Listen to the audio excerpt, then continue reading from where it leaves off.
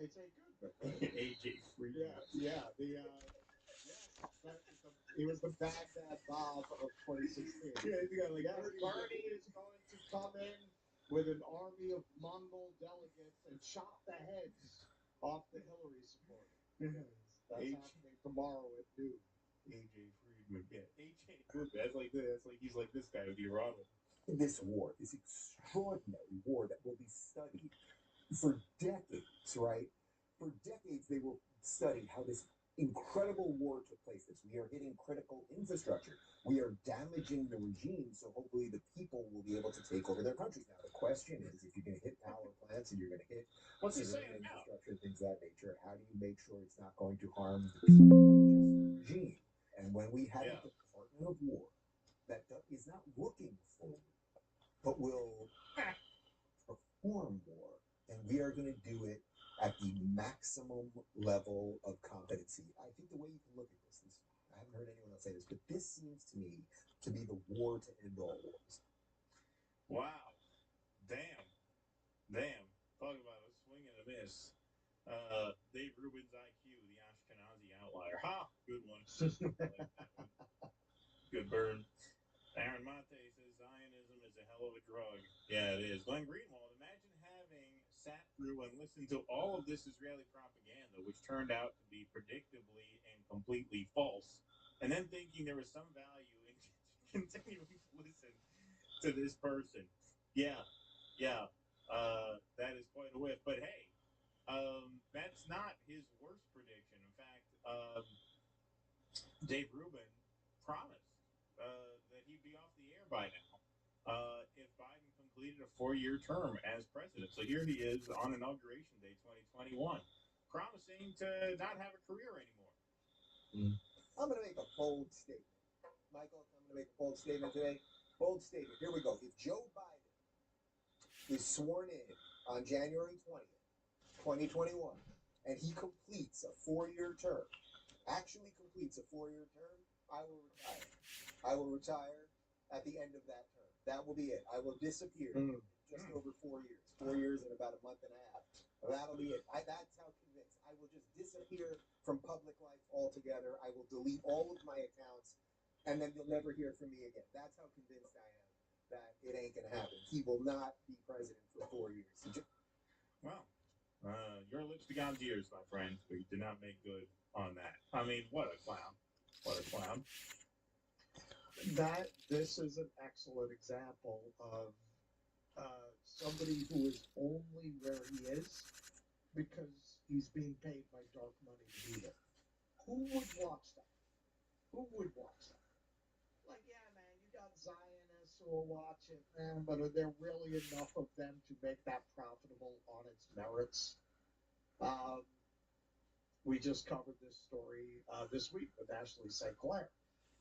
You have to disclose if you are taking money to advertise a product, not if you are getting paid to advertise a political idea or a political agenda or to push a bill, to push a political project. You don't have to disclose that, man. All these fucking people are getting paid. They're all getting paid. There is no freaking way that Dave Rubin has a real audience. There's no way. Who would watch that? Like, not some people, but not enough. There's no real talent there. Yeah, Look, Steven Crowder, he's actually good. He's actually entertaining. Like, I can understand him having an audience. It's not my politics, but I can understand him having an audience. Cenk Uygur, he's very good. He's a clown, but he's very good at what he does. This?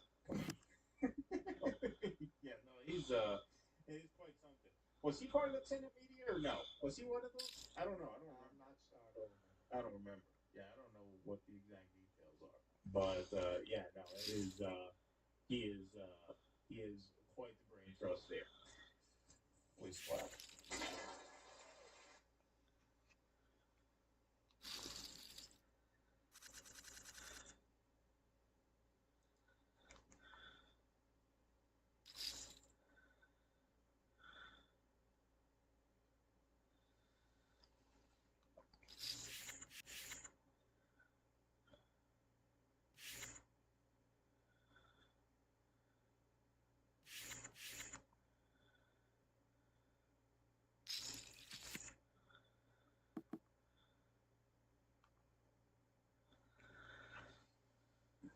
things are getting weird in Canada when buying a bottle of water starts to feel like a hostage negotiation. I'm at Toronto Pearson Airport not too long ago. My flight was delayed. I was super hungry. I was tired, already financially assaulted by airport pricing, even before I reached my gate. So I walked into one of those little coffee shops, you know, the self-serve type coffee shops, tiny sandwich fridge there with all prepackaged sandwiches, bottled drinks, a few muffins under some glass, one exhausted employee usually that's just standing behind a touchscreen terminal waiting to take your order. So I grabbed a prepackaged sandwich out of the fridge. I did that all myself. I grabbed a bottle of Dasani water myself. I walked both of those items to the screen, to the employee that was waiting to scan them, to the counter myself. The employee picks up the scanner, scans the two items, then turns the debit machine toward me and says, "Sir, there's a spot there for you to tip first." Now, I actually was just sure that I maybe misunderstood her somehow, because what in the world would I be tipping for in this current situation? So I asked. I didn't want to be rude, but I asked. I said, "What exactly would I be tipping for here today?" And listen, no disrespect to her personally or any service people, but I genuinely wanted to know what I was tipping for in that situation. The sandwich was prepackaged, the water was bottled, I retrieved both items myself, nobody made anything, nobody served anything, nobody carried anything, nobody cleaned anything. She just scanned two barcodes and rotated an iPad 14 degrees in my direction. That was the service for the day. And she says, "For the service you received today." So clearly, I did not mishear her. So I had further questions. I asked, "Do people actually tip for this?" And without hesitation, she said, "Absolutely, all the time." Ken, are we serious right now?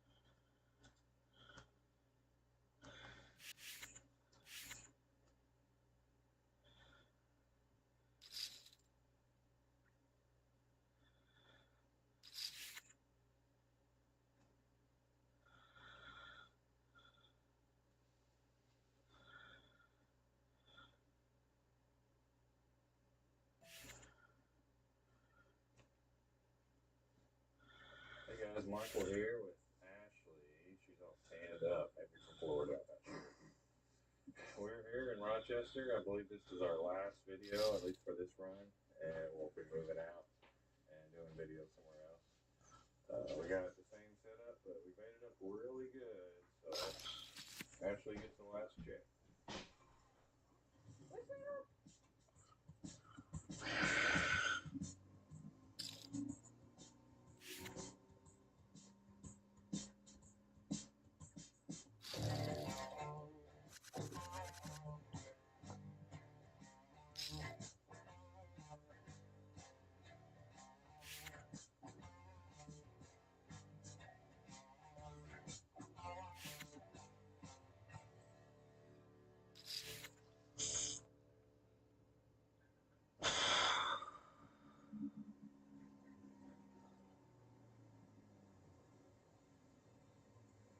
So we checked the jug, nothing was on it, rebaited it, and we will end there. If you don't see it again, we didn't catch nothing on it.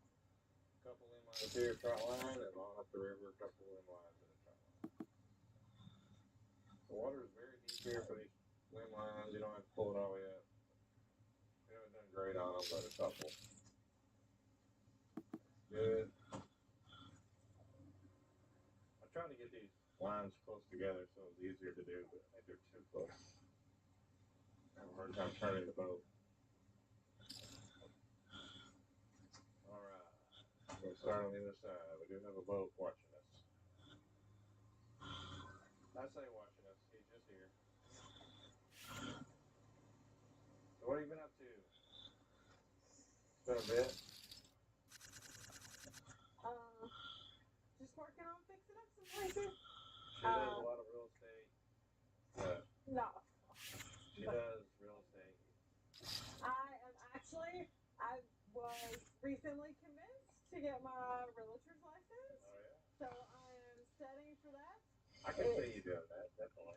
It is not the same as it was even 2 years ago to get your license. It is so much more difficult now than it was 15 or 20 years ago or even 2 years ago. You've got to get, they keep raising the mark of past fails. She's So. looking.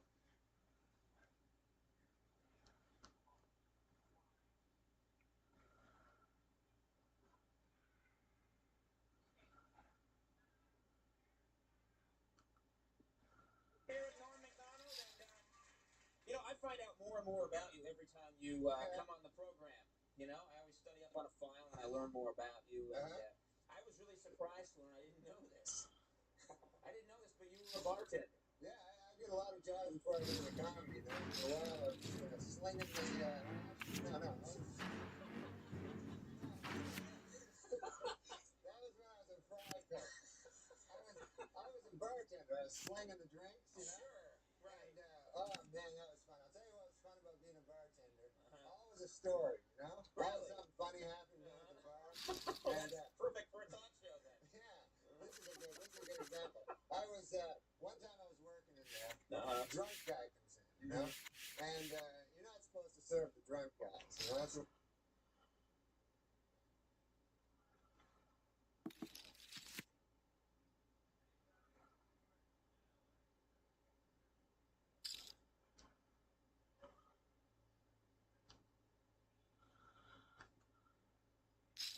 Hey everyone, and welcome back to another episode on Lumber Capital Log Yard. If you have ever heated your home with firewood, then you'll know that it can be a bit of a mess, to say the least.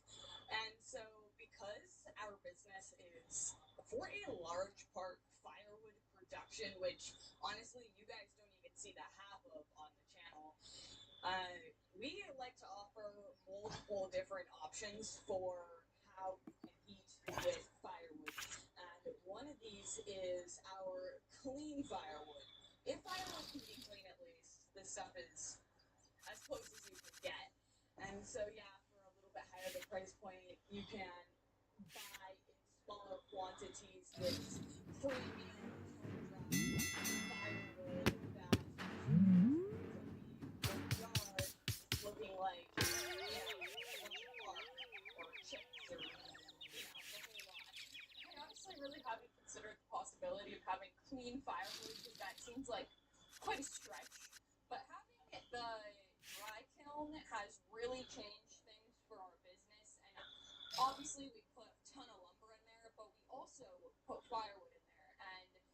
And our father has really talked a lot about his passion being more geared towards firewood when it comes to the log yard, and that's what he started the business doing, was actually firewood.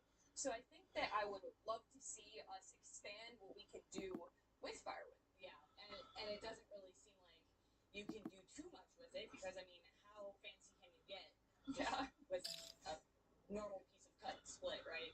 It has to be able to fit in a wood stove. That's pretty much about it. But with this stuff, you're going to see, we're going to be producing some of it today. You're going to see our technique for getting the fanciest, fancy firewood that you can get. We unfortunately can't do kiln-dried firewood in huge quantities. Like, you're not going to get scores of kiln-dried firewood. These are going to be specifically for customers who use smaller amounts just in their little fireplace in their living room, or maybe I don't know what customers are using this for. Mainly just for the living room fireplace. But honestly, I'm shocked what people will spend the money on for cone-dried firewood just to like burn it in a fire pit or something. You do what you want with it. After it leaves the log yard, that is not up to us. You can burn it however you choose. Probably saves you some time, like especially if you're putting it inside, like you're tracking a bunch of dirt and just unwanted debris that isn't necessary. If you want to spend a little bit more, then you technically would be saving ourselves some time. Oh, for sure. And we have heated our homes with firewood all of our lives. So we know. You can trust us, you guys. You can trust what we say about firewood. It's a constant cleanup. And I don't mean like a once a week thing. I mean an everyday thing if you want to keep your floors looking nice. And you know what? That is just a drawback. Every kind of heating comes with its pros and its cons. And this is just one of the cons of heating with firewood. Well, depends on what kind. Not this firewood, not the firewood we're going to be making right now.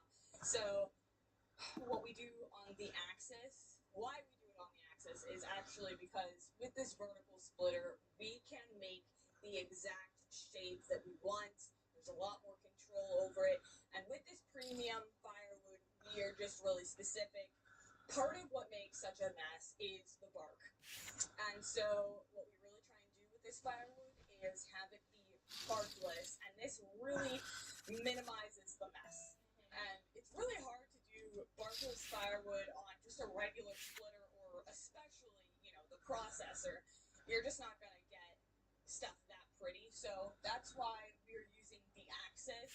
And yeah, it's definitely a lot more time consuming. Not gonna lie one bit, but at the same time, it's completely worth it because we're not trying to split, 100 cords with this. We're just doing it little bits at a time, batch by batch. It's not like the kiln can take that much at a time anyway. So you know what?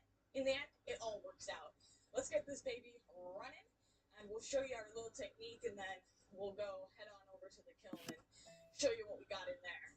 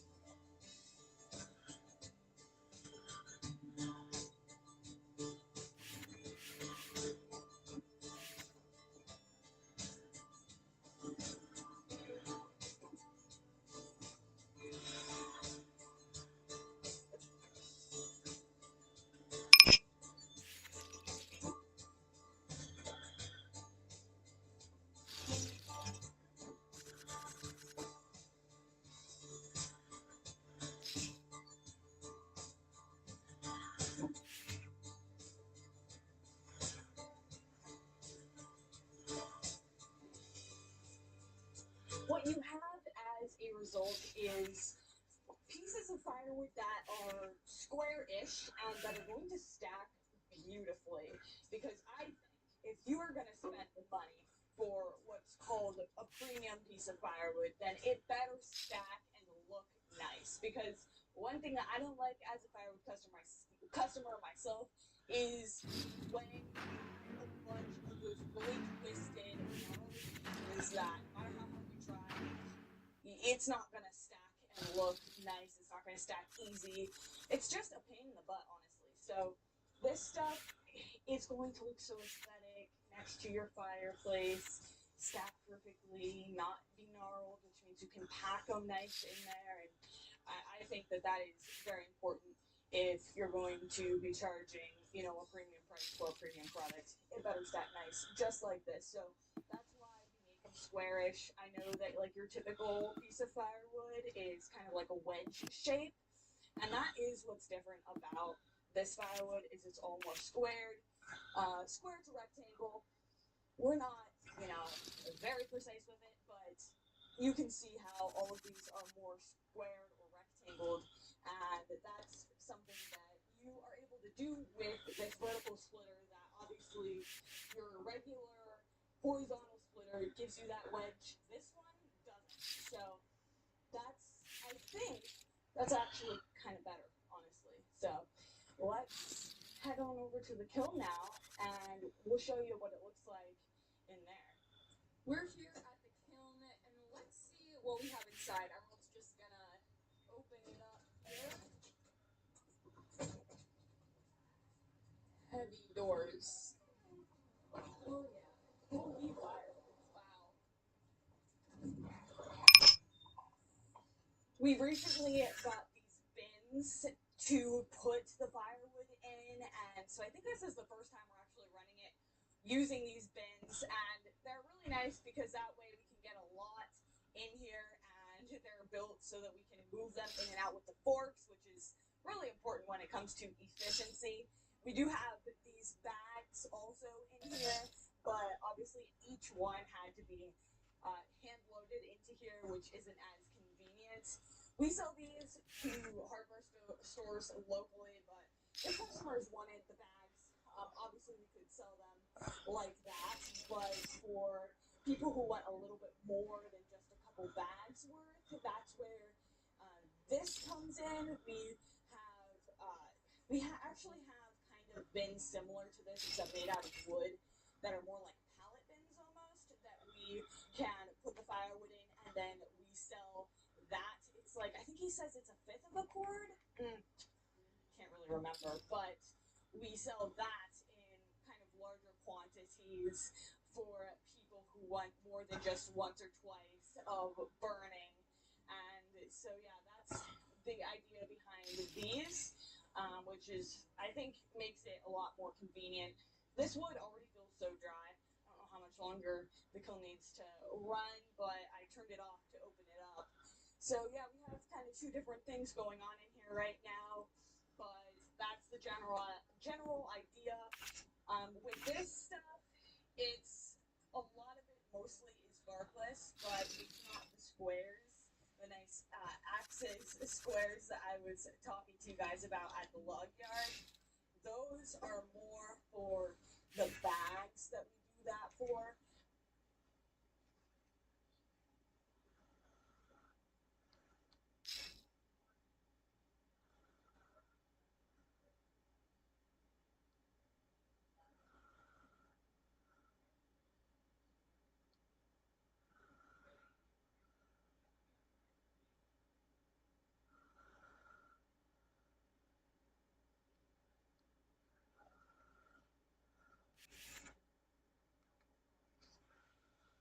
The famous heart attack grill. What, over £350 eats free?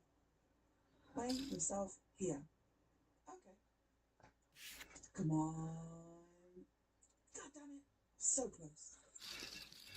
What is up, everyone, and welcome back to my channel. Today, with the Hashtag Grill in Las Vegas, taking on the Octohol Bypass Burger. In front of me here, I have the burger itself. It's a famous burger challenge here in Las Vegas, and the aim of the game today is to get it down as quickly and cleanly as we possibly can, because if I don't, I get spanked.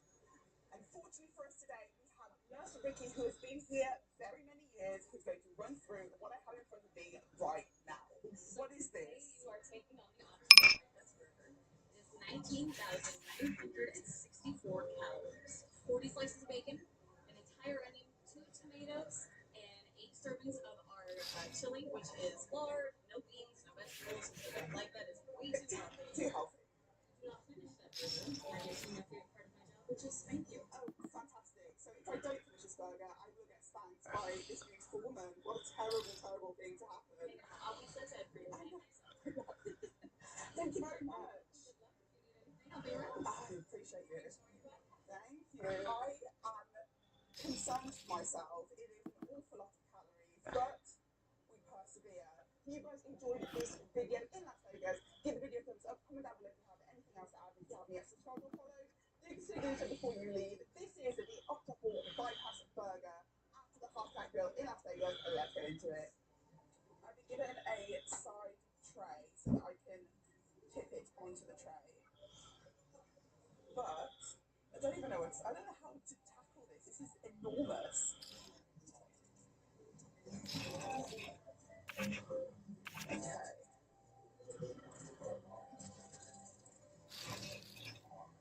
This is how we're going to do it. In 3, 2, 1. Let's go. Ooh.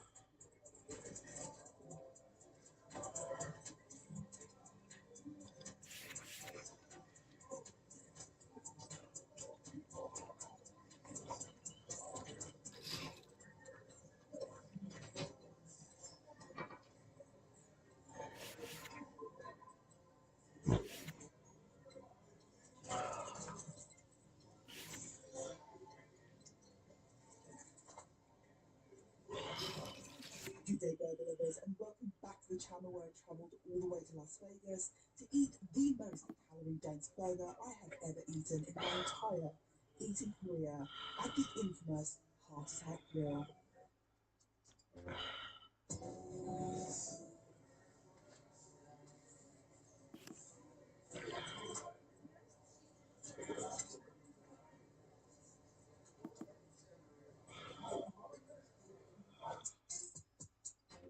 The sheer madness of the Heart Attack Grill is inexplicable, but I am going to try. I'm eating a 20,000 calorie burger, wearing a hospital gown. Grown men are being spanked by beautiful women dressed like nurses across from me, and the playlist is a Heart Attack Grill themed nursery rhyme from my childhood. This entire thing feels like an absolute fever dream, and I need to wake up. And just to add to the absolute chaos, the in-house photographer interrupted me mid-bite to ask if I wanted a photo with the nurse. Now I thought it was super obvious what was going on, but I'm a little bit busy. Maybe later.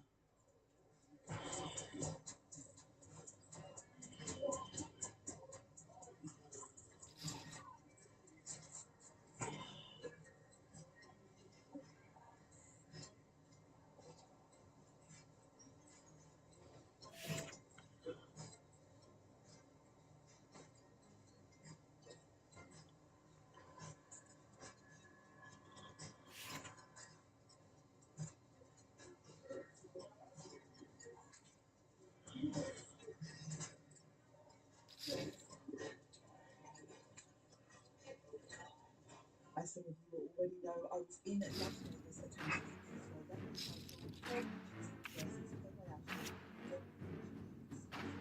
Matt Stody and I were the undercard performances before the main event. It was absolute insanity. It was all live, and if you missed it, you can catch up only on Netflix. I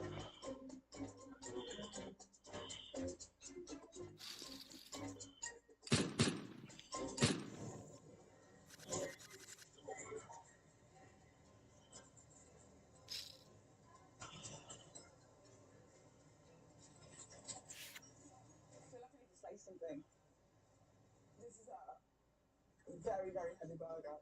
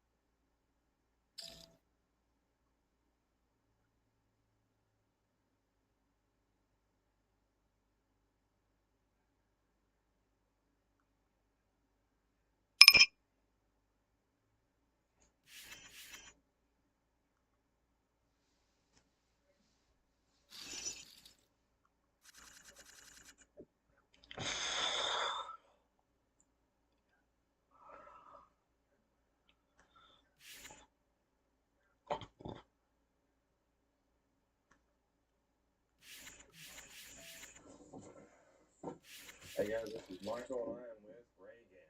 Hey guys. She's back. 40 hooks, live bait, cut bait. We're gonna bring Reagan and her luck. So wish us some luck.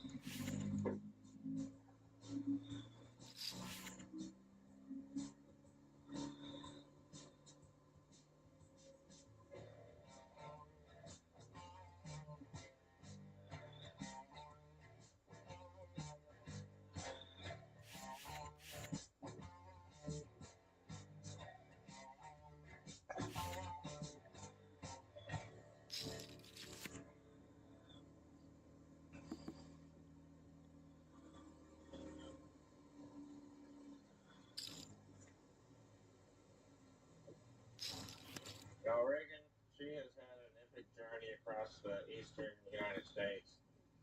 She often does road trips, I guess, and she made it a priority to at least come up here and do a video for Hook Line and Chill. She was really talking you guys up. She says she gets a lot of good comments, not any real bad stuff, which I was surprised. I figured everybody got at least some type of some negative stuff, but she said for the most part, everybody's positive, and she would love to do a video. So here she is. How was your trip? Really smooth. Not much traffic.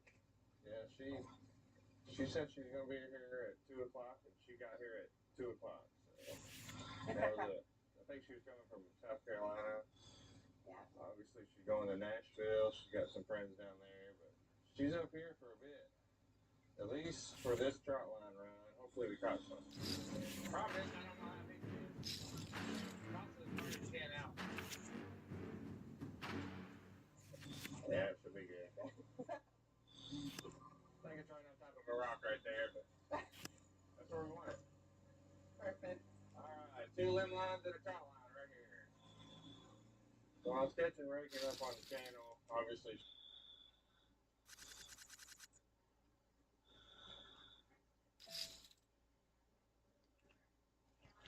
So I made a big oopsie. I did. I made a very big oopsie. So 1 week until Pride Month, so some more gay Magic the Gathering cards that Republicans will lose their mind over. Bearscape. So exile 2 cards from your graveyard, create a 2/2 green bear creature token. So I saw this is another example of obviously gay people that are trying to put being gay inside of completely non-sexual media. So we have right here racism of assholes let themselves out in the comments. So I didn't even know this, right? I said if y'all get this card printed, we might have to get rid of gay marriage again. I didn't read the card.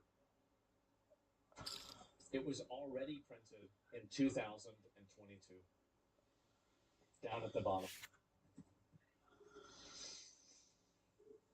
I was too late. I didn't even know about this.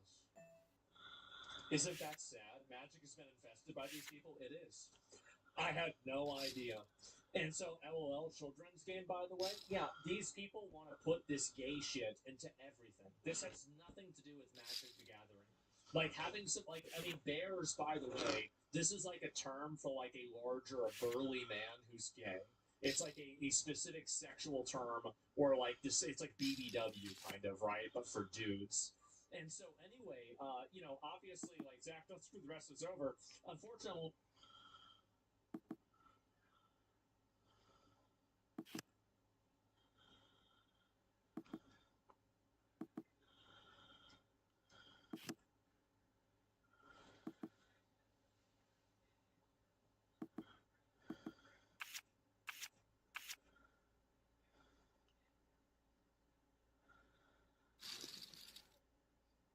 I said before, it's also a matter of convenience. One thing they did that was very nice at WSOP, I'm talking about GG Poker, was create the app, the WSOP Poker app, that allows you to buy into events through the app instead of standing online. That was a huge advance, and that really brought us into the 21st century as far as poker tournaments go. So much nicer. Now you have to do some setup at the beginning, but once you've got it all set up, it's a wonderful thing. You just have it charge your card, and it gives you your ticket right there through your phone, and you show it when you sit down. Very, very easy. You don't have to stand in line at all. So I really, really liked that system. I liked the app in general. It was very well made. So still, using the credit card is more convenient because it works seamlessly with the app. You don't have to go to the cage and hand them cash and stand in line to do this and all that crap. So I'm still very happy that they have this ability and that the credit card fee is not costing more money. Because let's say they were charging 3%. Well, then I'd have to make a decision. Because it's still more convenient, of course. The convenience is the same no matter what they charge. But then I have to worry about, well, do I really feel like paying an extra 1% just so I can have convenience? So I'm entering a $1,000 event, for example. Is it worth $10 to me to just buy in through the app? And it kind of is, but then, like, it would irritate me that I could save this $10 by just walking up to the cage. And then I think, well, how long of a line would I stand in for this $10? Like, I wouldn't stand in an hour line, obviously, but where's my limit? If the line is 10 minutes, would I stand on it to save $10? So, like I hate having to worry about things like that. So it's just nice that here's a break-even thing, where cash or card is basically the same, with a 2% card, that is. So I'm fine with 2%. In fact, I said at the time while this was still being decided, as long as it's 2% or less, I'm okay with it. So I'm not even going to criticize this because they have to pay fees on their end. So I have to assume that 2% is around their break-even point. The exact fees they are paying to process the credit cards could be somewhat of a range, but I think 2% is kind of right in that range, right around what I would guess it probably cost them. So that's probably why they chose 2%, is it's probably right around what their real expense is. So they don't want to lose money on these credit card buy-ins. They probably decided they don't want to eat that anymore, and that's fine. And it kind of looks like they're just not profiting from it and not eating it. They're just taking the in-between, and fortunately it's low enough to not have an effect on those who have 2% cashback cards, which is a lot of us. And you can Google 2% cashback cards. I know it's a little bit late to apply to, but you can still do it and probably have it at least by the middle of the series. I would definitely recommend having a card like that. But even if you don't have a specific 2% card, you may get airline miles. And in some cases, in fact, these airline miles cards could sometimes be worth more than 2%. In fact, I'll give you a little tip about airline miles that has nothing to do with this directly. I have noticed something, that it is very smart to hoard airline miles. And for a while, I felt stupid doing it. Like, when am I going to use this? I have like hundreds of thousands of miles, and I'm not using it. I've been hoarding them for such a long time. And I was picturing that one day I'm going to die with like 2 million miles, and I'll say, why didn't I use them? I'm a fool. Well, I realized last year the benefit to having hoarded all those miles, and that is that a lot of times when you want to fly last minute or semi-last minute, especially itineraries that are expensive to fly to, like Europe, the miles price can still be reasonable, and the cash price is way marked up. So I got way more value per mile last year than what is said online that each mile is worth, because I used it at the last minute when otherwise, if I wanted to take those flights, I basically had to, because we were going on a big family cruise, and I couldn't stay home, so I had to pay whatever the flight was going to be. And I was very pleasantly surprised how reasonable the miles prices were. I mean, it took some work to track down the exact flights and prices, and it took a lot of work for me to do it, but once I put the work in to find the best fares, best itinerary for myself, I was surprised at how reasonable some of the miles prices were that close to when I would be flying. And when I compared them to the cash prices, I couldn't believe what value I was getting. So I would advise, for flexibility reasons, for flying last minute or semi-last minute, you should hoard your miles. And furthermore, there's a rule a lot of people don't know, that on most airlines, you can actually cancel miles bookings all the way up to the same day and get all your miles back with no penalty. I'm not kidding. And if you have to pay any cash along with the miles, sometimes there's like an additional fee to use the miles, depending on which airline it is, that will get refunded too. So you can get a full refund on a miles booking on most airlines all the way up to the same day, which is great. For whatever reason, I've been sober now 30 years, and I know I ever wasn't a mean drinker. It's just a long... If you pay cash, you can't, unless you pay a lot extra to have a fully refundable ticket. So you should hoard the airline miles, and I am doing so. I have been accumulating miles again after spending them all last year for my Europe flights. Okay, let's move on to the last WSOP topic, and then we will talk about other things, because there's other things happening in the world of poker and gambling in Vegas, other than the World Series of Poker coming up. To max late reg or to not max late reg? That is the question. Now, what is max late reg? That means registering as late as possible in a tournament. So we're going to talk about the World Series of Poker and whether the max late regging is correct or if it's something stupid. And my answer is, it depends. But there are some times when it's definitely smart to do so. Now, I do want to start off by saying that I wish that they cut down the late registration times.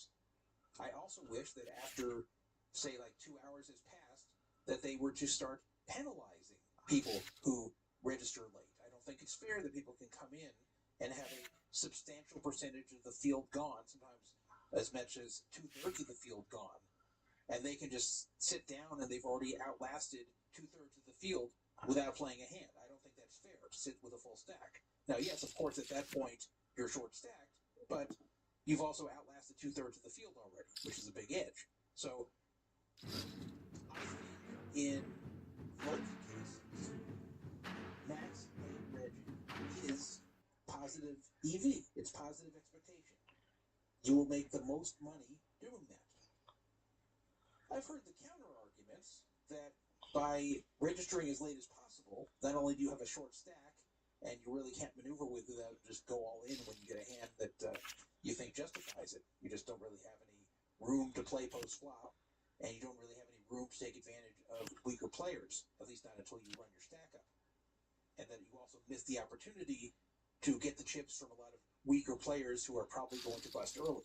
That's all true, but people underestimate the major advantage it is in tournaments to automatically outlast a large portion of the field. It really is a big edge. And some people have doubted this. Some people say, no, I don't think it's a big edge. And I say, oh, really? Okay. Let me ask you a question. And I know I've talked about this before on the show, but I'm going to say it again because it's very relevant. If you were allowed to register on the actual bubble of the tournament, where you'd be one spot away from the money, would you do it? Of course, everybody says yes. You'd be a fool not to.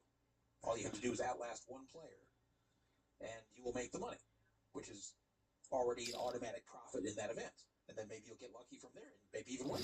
So, from that point, all you have to do is just wait for one guy to bust, and you're automatically profitable.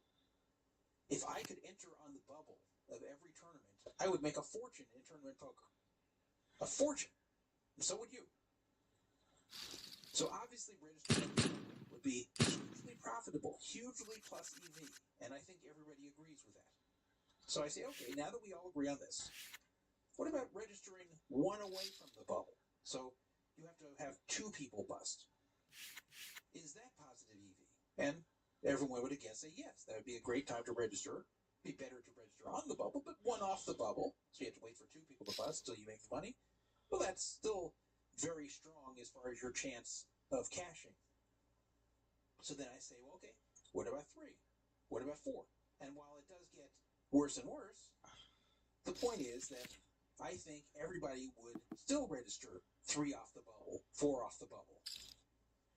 So at some point, everybody has to agree that registering late, where a lot of the field is eliminated, but before the money, is an advantage. If you say no, then I say, okay, what about the bubble? That's before the money. That's registering late. So if that's an advantage, at what point is it not an advantage?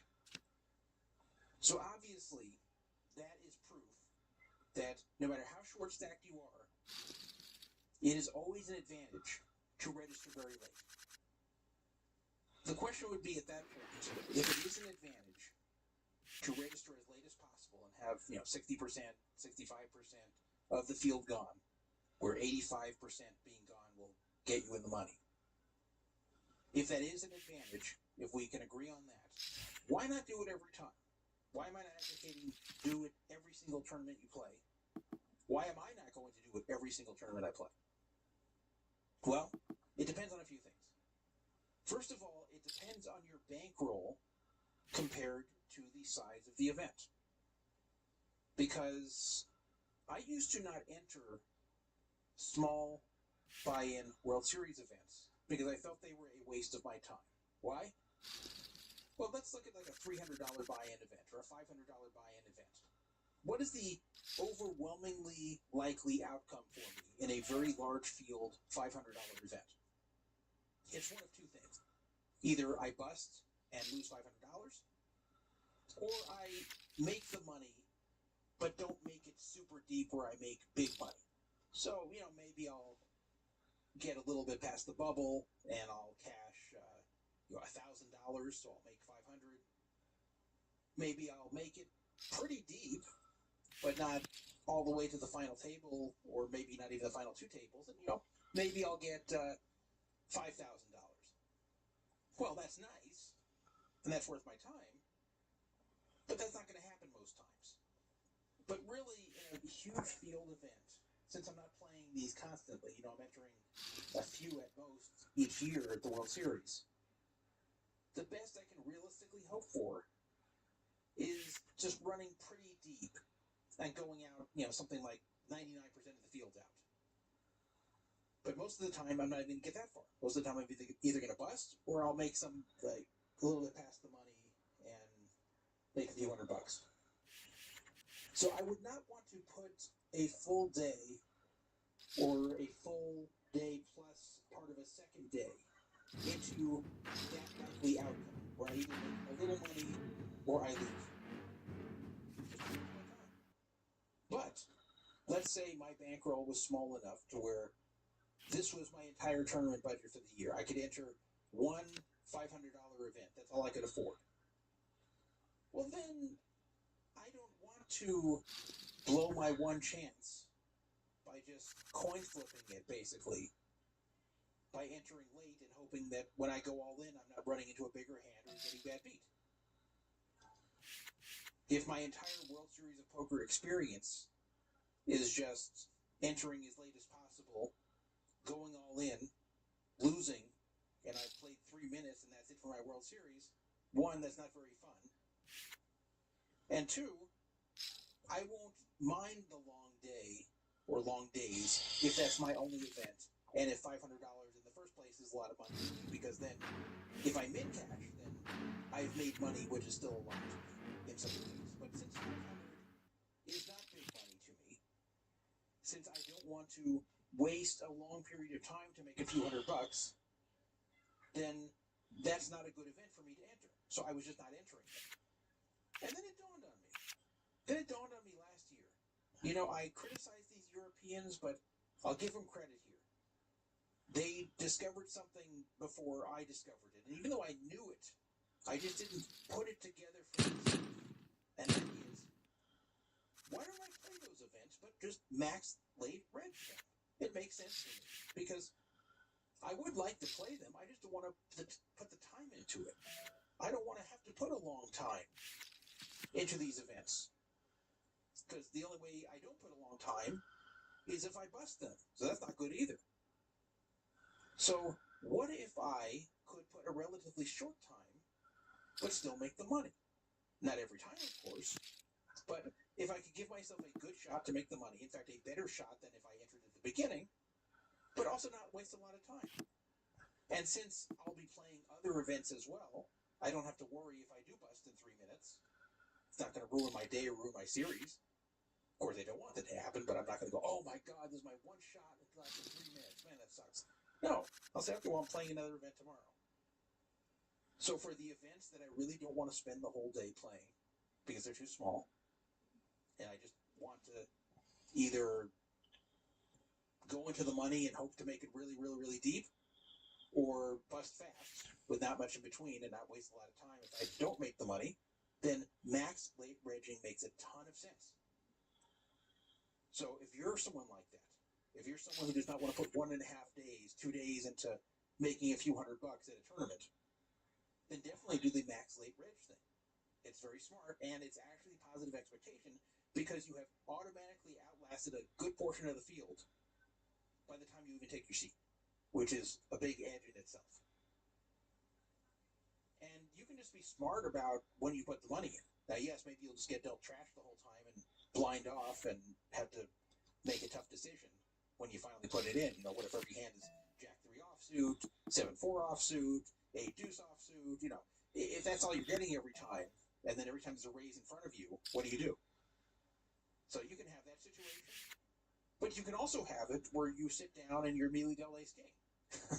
And then someone raises and you put it in, and since you're short, they call you, and they've got ace 10, and you're very good shape to double.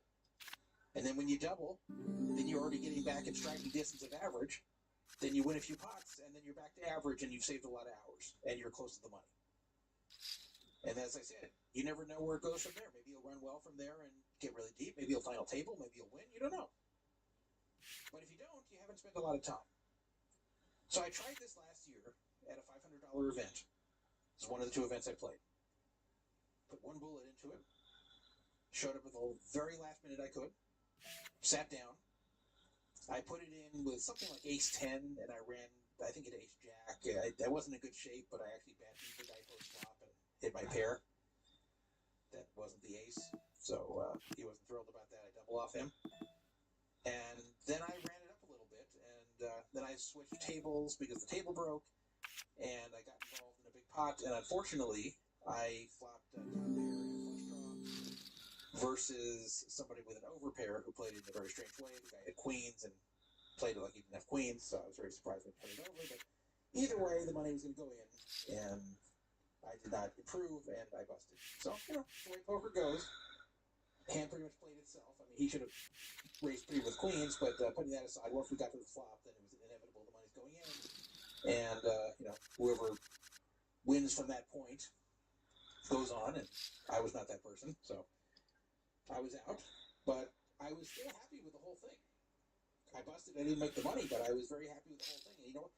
Had I won that hand, had I gotten 2 pair or made the flush or got trips, whatever, there's a lot of ways to win there, then I very likely would have made the money.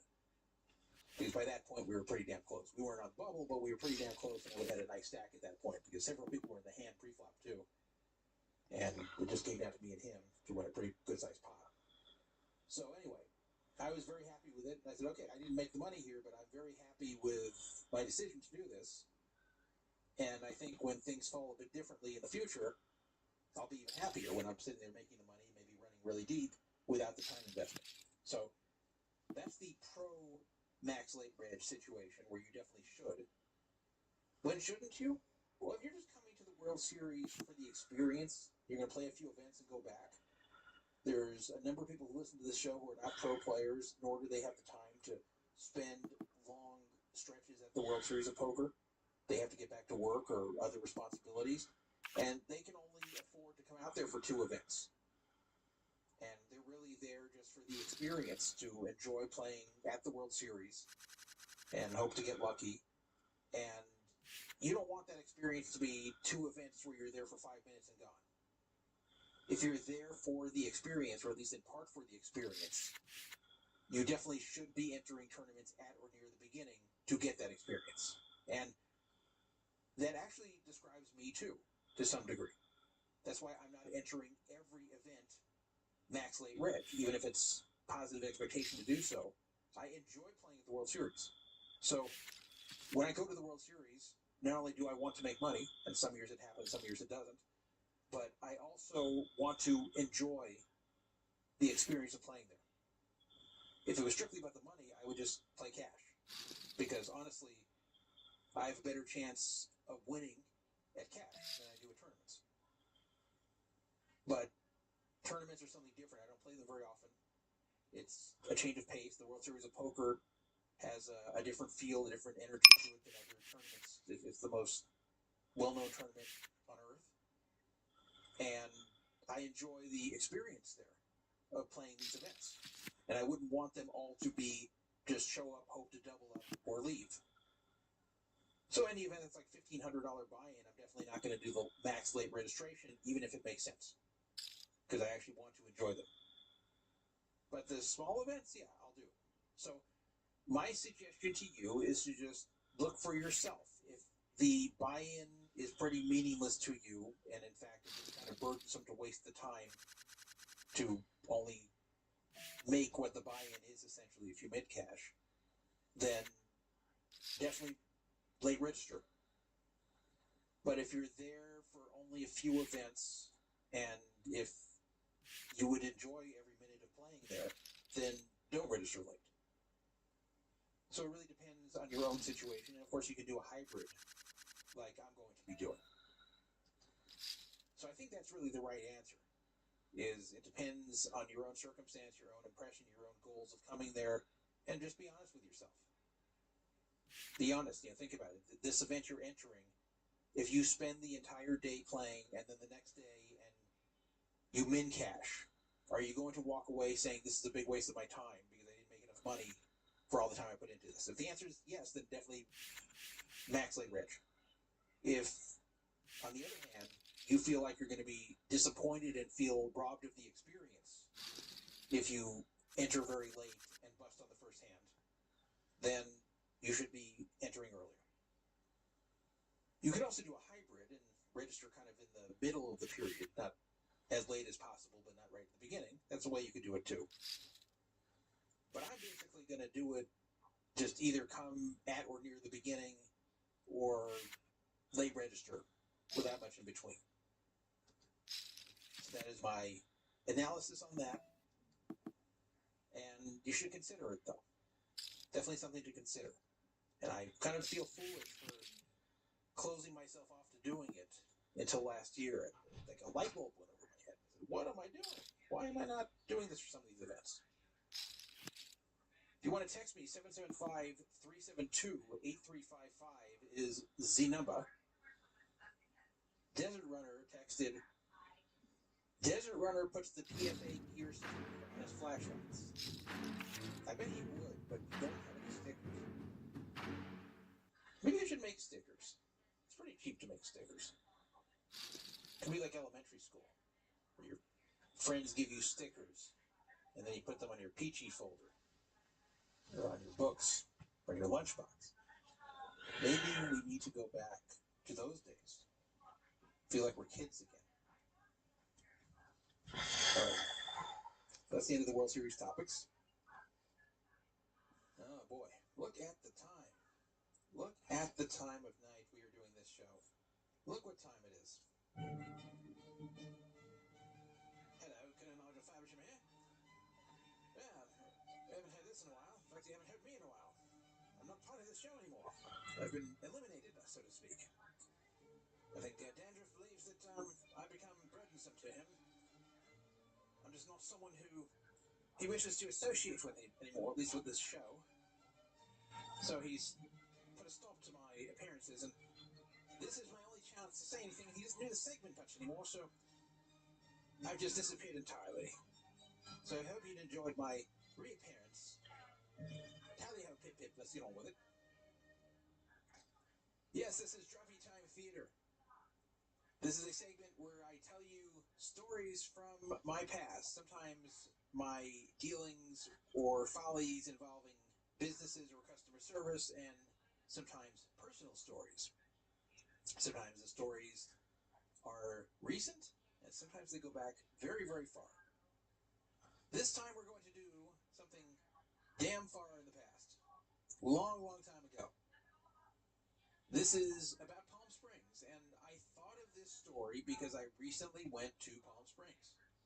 I took a short trip to Palm Springs recently, and it made me think about this story. This is something I really have not thought of in many, many, many, many years. Something I just kind of forgot about fairly quickly, left my mind after the whole thing was done. It just didn't come back until I was thinking about Palm Springs and go, oh yeah, that whole thing. How have I not thought of that all this time? So this is something I should have talked about on the show a long time ago with Druffy Time Theater, but I haven't yet. So this is a story I've dug out of my brain to tell you from 1990. So in the spring of 1990, 36 years ago, or in the spring of 2026, I was 18. I met a guy at a computer-related convention. His name was Matt. Now, I didn't know Matt prior to this, but he and I just talked at the convention, and we just got along really well from the start. We had a lot of What's up, guys? I'm in Halifax, Nova Scotia. He seemed like a nice guy. I liked him. I thought this type of person. What's up, guys? I'm in Halifax, Nova Scotia. Would you believe me if I... And it was nice. I came there, I didn't know anybody. I thought it was kind of be a loner going around there. Here I met this other guy who was alone there too, and we became fast Oh, friends. absolutely. We both had interest in computers, so I know. the whole thing was really nice. And Hold up. yeah, I got his phone number, he got mine before we departed. And in case you've got your mind in the gutter, it was not a gay thing. I didn't have any gay attraction to him or anything like that. It was just, I met a new friend there, and I was happy with that. We hung out there at the convention. So we were the same age. We were both 18. We were both seniors in high school. We were both very close to graduation. Because, again, as I said, it was in the spring of 1990, and that was the year we both graduated. I lived in the LA area at the time, as I've talked about many times on this show. And Matt lives in Palm Springs. So he called me a day or two later, and we talked about various stuff. And one of the things he told me that he didn't mention to me at the convention, because it didn't really come up, was that he was actually the student body president at Palm Springs High School. And I thought, oh, wow, that's interesting. So he told me that the previous 2 summers that he had been organizing parties up on some hill near Palm Springs. I don't know if you've ever been to Palm Springs before, but it is surrounded by mountains and hills. And I had been to Palm Springs. I could picture that, at least geographically, where he would have gone. And he said that he found a place up on some hill there that the cops never go, they never bother anyone. And that up on that hill, when they have this party, that they can be loud, they can play music, they can drink, everybody can have a good time, and the cops are not going to come up and bust anyone for underage drinking or noise or anything like that. He said he's done this the prior 2 summers in 88 and 89, and the parties were great. He was the one organizing it, and they went off very well, and the cops didn't come, no one bothered them, something that he's going to be doing again in 1990 in the summer, which was coming up very soon. He also said that the party was always full of really hot girls that he knew from his high school. That he was the class president, that of course he got to know a lot of girls there, that he was popular at school, and that he was always careful to invite more females, in fact a lot more females than males, which then would make all the guys at the party in demand, because there's a high female to male ratio. He didn't want it to be a sausage fest. In fact, he wanted the opposite. He said that the girls at this party loved having fun. That basically just, if I were to show up to that party, which he was inviting me to, he wasn't just talking about it, he was telling me that I should come when he has the 1990 version of it Step into the arena. in the summer, which is coming up very soon. That if I were to come, and if I were to be introduced as his good friend, they would virtually guarantee that some of those girls would be all over me. Just That's what a good. by nature of showing up and being his friend, and the fact that there's way more girls than guys there, that this would pretty much guarantee that at least some of the girls there would be interested in. He also said that a few of the girls that How's this thing? I always keep this. have had boyfriends that kind of remind him of me. So he figured I was probably the type of some of these girls based on who they dated in the past. So this sounded great to me, obviously. I did not have a girlfriend. If he doesn't call, check it, I had check it. girlfriends Calls him. before. I'll have an but I iced didn't tea. have one then. Sure. Obviously, this Would you whole like thing sounded very unsweetened good. or Long Island? However, I did have a concern. My concern was that it would be Ah, awkward dude, with it's me showing up 8 to this o'clock in party the and not morning. knowing anyone. Who would I talk to? Who would I hang out with? What would I talk about? Would they accept me? I was this outsider from LA coming into this Palm Springs party where everybody knows each other in school. So I asked them about that. I asked if they would even accept me there, being an outsider. He said this would not be a problem because I wouldn't be the only one there from out of the area. In fact, if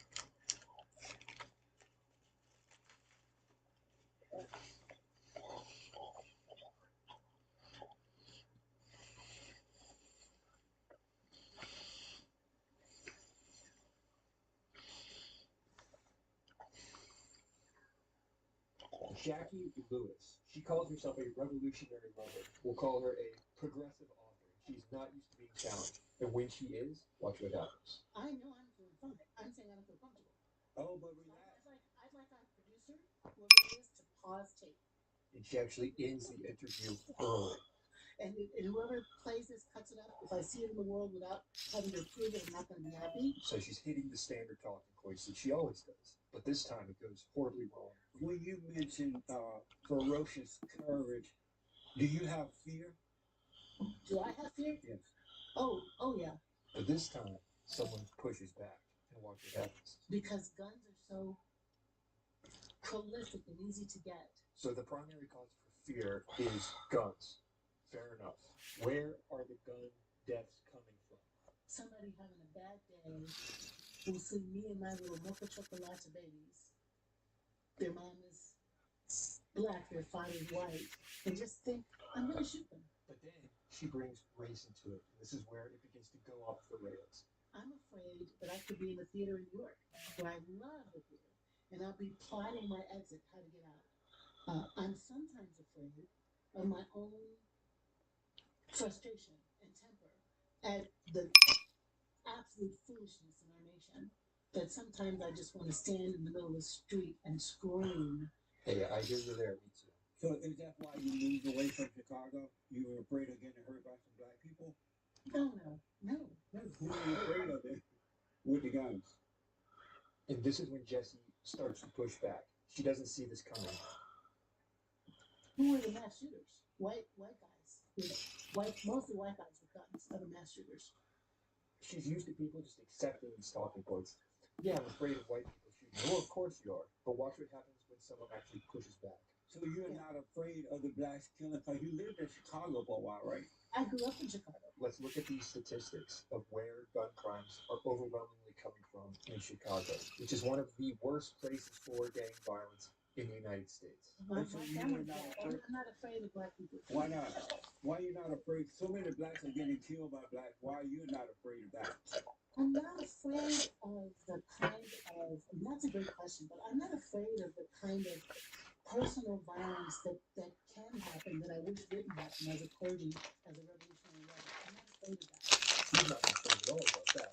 It's only the white guy shooting her with the black. Show me an example of that happening. Is that happening with frequency? I'm not afraid of domestic danger. I'm not afraid of boys on the corner acting out. She explicitly said, I'm not worried about the guy on the corner. But this is what happens when you just boil it down to the view of race. America was built on a fault line of race and class and caste. We've curated some togetherness, but we still are pretty apartheid. We're still pretty black schools here, white schools here. I agree. We shouldn't be separating people based on race. We shouldn't be viewing these things purely through a racial lens. But you're the one who brought race into it. And we're definitely divided around ideology. We're people with different opinions. We haven't had enough conversation. So there it is. She claims the solution is more conversation. But when she's challenged, watch her literally shut down the conversation. White supremacy still hijacks the agenda here. Move 1. Jessie asked her, how are you defining white supremacy? She really doesn't like this. Can you define white supremacy for me? Because I don't know what that means. Yes, you do. What does it mean? No, I really don't. She can't. She claims, you know, we all know. And she starts to get a little bothered here. Supremacy, it implies that you believe that. No, that doesn't imply. Can we stop for a minute? Yes. This is not the conversation I thought we were having today, and I feel very uncomfortable. No, I'm just following up something to get an understanding from you.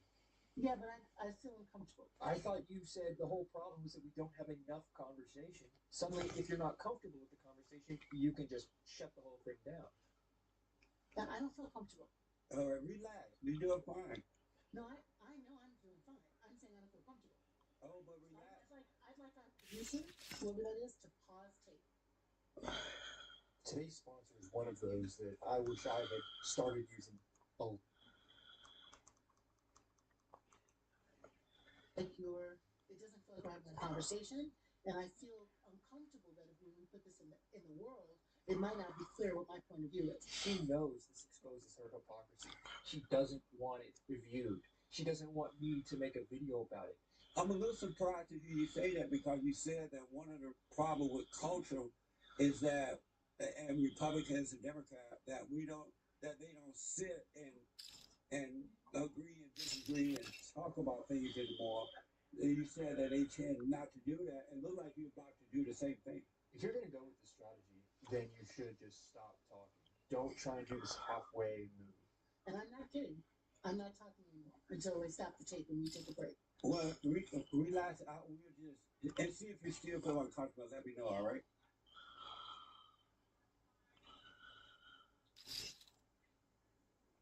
I'm not going to do this right now.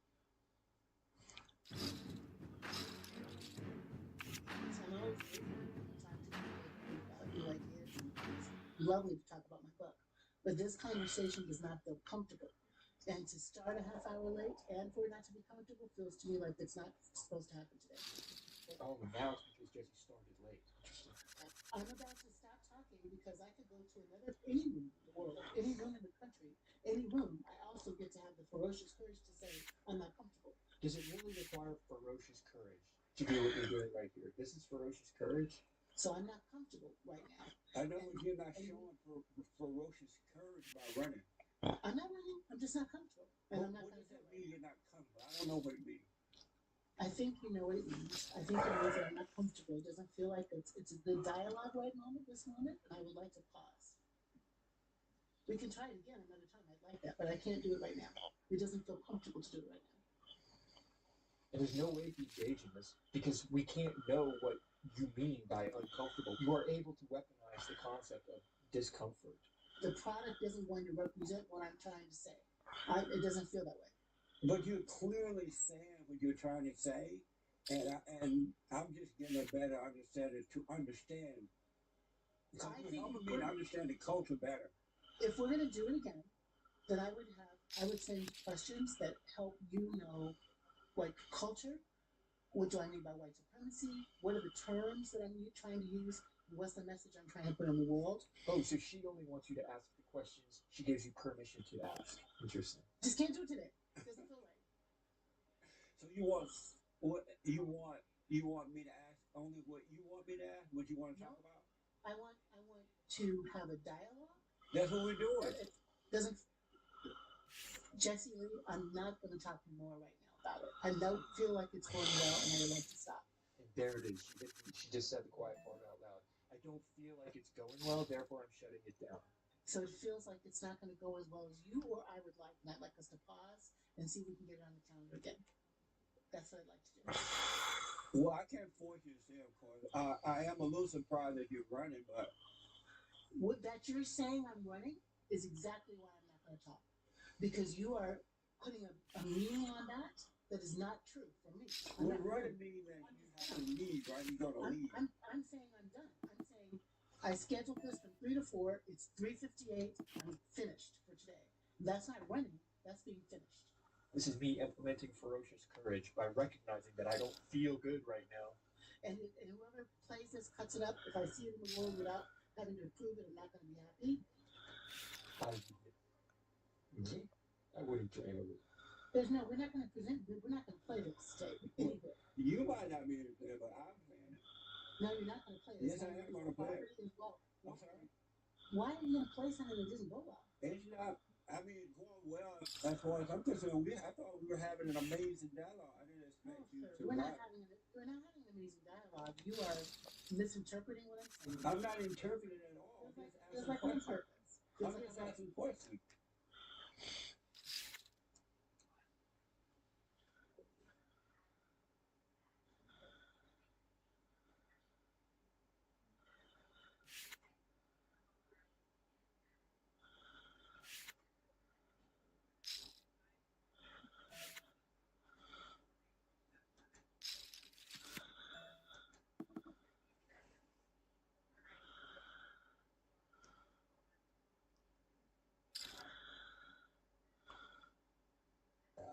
Respectfully, I'm not going to elaborate on anything.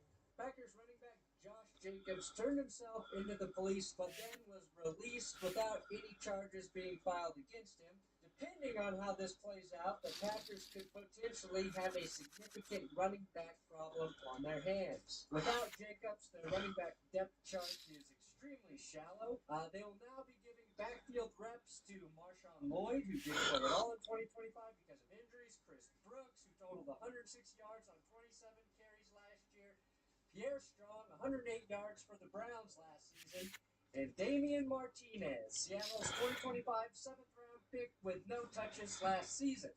Now, this is not ideal for a team trying to get back into the postseason win column, but that's where we're at today on Law and Order Sports. Now, I will say that this situation is quickly evolving. Josh Jacobs turned himself into the police on domestic violence charges. This afternoon, he was released. Josh Jacobs will not be appearing in court today after the district attorney asked for more time for investigation. And because of this, Jacobs has been released from police custody. And after all of that, a Wisconsin news station, TMJ4, released the emergency call, which leaves us with more questions than answers. A few minutes later, dispatch received a second call about that incident from a concerned next-door neighbor. Neighbor is calling now saying that her neighbor was assaulted.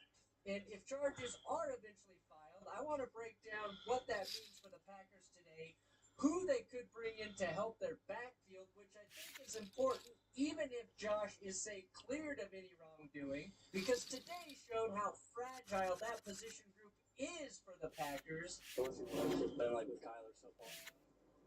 It's just like two guys in a classroom. He sits on one side, I sit on the other side, and it's the coach's responsibility to teach us and coach us. Is there any awkwardness? It's just like the same feeling, when you're in high school and there's another person on the other side of the room. That's just kind of how it is. So I wouldn't say there's any awkwardness. Oh, sorry, that was J.J. McCarthy being weird as fuck about Kyler Murray being in the quarterback room with them. I'm Brandon Perna, a qualified legal expert who coached a young Matt Damon in the movie The Rainmaker when he portrayed a young underdog lawyer taking on a corrupt insurance company. Absolutely. But before I get to the Josh Jacobs news, I do have a positive announcement for all of you wonderful pornographers residing in the Denver area. My good friend Tom Grossi is visiting all 30 NFL cities in 30 days again to raise money for St. Jude. That is beginning this week, but next Wednesday, June the 3rd, mark it in your calendar because he's going to be here in Denver, Colorado. And we will be hosting a fan meetup at Breckenridge Brewery here in Littleton, Colorado. It begins around 5 p.m. So if you're going to be in the area, come hang out and say hello to Tom and I. If Tom raises $50,000 by then, you will be attempting to catch footballs while I lock him down as a corner. A bet we've had in the works for years, really. Now, I'll put the link to his fundraising page in the description. Broncos fans are in second place for raising the most money so far. You can donate there via the link, or you can donate when you're at the event. I believe they'll have QR codes there. Tom and I met up a couple years ago when he did this the first time here in Denver at Breckenridge Brewery, and it was cool to see all of you out there at the brewery. So I hope we can top what we did last time. June 3rd, next Wednesday, Breckenridge Brewery, Denver, Colorado. Be there.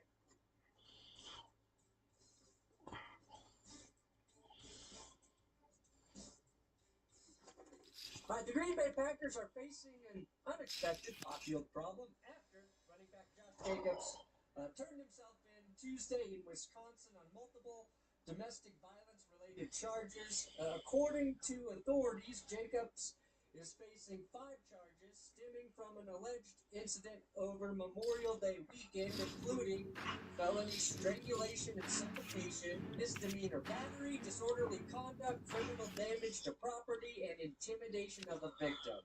Now, the strangulation and suffocation charge is a felony, and the remaining 4 other charges misdemeanors. Now, police reportedly responded to a domestic disturbance call on Saturday. Following an investigation, Jacobs turned himself in Tuesday and was booked in the Brown County Jail in Wisconsin, according to the Hobart Lawrence, Wisconsin Police Department. When I hear Hobart Lawrence Police Department, I really but imagine any police officer running into Griffith. If Andy Griffith is putting you in jail, you must have done something wrong. Okay, Pa. You'll catch that old criminal easy, won't you, Pa? Well, I hope so. Sorry, I'm going off the rails with extremely dated references. I'm not that old, by the way. Now, officials have indicated the investigation remains active. The felony charges carry a maximum fine of $10,000 and up to 6 years in prison. If convicted, Jacob's legal representatives have released a statement denying the allegations, saying the Metropolitan Bank vehemently denies the claims, and additional evidence has yet to become public.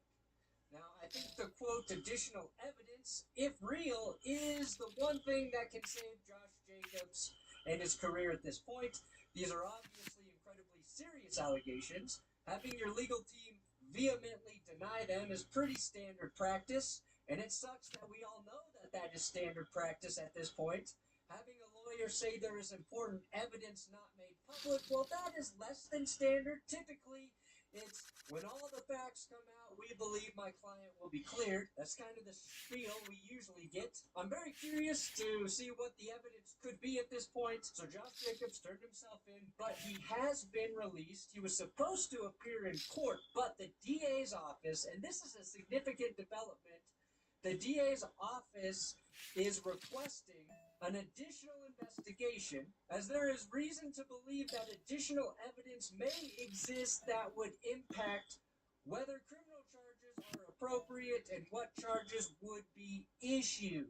So that evidence that Josh Jacobs' lawyer mentioned, I think, has been presented to the DA, and so they are going to reevaluate this case, which means these charges have not been pressed against Josh Jacobs yet, so they are going to evaluate this evidence to determine what, if any, charges need to be issued. Court officials say that if charges are officially filed by the district attorney's office, Jacobs will be summoned back to court. Now, the Packers acknowledged the situation in a brief statement Tuesday, saying the organization is aware of the matter but would not comment further at this time. Is that statement just written on the wall of every single NFL PR person's office? I get it. If you don't have all the information, you do not want to say anything to give fuel to the story. I just want a different response just once. Or I want them to use that same response with unserious questions. In regard to the news that the Green Bay Packers will now be selling vegan hot dogs at Lambeau Field so Tom Grossi can attend the games, do you have any plans to eat the vegan hot dogs yourself, Mr. LaFleur? We are aware of the matter and we have no further comment. Packers head coach Matt LaFleur did have this to say about the situation. I'm going to stick with the statement that we put out as an organization and just let the process play out. And if you want to see Matt LaFleur say the exact same thing but from a different angle, here it is. With the statement that we put out as an organization and just let the process play out. 2 angles. Same information. Let's stick with the statement that we put out as an organization and just let the process play out. The NFL also has confirmed it is monitoring the situation as it does under the league's personal conduct policy. Now, the NFL will most likely conduct its own investigation under that policy, and if they find enough evidence that convinces them that Josh Jacobs is guilty of any or part of those allegations, the league could suspend him for a minimum of 6 games. They can also wait for this to play out through the courts before they do anything, but we do not know how they're going to move forward yet. If enough evidence comes out against Jacobs, the Packers could, of course, release him, which would result in a $6.2 million dead cap hit for Green Bay. Jacobs has just 2 years remaining on his contract with roughly $25 million owed in that time. At the moment, the Packers' top 3 cap hits belong to Jordan Love, Micah Parsons, and then Jacobs, which means the Packers don't know if 2 of those players will even be on the field week 1 at this point.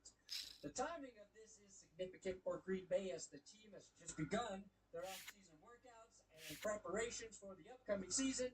Jacobs has been an integral part of the Packers' offense, accounting for 28 rushing touchdowns and over 2,200 rushing yards the last 2 seasons combined. He also accounted for over 600 receiving yards charging a couple receiving TDs, any potential absence, whether through legal proceedings or legal discipline or possibly being placed on the commissioner's exempt list while this plays out.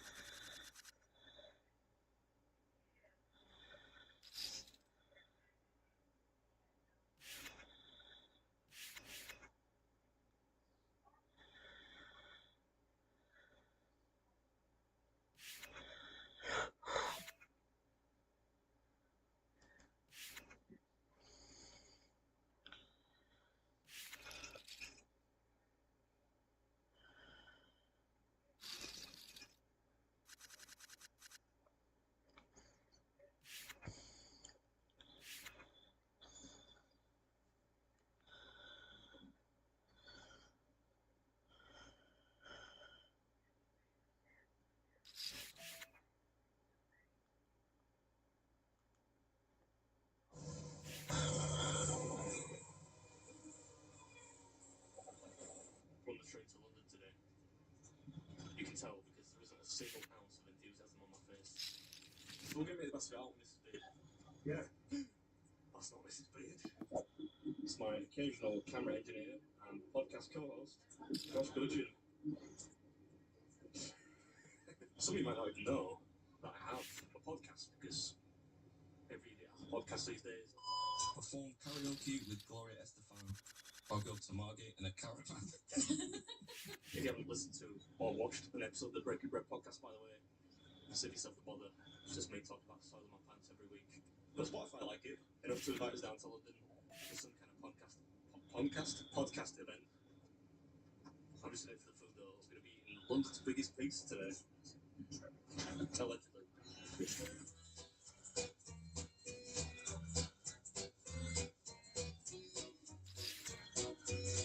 Can you just get off Tinder for a second, please?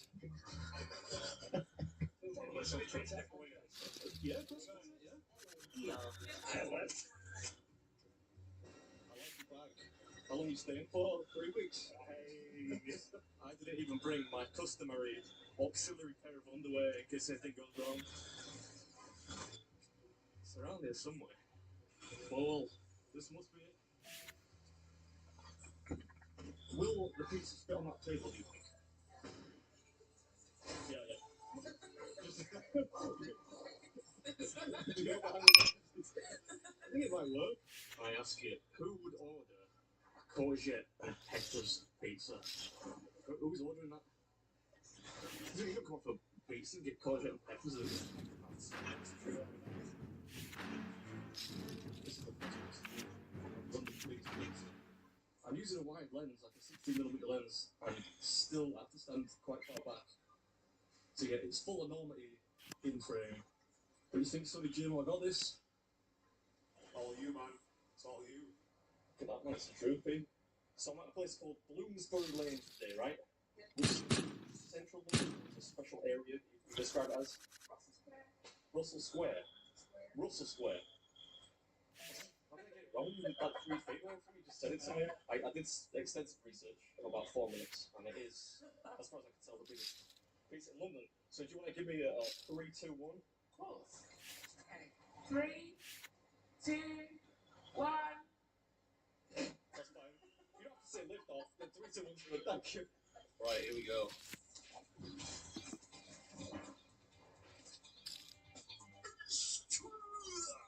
What's up, everybody? Welcome back to another episode. Today we're in our nation's capital. That's right, the bleak, topographical smog hole of London. But I'm on my best behaviour because we're invited down by the folks at Spotify, who apparently enjoy the podcast I do with my noodle-armed colleague Josh. And although I hate networking of any kind, I agreed to come down on the proviso that he bought lunch. Which is why I took the longer here about London's biggest pizza. This pizza is yummy. How have I finished more of a 26-inch pizza than you have a 12-inch pizza? That's actually not a joke either. I think he's going to bring it into frame in a second or two. Pass me the napkins, camera monkey. Look at this. That's embarrassing. Look at his pizza.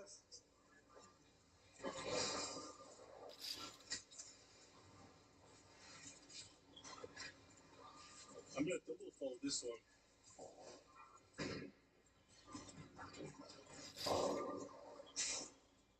Revolutionary new technique there, which should help with mandible economy. If you haven't seen or listened to the podcast, by the way, I'll throw some corresponding links in the episode at the end. And there's some information in the pinned comment below. I mean, being exposed to me twice a week is, I'm sure, more than enough. But if not, it could, if nothing else, keep you company during your morning ablutions or something. Thank you very much, sir.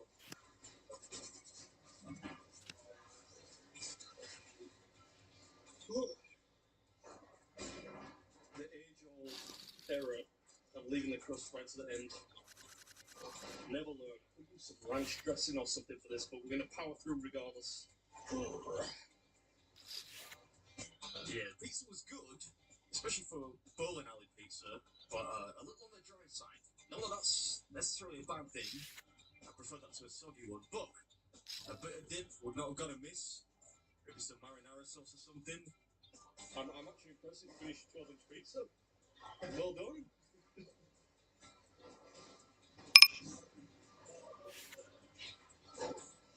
I'm going to have to actually talk to anyone. I'm just podcasting tomorrow with my girl's grandpa.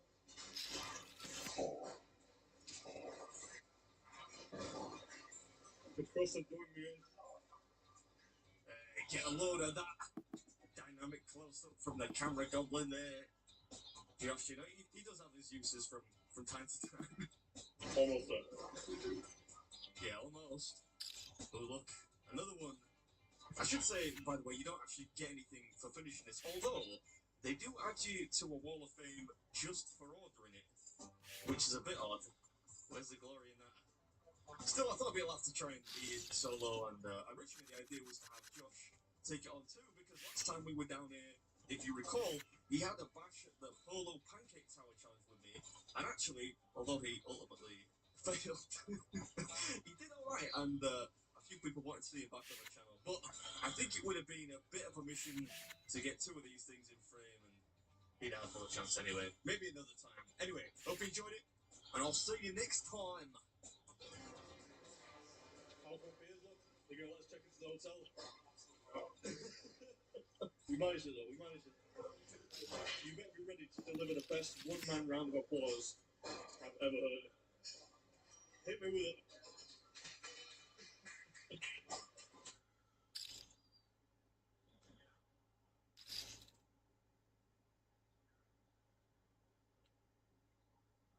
Because queens and tens so unlikely, given Grieco led the flop.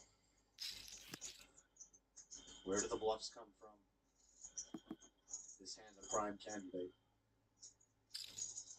What an incredible hand of poker, and regardless of what happens, Jason just showing why he has 12 titles is because of moves like this. Even on the stone bubble, he finds bluffs that no one else is able to find. Richard is in the hurt locker. Richard knows that Jason is not going to raise a worse hand for value. He's not going to see 410. That's what he's come to the conclusion of.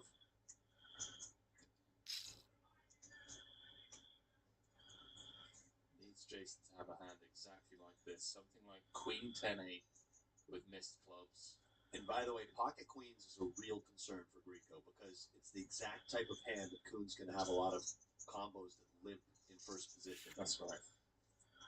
And they would all float the flop, and they would probably all play turn and river this way. So queens is a really major issue for Grieco, given he doesn't have a queen in his own hand. So are we saying this is queens or nothing, or are we also mixing in pocket eights and tens into the equation? I still think it could be pocket eights or pocket tens for value. The issue is that there are just fewer of those combos. So queens is the hand that makes the most sense. It would always value raise, and more of those hands limp to start off. Oh my word, he's folded. Jason Kuhn on the stone bubble. Add that one to the highlight reel for Mr. Triton. That's an enormous takedown for Jason Kuhn. That one is just ridiculous. And he is now our chip leader. Well done, sir. That is ridiculous. Putting all on the line. And anyone in chat who thinks that's an easy call, it's not. You don't beat any value raises there, and you need to find bluffs. Grieco didn't see enough of them. Wow. That's just such a... This bubble's had everything. Guys, get involved on our Discord, by the way. It's a great way to keep updated on all things Triton. Obviously, we've done on a month hiatus now and Jeju, but keep engaged with the community, get access to exclusive rewards. Join the community as the chat goes wild. The chat is going wild. That's got to be one of the bluffs of the series. Put it up there with the 7-5 bluff of Leon Stern.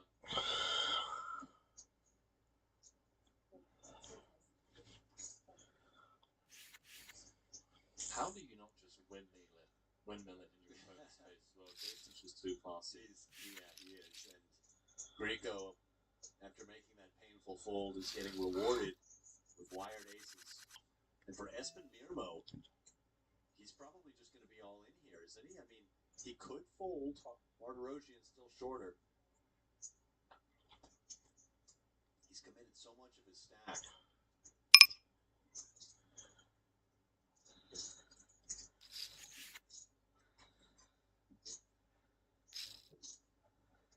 Yeah, you're right. Artur, just 4 bigs. But he is going to run it. Well, is this the moment? Something has got to give. Hearts and clubs live for our spinners. We will get back to this hand once this one plays out. What we got here? 300,000 in the middle. Ace Queen 9. Let's see, I'm going to continue.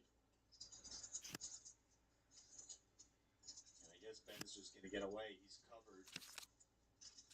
He's got the king of clubs and that gut shot, but doesn't feel like enough.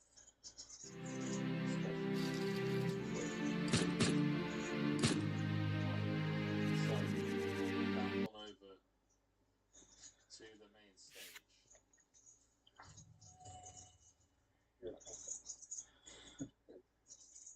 So did I. On table one, Said goodbye. it is our order plan, and has been called by Richard. Espen shows King of Hearts, Ten of Hearts, Jack of Clubs, Ten of Clubs. Okay.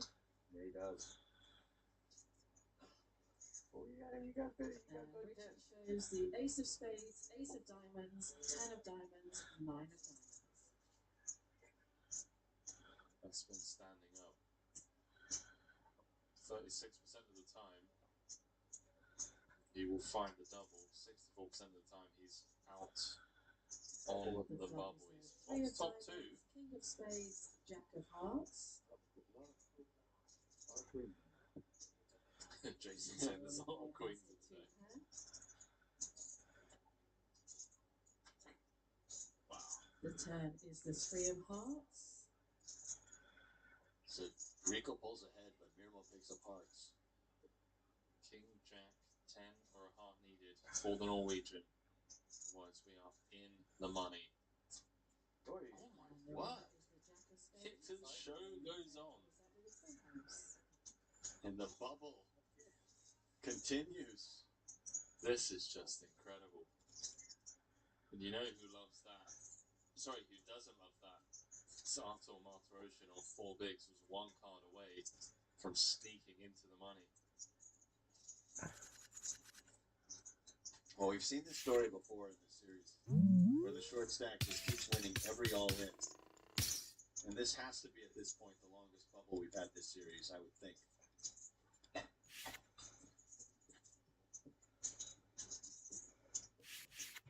This has been brilliant. Normally, these bubbles are really just like boring and tedious, but this has had absolutely everything. That bluff might go down as bluff of the series, I don't know. That was great.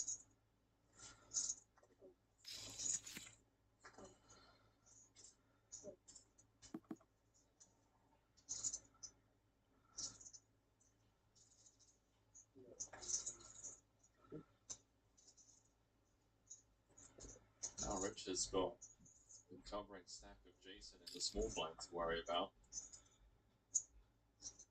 Well, we're about to find out.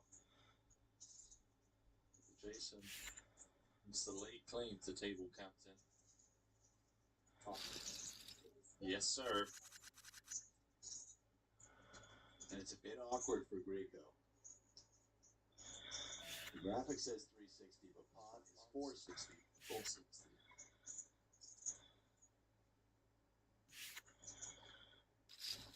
I think they don't include the big finance, do they? No, but it should be 460. I'm not sure if he has 460 out there. Yeah, he does. See, it's 4 black chips. Your eyes are better than mine. Ah, look at this. On the back of that massive bluff getting through, he can now just push Richard around on the bubble. Jason Kuhn looking for title number 13. He's in pole position. And he'd love to just continue to put separation on himself and Greco. We thought maybe it wasn't so great for him getting moved to this table, but at least he had position on Greco, and it's turned out great for him as he gets that light 3-bet through, but more importantly, got that massive bluff through with those 10 and 8 full house blockers.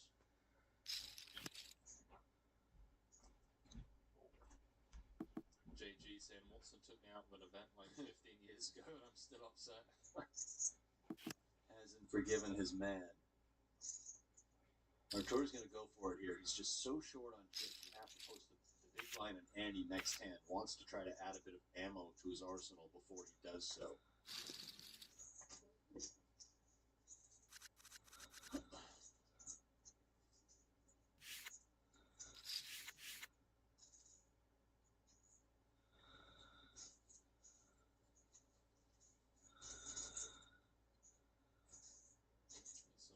The dog was trying to look at all the different stats.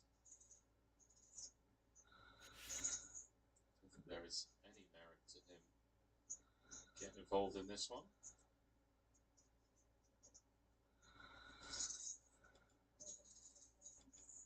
Well, I stand corrected. This surprises me. Mirmo now needs to get out, I would assume. Although he may want to double up and try and knock out the Russian, but no. So Martirosyan just 20k behind. Kuhn defending his puck.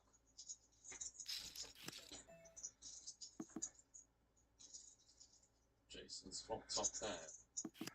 Arthur's flopped bottom set. It's going to go in. I can take it down and keep you alive. I just have very good sense. Yeah, you must. I'm still gonna try to suck out on you. I was totally just keeping All in a call. No, I got the best hand of all time. I was literally Diamonds, four of trying to double you up. seven of hearts. Arthur is our all-in player. Let's see the cards, please. How crazy is that? Arthur shows ace of hearts, 10 of hearts, 4 of clubs, 4 of hearts. And has been called by 5 of spades, deuce of hearts, 9 of hearts, king of clubs.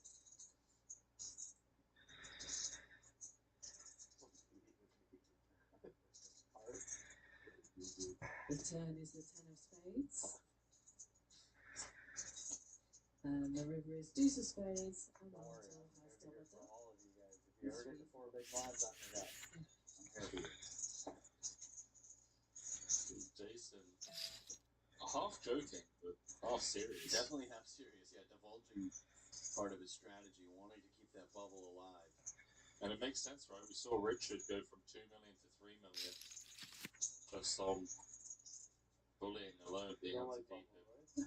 Oh, I hate it.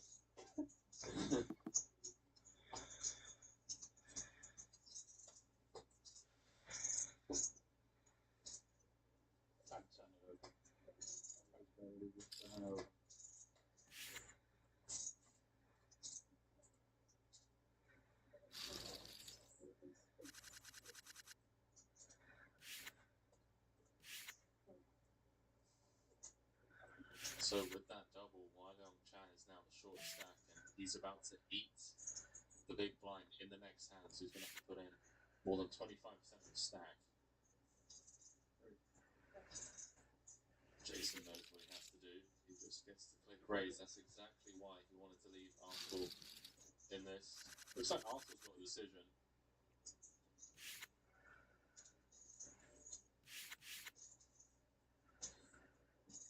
Kuhn just going 2.5x, giving Artur a good price.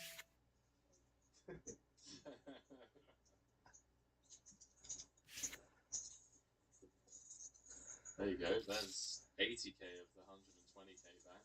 Yeah. Psychologically, it's just, at this point, if you're one of these shorter stacks, you really don't want to bubble. You just feel like you've invested so much time during this. You've been through the emotions of seeing these short stacks double up. Of course, it's a sunk cost. It's a bit of a fallacy, but there is just kind of a growing emotional pressure to not be the bubble boy at this point for a lot of those shorter stacks. And Kuhn will just continue to lean on those sorts of variables.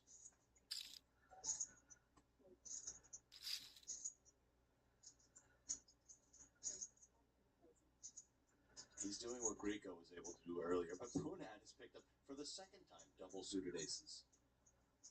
In a spot like this, which is very good for the old repot. He's got 1 on 7 bigs. Arthur's got 9. Poonad is healthy. Yeah.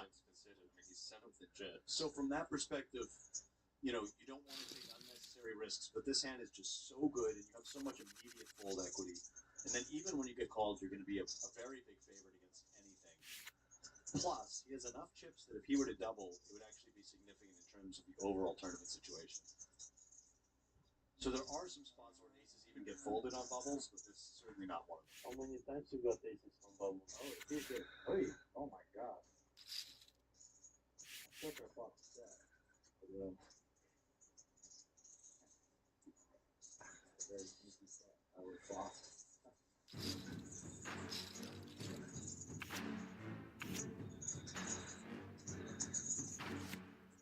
That was just one of the bluffs of the series. Yeah, that was fantastic. Okay. 3-betting out of the big. Garcia the covering stack, but yeah, he's just gonna get out of there. And he would have had to 3-bet fold that hand, but he was confident enough that Garcia was opening light that he'd have some immediate fold equity. And then when called, he'd still have a reasonable hand.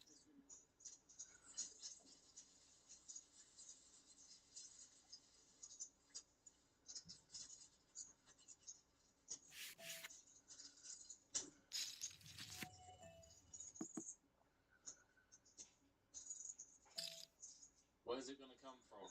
This table or the alpha table? I feel like it's changed. Earlier on, I felt like it was the alpha table. They were playing a lot fast. Now I feel like the bluff is in the water over on this table.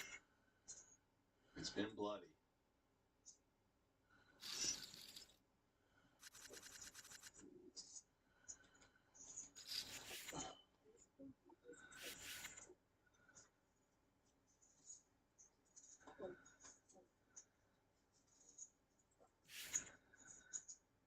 And I love the open sizing from Kuhn, just going 2.5x.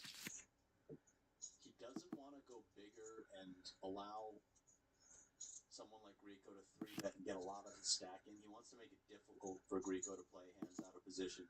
So the smaller open actually does that. Gives Grieco a slightly better price on a flat, but makes 3-betting a less appealing option.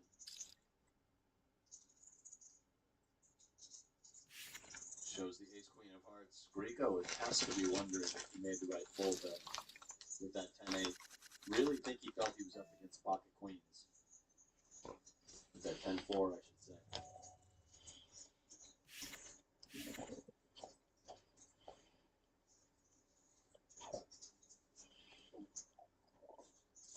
Watson's on a bit of a spin.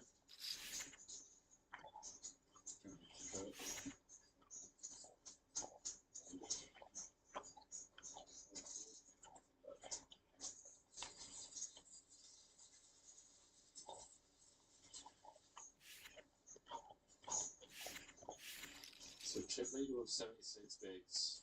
Average stack dropped down to 27. We've got 3 sub 8 big blind stacks. 2 of them at this table. Who will fall first? Chad, who do you think the bubble boy is going to be? Probably not Kuhn. There's stranger things have happened in the history of the game.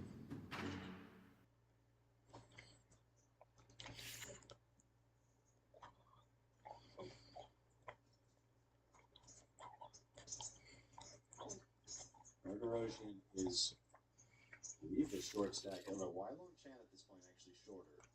And Antonius is from that same neighborhood. Wow. Jason, they walked with Boston. Ace King, King 6 double.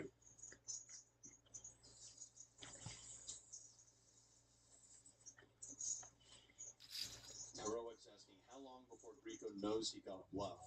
Well, it's about an hour delay, so don't remember exactly how long ago that hand was.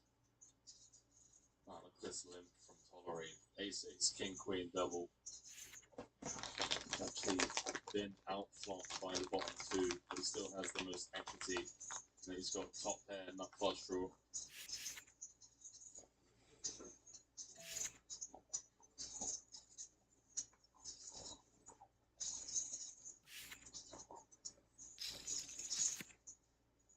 Check, check. I think so. Watson can bet a little more liberally knowing he has the covering stack, but his hand still feels middling enough that check makes sense. So turns the straight. Tolerine looking for a heart or a jack. I wonder if on this 2 two-tone texture, so wants to get a bit of value / protection. Yeah, this is a spot where maybe if the chip stacks were reversed, Watson would just play cautiously and check it. Here, he still checks, but there's a bit more reason to bet because you should be facing a little bit less check raising from your opponent, given you cover them. Actually, boats up now. Yeah, sneaky boat. Sneaky boat announced. And now Watson, of course, will go for value as there's still no real reason to bet taller in his hand. I think it's just too thin. I was thinking, could you min-bet for value, but I don't think so. Just check.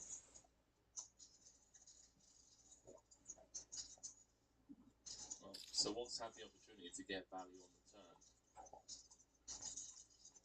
What about now?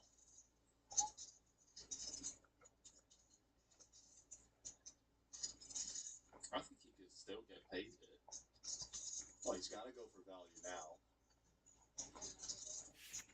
And the question is size. What's he coming with? Half pot. Not impossible that Ben looks this one up. Can beat bluffs. Yeah, looks like a somewhat nice lookup candidate. Yeah, it feels like some of Watson's straights will go for value on the turn. Block some boats.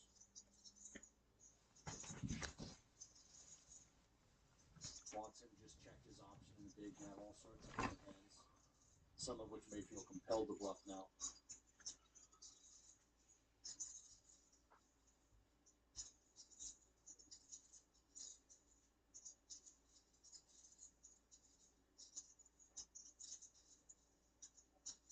Tollering pays him.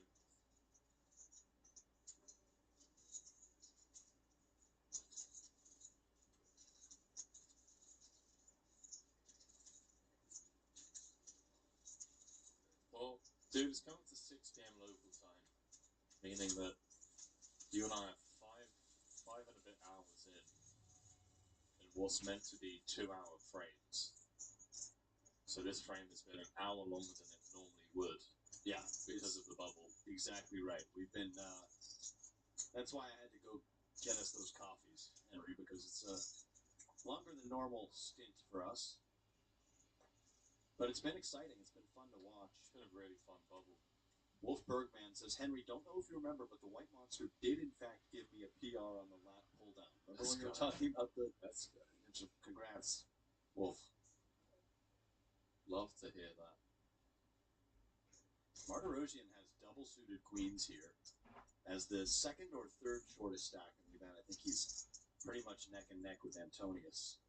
He just lets it go. But this man is the shortest stack, and given he has ace, king, queen, 8, he's going to be putting most of his chips in and leaving the rest for the flop.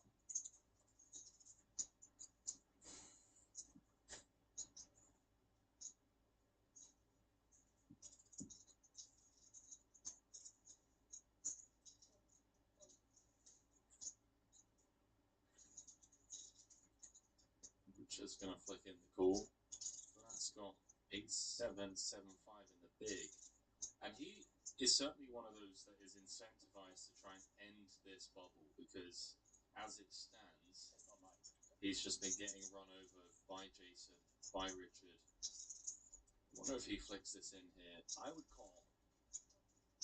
Yeah, he gets away just not wanting to get into any trouble, but I think his hand was strong enough to flick in another 100K there. It's not like he's going to get bluffed off of his equity that often by Grieco. But the bubble, it looks like, will continue. Unless Richard Grieco can find a jack or running straight or flush cards. That's good shape on that board. Ace.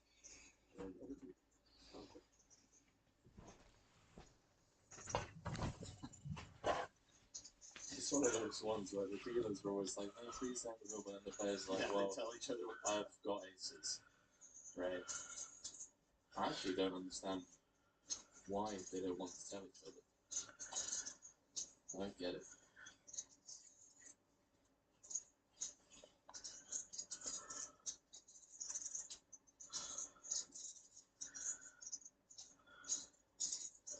It's like this is widely blind.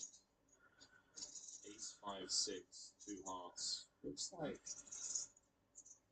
money went in somewhere. So what's his turn to nuts?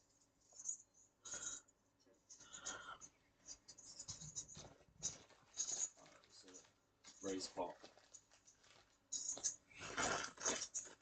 So they raised to 110k. Now check down post flop to this point. Surely now Watson will put some chips in the middle.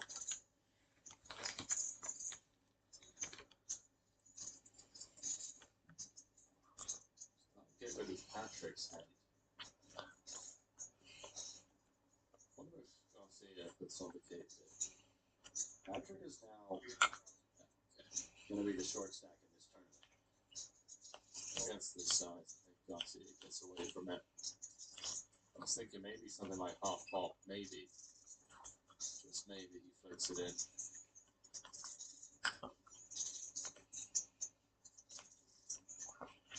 Hang on. He hasn't folded yet. Alright, let's see go. Made me sweat.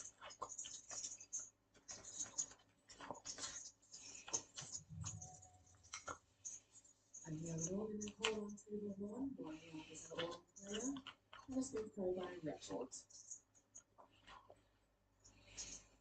All the back doors. Wiley Young shows Ace of Diamonds, King of Spades, Queen of Clubs, Ace of Clubs, and Richard's hand is the Jack of Diamonds, Jack of Clubs, 9 of Spades, 4 of Diamonds. We do have a flop. Flop is King of Clubs, 2 of Diamonds, 8 of Spades.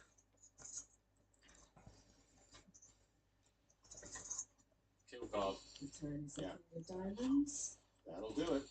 and the river is 10 of Spades, and Wiley Young doubles up with a full house. The show goes on. The most epic bubble of the series coming on the final day. It's been a 3-hour affair. It's been wild, and we have yet another 6-5 juggle, as this table has had 6 for too long. So they're going to move Archer and Martirosian over to the outer table. Which means that the 2 short stacks are going to be over there. Patrick on 4 bigs, Arthur on 8. Do you know how they determine who moves over? Is it? No. Maybe random. Maybe there's something with where the blinds are.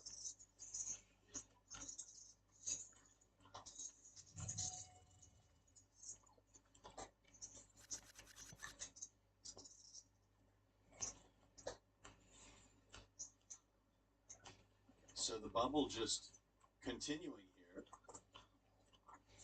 Martirosian over on the other table now. Nice looking hand for Grieco, but he's got Kuhn in position. Notice he's just folding this hand. He was opening much weaker hands than that earlier, and good timing for him, as Jason Kuhn has picked up aces. Reasonably strong ones at that.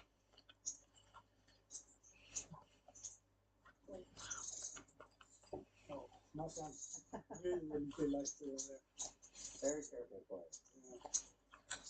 Yeah, that ace-8 king. 5 of the last 15 minutes.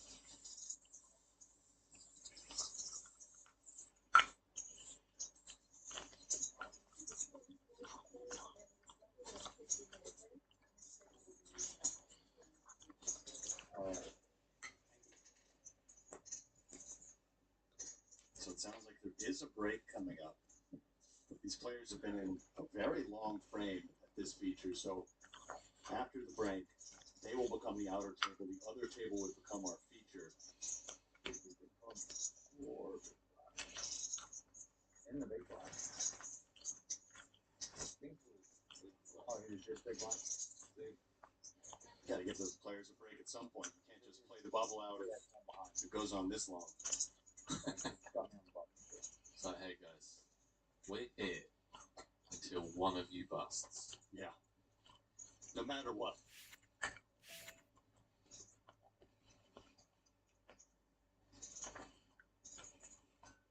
Love the Backstreet Boys reference. Well done. Oh, that's a bit of one thing. been a long day. Did I make a back three-point reference? Yeah. No matter what. I didn't even know I was doing it. It's been a long series. It has. 16 days in. You're allowed to go a bit crazy, especially on a bubble like this. It's looking likely that it's going to be Patrick, but crazier things have happened. Let's not forget, about an hour and a half ago, so Watts was down to 6 bigs. Like, I want bad cards. I want bad cards. No one's calling. That's what we're on with. Player has requested bad cards. Because he always gets to play the good ones, Henry, but it's fun to be able to raise these nonsense hands with the chip lead. Out the table. Next feature table. This is really interesting. So Arthur's about to be in the big, so he has to put 2 of his bigs in. So he's going to be down to 6. So he's going to be folding at 100% of range. Because he can outlast Antonius, who will be practically forced all in just a few hands' time. And when we do switch and that table becomes our feature table, blinds will also be up to 25 and 50. So Antonius is already short stack, will feel even shorter. Kuhn is having a ball.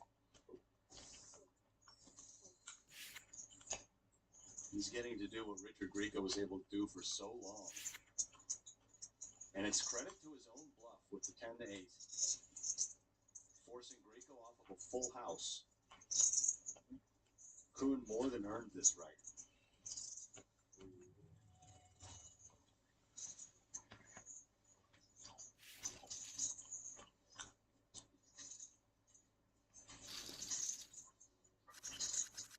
Antonius all in now. And we can see he has the ace-king tray deuce.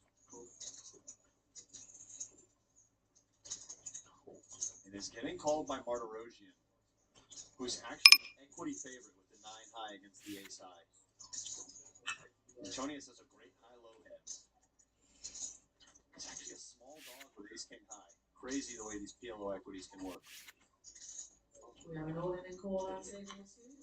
Patrick is our all-in player, has been called by Arthur. This could be it.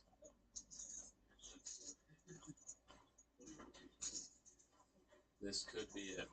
Ace of clubs, king of clubs, 3 of hearts. Danny on the rail with Gunnar and Waliong Chan. How many all-in calls have we had now at this point? Oh god, this has got to be 5 or 6. It's just crazy how long this has gone on for. I'm loving it. It's 10-4. That's pretty damn clean, although the 9-8-7-6 wrapped around that 10 of hearts. Plenty of back doors. Oh, baby. Wow. How is that the turn? 5, 6, 7, 9 jack. Or the 8 for trips.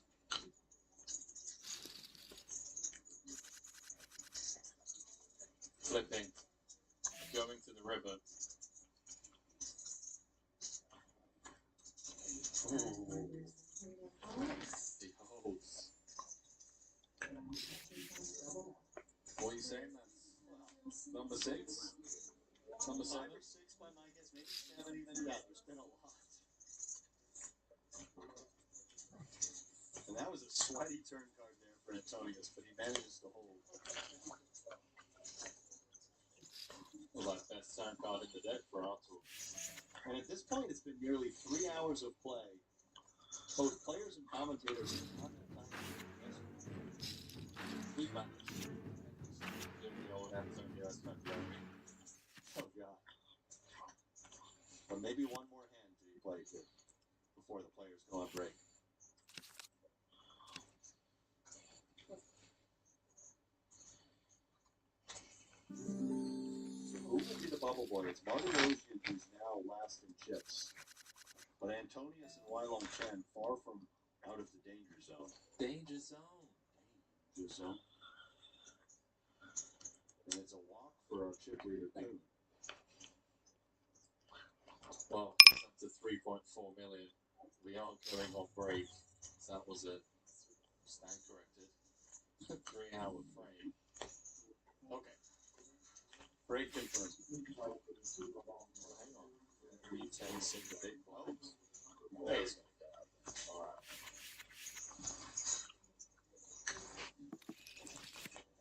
So blinds going up to 25k, 50k. When we get back for break, the average stack has dropped down to 21 bigs with 11 players. A byproduct of just how long this bubble has gone on for. Jason Kuhn with the chip lead, 67 bigs. Second closest to him is Michael Watson, who, if you recall, at less than 200k at big blind 30k, he was the shortest stack. All in, he had to fade that massive, open ender and a flush draw for Jason Kuhn on the Jack 10 deuce. And so what's his second in chips? Yeah, that's right. You know, it was basically a dead coin flip. I think Kuhn actually has the equity favorite right on the flop. So what a wild bubble this has been. And Kuhn's at the top and he stands alone, but it's really unclear who's going to bubble and when this bubble is going to burst. And, you know, Kuhn just wants to keep going as long as possible. He does indeed. He's on the hunt for the title number 3. There's so many storylines. Michael wants to go.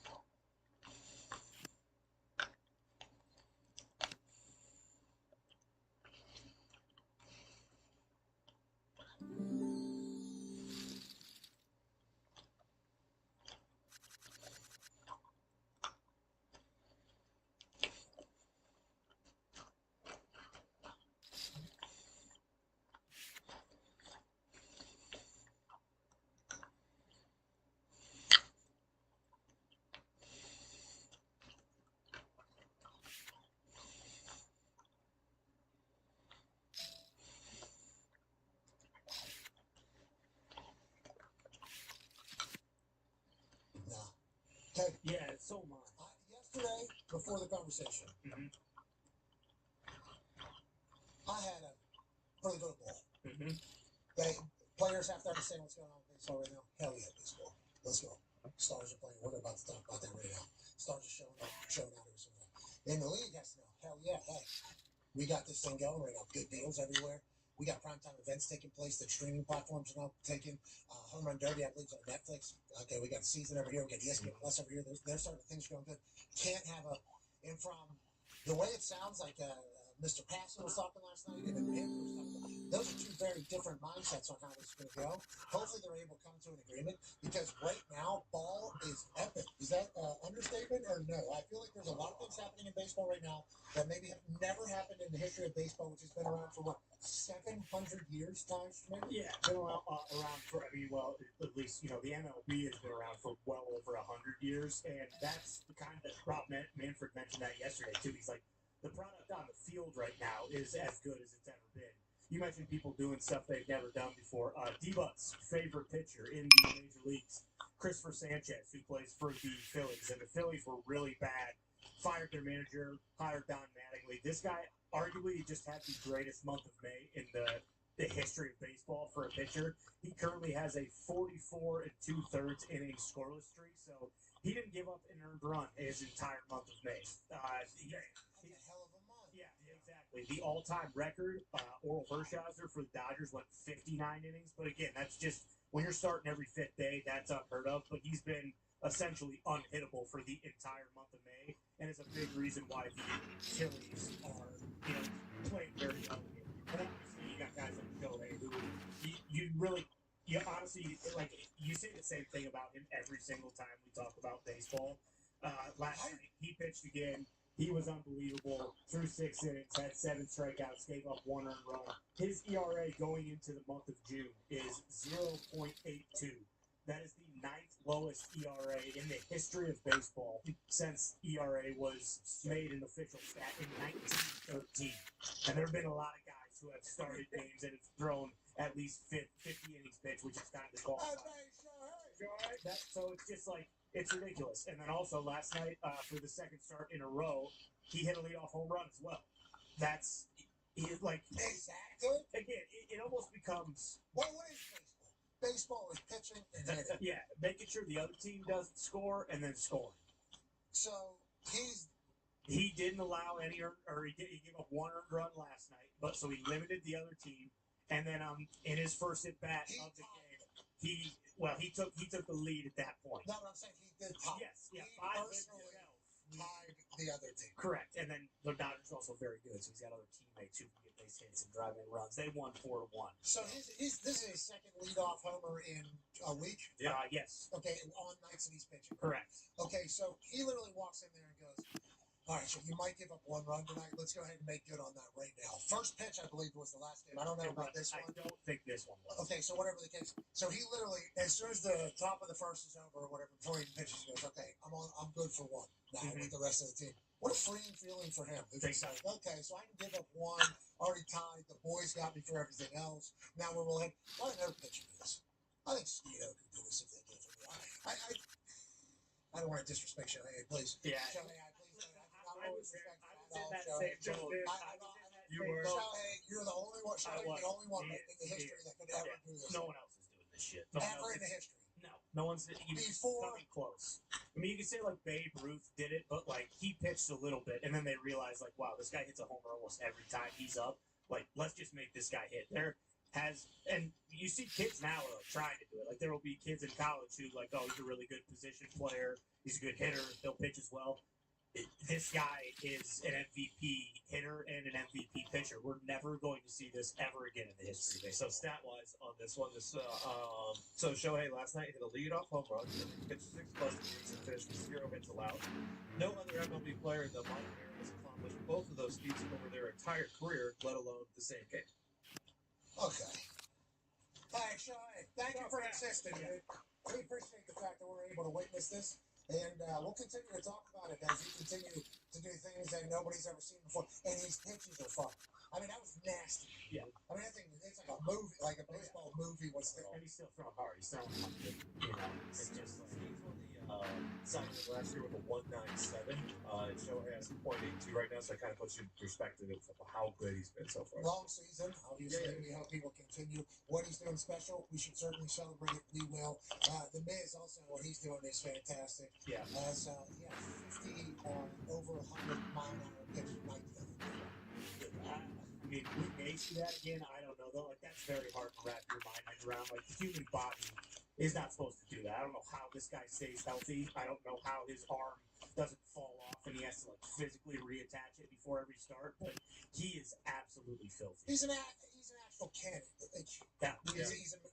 He's a cannon. He's a cannon and like a mixture of Gumby because he's like 6'9", so his body is like bendable and like goes in weird ways. So he's a pliable cannon. Yeah. So in his release point, right, they're saying this is like beer pong if you were to be able to drop ball over cup too, right? Exactly, yeah. The mound is 60 feet 6 inches from home plate. By the time he's releasing that thing, he's basically like 49 feet away. So that's what he said, 7'9" or something like that. I forget what the release point was. Yeah. He gave us the exact number. He knows what it is. And then I asked him what other people's are. Yeah, I know mine. I'm just telling you where my shit is. Not that far. Just like he's right here. A man who could have been an MLB pitcher. Yeah. Actually, maybe he's the first miss if he was an 11-year NFL quarterback. Now the face of a 12-year NFL quarterback. A man who is now the face of football on ESPN. Live from his kitchen, per the usual. And now we can say a back-to-back Emmy Award-winning host. Dang. Analyst. Sorry, not host. No. Not the host of that show. Congrats to all NFL Live folks and Dan Orlowski. Each one, that's one Emmy, just another Emmy. We got one Emmy, we got another one. Congratulations. Yeah. This is the back-to-back. Congratulations. We're very happy for you. Thank you.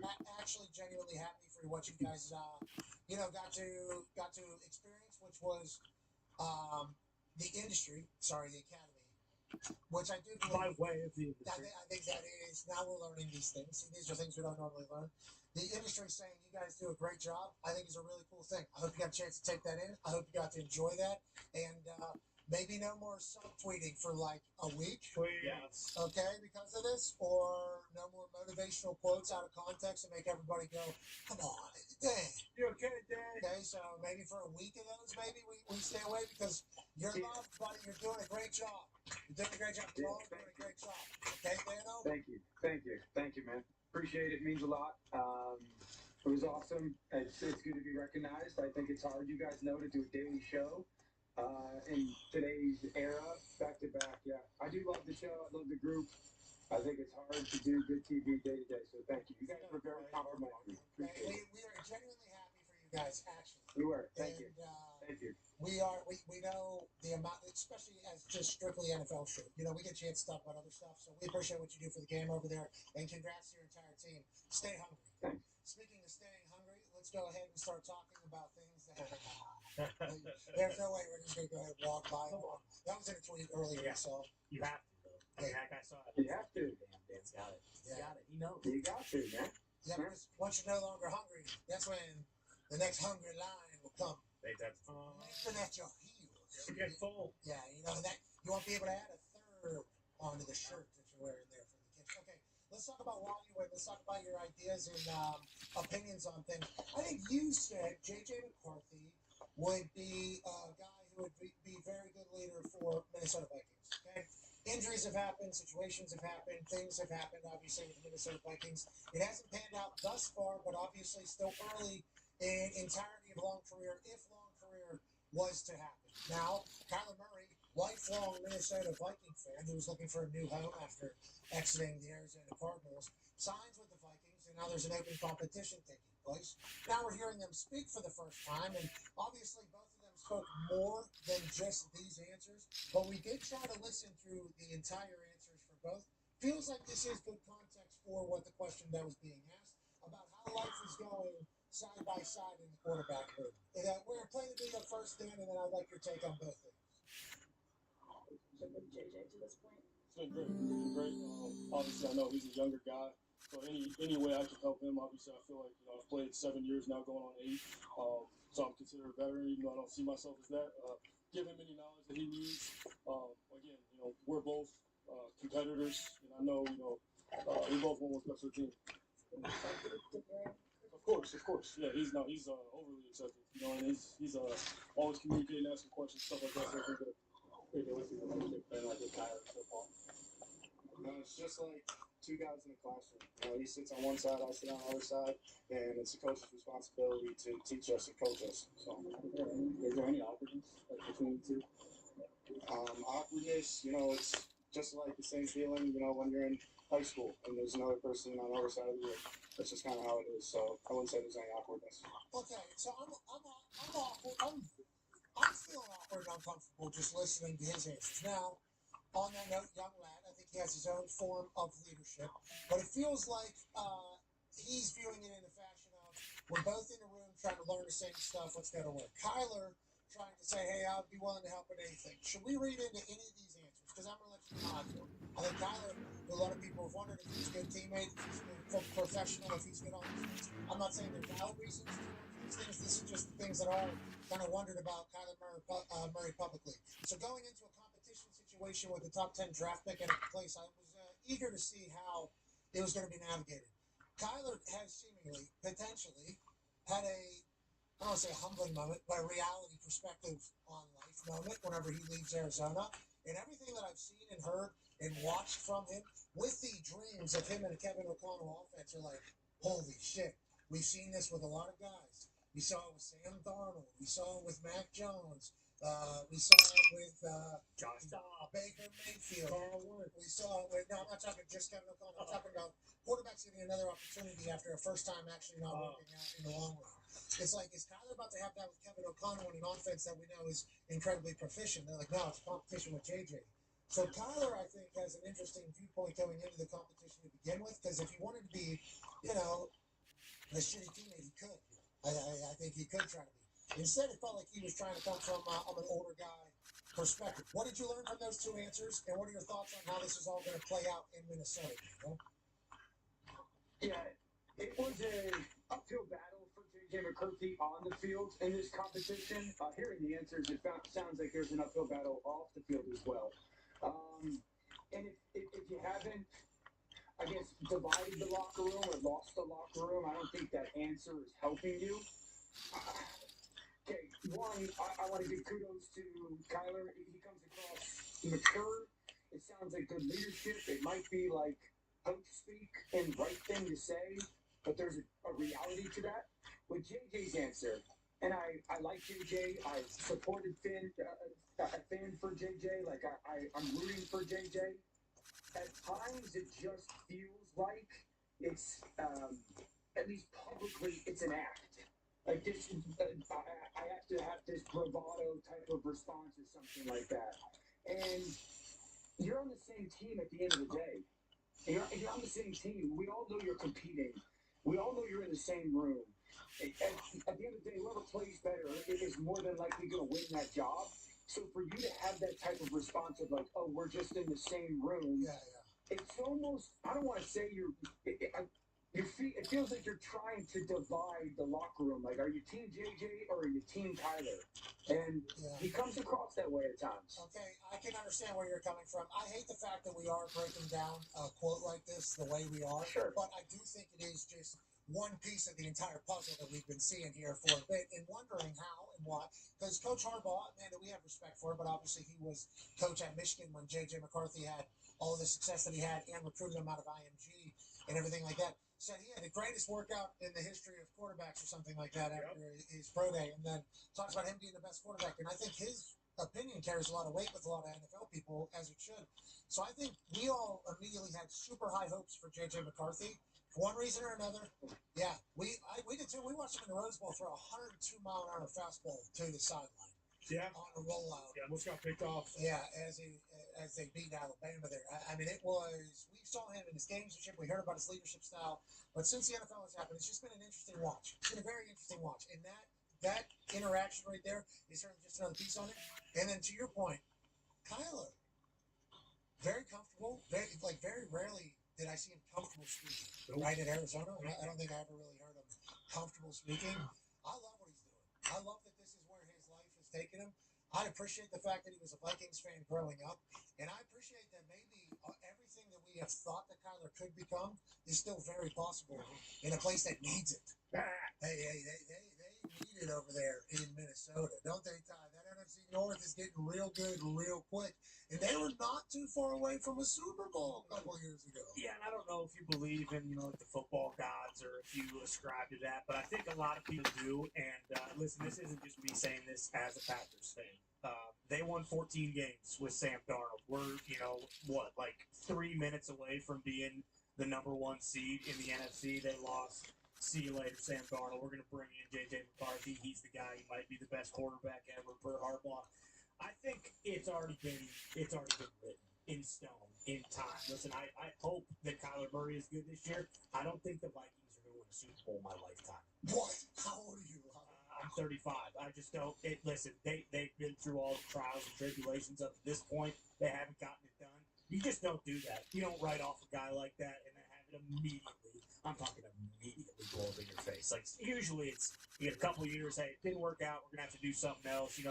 Every year with this guy already, it's like, Jesus Christ, we got to go get Rodgers, or we got to go get Kyler Murray. Like, they haven't publicly really said it yet, but it's like, fuck this guy. We're done with this guy. We got to figure it out. I get it. What you are saying. Well, and I'm just saying, I know we all love KOC, but now the now the heat's gonna start turning up on him. Why is that? Because it was. Well, I didn't say that. Yeah, because it's like everyone's been killing Kwesi Adolfo-Mensah, and rightfully so. I mean, he's not there anymore, but like KOC's the head coach. He's the quarterback whisperer. For how long are we talking about? This guy can win with anybody. It doesn't matter. You put someone who is a little bit accurate. You put him in his system, and he's going to figure out. He's going to win games with them. Boy, we all saw J.J. McCarthy play last year, and I'm not saying he's the most accurate guy, but Kevin O'Connell clearly thought, hey, I can make this guy into someone special. And now we're 2 years removed, and it's like, this guy's not special. Kyler Murray, though, he might be special in my offense again. So I'm just saying, they better win. They better win quick because this could get ugly. Dan, well, you just been you're gassing him up right now. This is Green Bay Packers fan. This is Green Bay Packers fan. Yeah, nothing, of course, nothing. But what I agree on his sentiments. Like, I think Kevin O'Connell is a tremendous coach. Tremendous. We all know what this league is about. And if you go, I think that has to factor into the decision making as well. At the quarterback spot, who do you think not only gives you the best chance to win now, that absolutely is factoring in, but who do you see in your want to be your future guy? I sit there and I go, you're not going to survive 2 straight years of subpar quarterback play when I believe they're still searching for a general manager. Am I right with that? Yeah. The Vikings is still searching for a general manager. Kevin O'Connell is trying to be general manager and coach right now, and then they're going to have him maybe hire somebody. But you got to win. You're not going to survive multiple bad years of bad quarterback play. As great of a coach as he is. Yeah, we agree. We believe. So do I. But that's what I'm saying. It's like you can't, like Dan's saying, you can't have another bad year, and we can't keep saying that quarterback. This guy can win with anybody. They're about 500. You can't. But I think the quarterback play was third worst in the league or something. I think by statistics and metrics. 14 games the year before that. So the thought about Kyler though in that offense, you're saying the same things I'm saying about maybe him having a humble or a perspective situation taking place once he leaves Arizona. Now going back to his childhood team that he was a fan of, and now having a different idea of what he needs to do. I think that's a big deal for Kyler. I genuinely think that. I agree completely with the leadership element, and we're taking a snippet of a quote and kind of evaluating that. But I agree with just the comfort that he said it in as well. I would tell you this will come down to, does it work with Kyler or not in Minnesota? You guys have probably heard this. Kevin O'Connell as the play caller. He's top 5 in under center and play action pass. Okay? When it comes to doing both of those, Kyler did that about 3 times per game in Arizona. 3 times. Now, Kirk Cousins under Kevin O'Connell did it about 10 times a game. I think Sam did it about 9 times a game. So a lot more than Kyler. I'm not telling people Kyler can't do it. I'm just telling we haven't seen Kyler do it a lot. So how comfortable Kyler gets running that offense is the number 1 thing. The number 2 thing, and this is the next level of it. If you just watch where Kyler has struggled as a player, I would tell you one of the main areas is throwing crossing routes across the middle of the field, sideline to sideline, guys running sideline to sideline. Okay, I think 15 or 15 interceptions. I tracked that 15 interceptions since 2000 on crossing routes by Kyler Murray. Okay, that's the most in the NFL over that period. One of the main staples, pass concept-wise, for Kevin O'Connell is the crossing route. And so, while I agree, I'm hopeful, there are those 2 areas that I sit there and say, can he do the play action?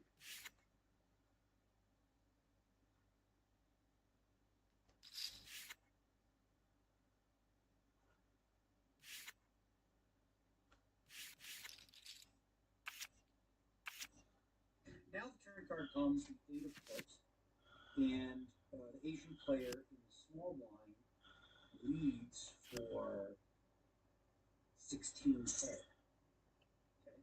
Okay, folds to me, and I have a decision. I have 16. I have 70 back or so. I can just flag here and continue the slow play, or I can raise now. I think if I raise now, he's going to fold an 8 pretty much always. I really want him to. He's got to draw. I don't mind letting him get there with the hope that if he misses, he bluffs. or even if he gets it, it's just a full house, who knows? So I just call. Here's where it gets a little interesting, but the river's clean. Now he bets 27,000, and we have 55,000. So tournament concept number one, in these spots, you have to ask yourself, okay, if he's bluffing, he's not calling. If he's not bluffing, do I even win? Right? For like the raise. If he's calling my raise, he's going to call raises with worse hands. There's not that many of them. So we elect to just call. He says you're good. We win that. Okay, then this one didn't go well, but whatever. Michael Rizzuto limps the small blind for 3,000. I'm in the big line with the ace of clubs, deuce of hearts. Make it 11. He calls. Clubs 10, 6, 4, 2 spades and a club. He checks. I go 10K. Not a great flop, but we're going to take a stab at it. Don't have a great hand, right? Like to just end it here, get the king highs to fold. He does fold. Now the turn's a 10 of clubs. That's a hard card for me to represent. Just saying I have a 10, really, or whatever. He checks. Ace high can still be good here. I also have the ace of clubs. If blackdoor clubs come, maybe I can do something.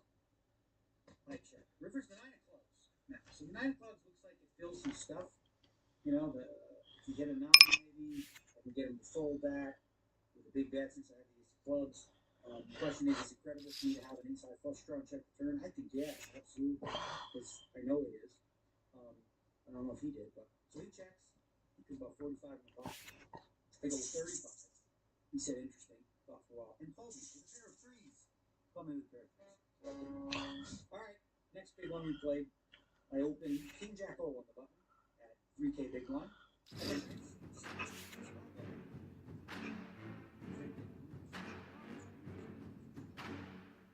Moves down.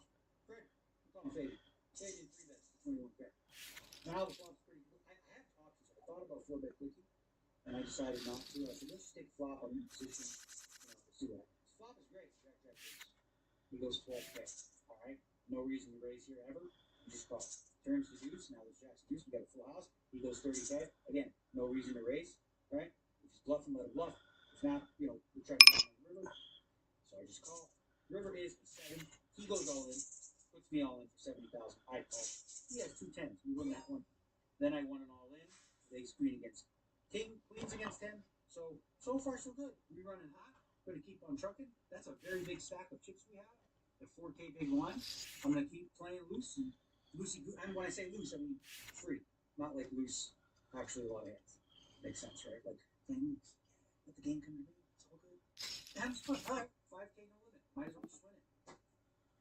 Alright, so Josh was sitting there, over there, right? And I left him with 1 big blind. And now he's sitting right here, okay? And he has all that. And guess what? So did he rebuy? Obviously, right? No. I still have 5,000 left. His 1 big blind up to that. Now he's back in business. We're on the same team. Why do you give me the fingers? Why you don't like me? Why? Because you beat me. That's true, I did. You deserved it.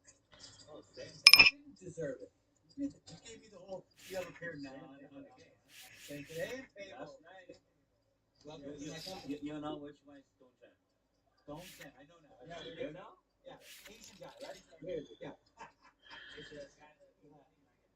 Look like you. We talked about the dealer rating system. This is AJ in the box right here. So there's AJ's name. What we're going to do is we're going to click on him. He's doing a good job. He knows what he's doing. So 1 to 5 stars. We're going to give him 5. He's getting 5 stars. Submit. Thank you for your rating. Okay. I think one of the cooler additions to the World Series both this year is the dealer rating system. Right? Every dealer you get that comes to your box, you can rating, and they're going to get bonuses. They're going to get actual cash for the ones per event. They're going to, have an opportunity to make some extra dough. So I'm not going to do any negative ones. I'm just going to, when I see something.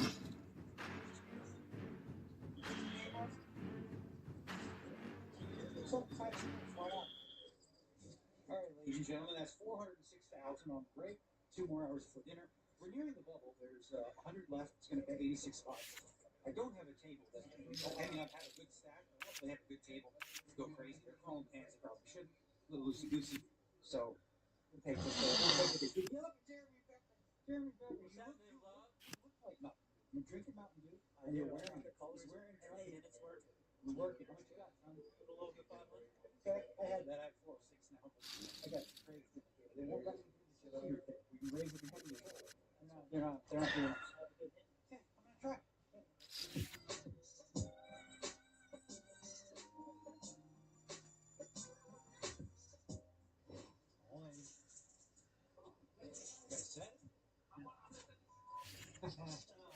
Hey, bubbles. Oh. Good.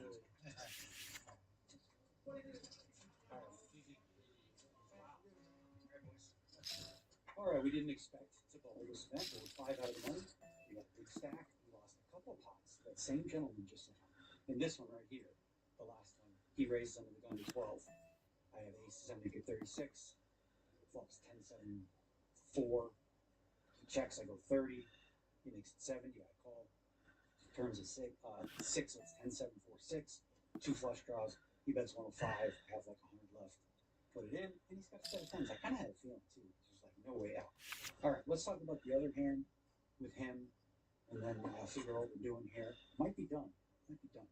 There's an Omaha 8. We might be done. I'm gonna take a look, but let's go to Steve.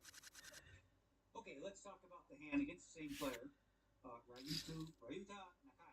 I know that he's drafted. I know that he's wearing a Triton hoodie, and seems to be playing well. You know, I mean, I played with him for a little bit. Seems to be playing the game. So this hand was interesting because of my hand. My hand was under rep. I'll explain what I'm talking about. The blinds were 3 and 6,000. I'd already raised. Well, this was my 4th hand in a row raising. I had the chip lead at the table. They were all reasonable hands. I won a bunch. Had a good stack. So I raised under the gun with Queen Jack of Hearts, 12K. Folds to him in the small blind, and he calls in the small blind. Heads up to Jack 8, 6, all diamonds. He checks, and the natural play here is to bet, right? You're going to bet your jack here, protect your hand, whatever. I elect to go tricky in this spot, and really I should never have a jack and check back, which is kind of what I'm looking for some of the time in this spot. Maybe pick off some, turn bluffs and whatnot. Well, the turn is a jack. Then I have 3 jacks. He checks. I bet 25,000 to about 36. Hoping to get called. He makes it 65. All right, well, checked over a flush twice. Got 8s, pocket 8s. Check that. Seems like he'd want to get some value with these hands and bet. Like, it's so unlikely that I'm going to be betting this turn. I don't know if he knows that or not, but it's rare. Like, I'm not really supposed to have much here at all. Especially right now. Check back the flop. I'm not really supposed to have ace of diamonds much. I'm not supposed to have flushes. I'm not supposed to have much, right? So because of that, I'm obviously calling. Now there is a deuce of diamonds, and he bets 126. So it's 4 diamonds on board. And what I got to go through now is the combos with value that he has. So let's look at the ace of diamonds. What ace of diamonds hands do we have? I mean, he could have ace jack with the ace of diamonds. One possibility. Probably not ace queen some of the time. Ace king definitely not. Maybe ace 10. I think maybe the suited variety is not the other. But then, other than that, I think he's going to fold ace 9-0 and maybe a lot of the other aces. I don't know how loose he plays or whatever. But I figure anything lower than ace 10 is going to be suited. So he would have had to flop the flush, diamonds on board. There's also combos like king 10 of diamonds, queen 10 of diamonds, those types of hands as well. Those are the value. But again, because my hand, I'm somewhat capped here because of how I played it. And I assume this guy bluffs, a high stakes player. Some of the time you have to make a call. So I decided to make this call. And he shows the king 10 of diamonds. So that set him up to have more chips than me. And we lost the pot, but I like it. I kind of I don't know how to explain. So I don't want mini caches. I'm really not interested. I want to build chips and hammer. And I was doing that. I was in pretty good shape. Ran pretty good this tournament. So now I think we're going to jump in this Omaha 8 shortly. We shall see. All right, y'all. We ain't here to dilly dally. You know what I'm saying? We're here to play. So had a little dinner. Gonna head in. There's no rebuys in this Omaha 8. We'll jump in for level 7. We could wait 2 hours and max it, but we'll play. Things go well, we stay here. If we bust, as long as we take the day off. But I like them. Guys, I typically don't play them. The truth is, the level of play is so much worse that compared to a 10K.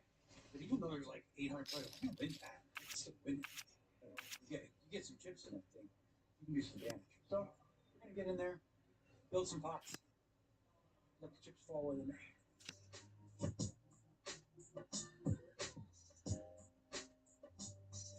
Okay, so the 08 didn't go well.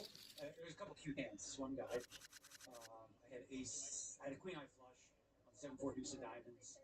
He had ace 7-7-8, turn 7. He checked, I bet. Check called me once. River check. Same guy. He raised my big blind. I'm higher better. I defend the big ace 3-10 jack. Comes 5-6-8. Check call. Turn it. King check. River 5. Check. Okay, ace 3. I don't know. But sure, ace deuce queen. What the hell? And the very last hand here, small versus big, small blind. Raises. I have ace deuce queen 6. 5K left. Put it in. He has ace 3. So I makes the better low. I pair my deuce, and that's that. We are going to go home and come in a little bit late for the PLO tomorrow, but nothing crazy. It starts at noon. Probably it's 40-minute levels. We'll probably come in for around 2:30ish, right after the first break. Take a little rest and relaxation. I feel good though. It's coming. We're starting to feel a lot better. So, peace. Another one in the books. Later, y'all.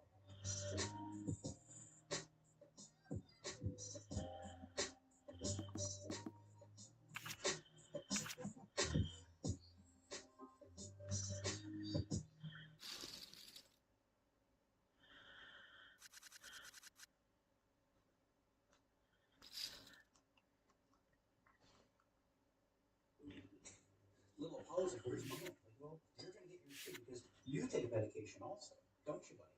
All right, your medication is going to be Serenia tablets. So Serenia for him deals with this. He's got that, that choky thing in the what the hell's I can't remember the name of it. Thing. And so what we do is hold the treat. Treats. Okay. And what I'll do is I'll probably take some medicine like a champ anyway. So I take a few of these, okay? And then what I'll do is, I'm going to hide the pill. I'm going to hide the pill.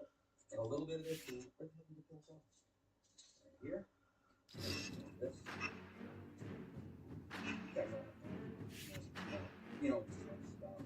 This is stuff. Okay, so you take a little of this, stick this on here. Voila. Good to go. And then you flip this camera. And then this little bugger. This one's yours. This one's yours. You get another one. It's already in the bill, see? Go on. You love your treats, huh? That's a good boy. Nobody's seen you lately, Paul. Yeah, I just want to tell you, listen, as a big brother, when your brother was attacked, you did your best. I know. There were big dogs, and you tried to protect him. What is this growling about? Hell, are you thinking about the dogs? Or do you want more?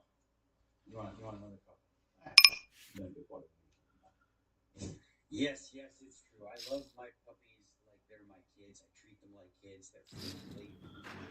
They're on some great schedule. I walk them. Feed them for breakfast. They're doing a good job with that. Give them a little dry. For some reason, they take to daddy feeding. They like when daddy feeds them. When other people try to feed them, come on. You don't have the system. Like little bugger. Let's go check in on wife and see what she's doing. Probably in front of a computer screen, slaving away.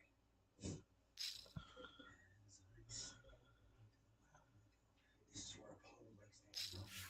He just loves being here.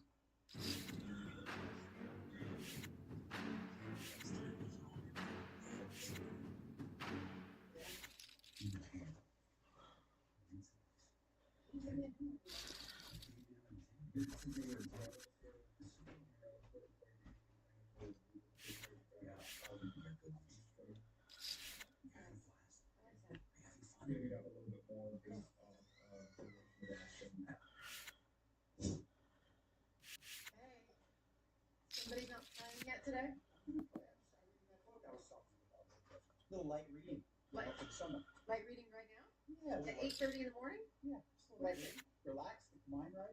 Let me see. Is I it was thinking about my dogs and how it would be awesome if I had like a little brother, and I was reading a book about your dogs? our dogs. What? Reading a book. No. You're reading this? Well, why not? I don't know. Just a little light reading.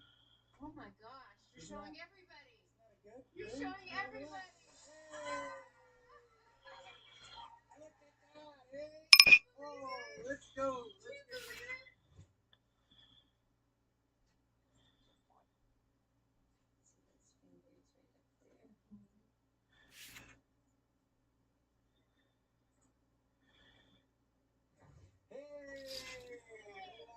Okay, so we're announcing gotta look pretty. And, No, I just want to see my 15 glasses.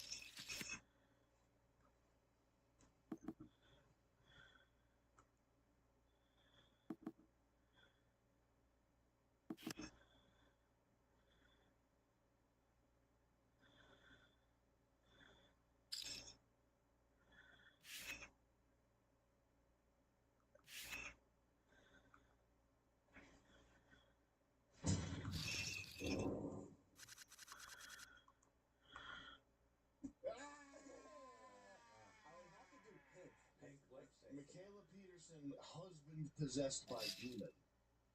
You're gonna be weird to have a face like that. Like it emotes very energy that's not natural. Michaela Peterson, this is my first wedding anniversary. I've been married for 3 years. When Andre and I met, we argued about Stalin all night. Oh, this sounds like a who's the Lauren Southern? Her sexual escapades with the guy with the pink hair and the son who loves him so much. She said his mind was so sexy. I was barfing. It's a little bit like this. He told me he'd been shot at as a kid. He has black belts. He practices sword work. He told me he has a demon inside him named Igor. Sure it's not Igor? Well, dude, that scares the hell out of me. They separated a year after their daughter was born. Awesome. What did they sell him? Did they sell the daughter? what was the point of this union? The fuck? Is she a baby farm now? Silent. Like silent witch. Keep going here. Keep going. Yeah, but what about how romantic and sexual he was, though? Can we get to that point? I love you and Igor. Oh, she loved? So she's having sex and love with the demon? Apparently. Well, I guess demons need love. What was it? Tyler the Creator. Oh, the demon is named after Tyler the Creator's album. That might just be some systematic had on there. Oh, you think it's? How do you? The marriage and separation. They got together, had a baby, and split up in 9 months. Well, it sounds like a pimping operation. Now, wasn't she with that other guy? Like the Indonesian guy? Other guy? Yeah, like the Tate brothers? The Tate brothers cookies, yeah. I had no idea. Swing in the homosexual fucking pickup game industry, or whatever you call this. I don't know what you call it. Like the Bilzerian guys that's surrounded by 50 women.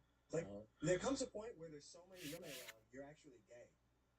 Yeah. No, I mean, that's a hard sell. I realize that. But no, I think people understand that. Have tunnel vision. I think I tend to sort of disregard anything that doesn't meet my own standards, and I get maybe other people are different, but these videos, you can always tell that there's that it's mute this, please. You can always tell there's some uncanny aspect to it, and it's the difference. Again, is the difference between 0%, 95%, 99%, and 100%. It's like going that last mile. How long will it take? Like, you've got self-driving Teslas, right? But they're still going to run into a Jersey barrier once every 5 million miles without human intervention. And it's like, how long does it take to go from that level of safety to perfectly safe? And the answer is unknown, but it might take longer than it took to get to 99%. You know, I personally wouldn't, because I haven't watched anytime I go on Twitter and you can tell the first couple of frames I can't watch it. But maybe that's something that will turn to. I don't know. I'm getting fooled now for 3 years, as you remember. Let's recall the earliest one where the limo was driving backwards and it was a video. Brittany Venti, look. We got Mo with $20. Hey, what's up, man? I said it once, I'll say it 1,000 times. The U.S. military needs to be 100% female, BIPOC, and LGBTQ+. You Euromoids need to give up the Medal of Honor and privilege. The Medal of Honor privileges immediately. Don't fall for the Lujan honeypot and marketing. She followed me on Instagram. Lujan. I asked her if she'd come on the stream. Oh, okay. Yeah, that you know who that is? No.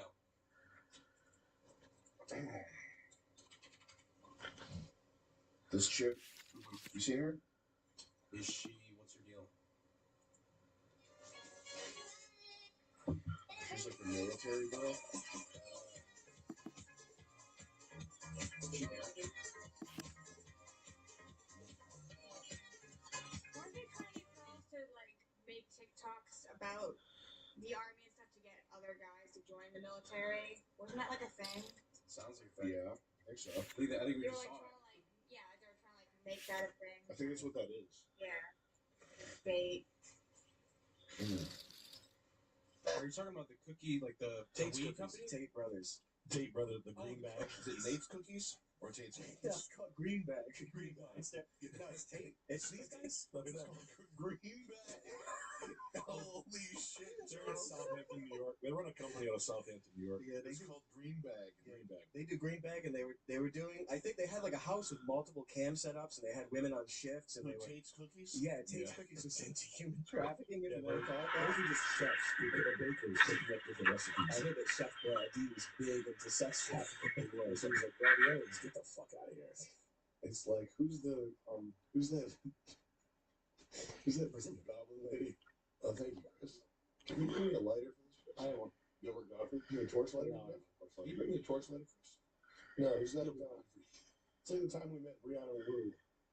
It's just a large or small piece. 7 feet tall. Oh, Who's the chick that people say? Woody Allen. No. Her name was fucking Goblin something. Jessica Goblin. She's the ugly she's right wing. Ostensibly. Who is that bitch, Chris? Chris, who's the bitch? Chris, who's that bitch? No. It's some bitch.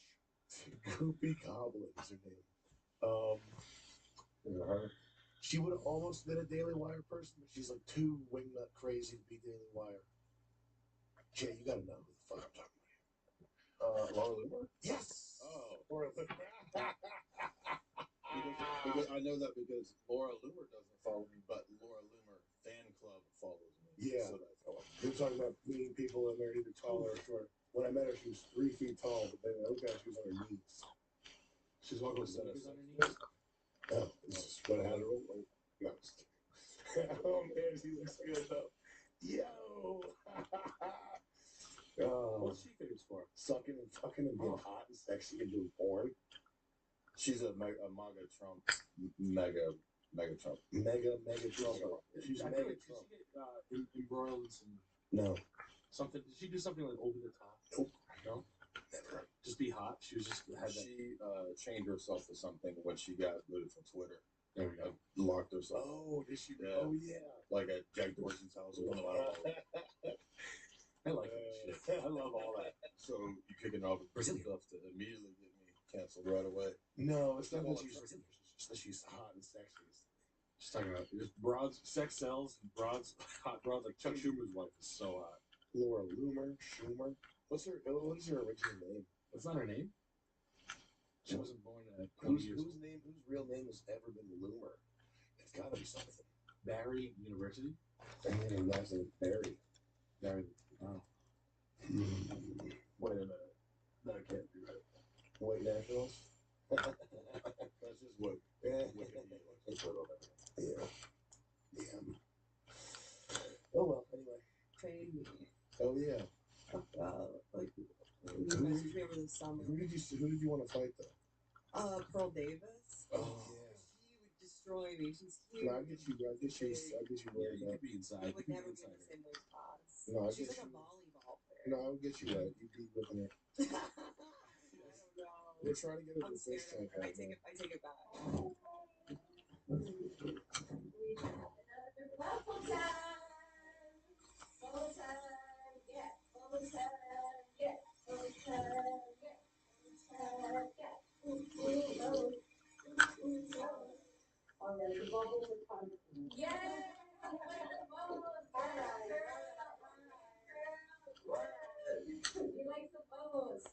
But you're tough, and you're a really good actress too.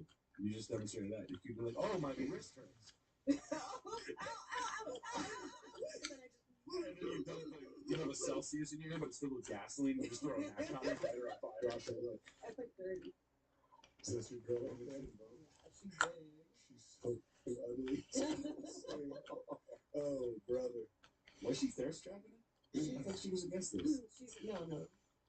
That's the picture she sent me. Wow, she's a big girl. She's got some fucking. You can throw a kick. She's athletic. Yeah. She's definitely.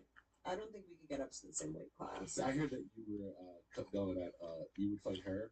I take it back. I felt an impulse to fight her, but then once I saw how big she was. Brett Cooper. Brett. Oh, they're going heavy with the advertising here, huh? So today we're going to be speaking with This little guy. prominent Gen Z political commentators who's quickly grown This little guy. 2.5 million through her outspoken Who's this little guy?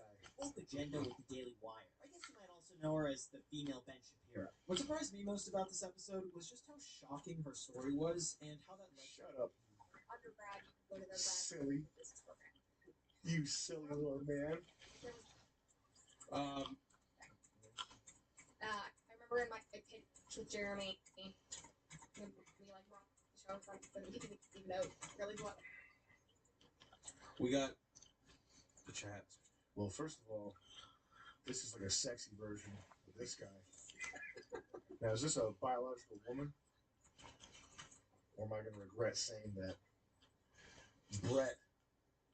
Its name is Brett. Who is this guy? It's literally just Ben Shapiro in a wig. This is Ben Shapiro makeup. This is the same guy, though. Oh, Why wasn't you shouldn't have played number 4. it's trying to, get the show approved. I think that Republicans they don't know how to win. They are addicted to losing and addicted to basically virtue signaling. Like that's the part of it is that it's a Republican's dream to have a based black guy. Like Amber Thomas Sowell? No, Amber Rose or what's that bitch? Yeah. Is that Amber Rose? She's from. Is she a porno actor? Her coming out with a tattoo on her face. She's she's probably had abortions. She makes music that's just garbage. Mm-hmm. Her coming out and saying, "I vote for Donald Trump." That's like an older white conservative guy's wet dream.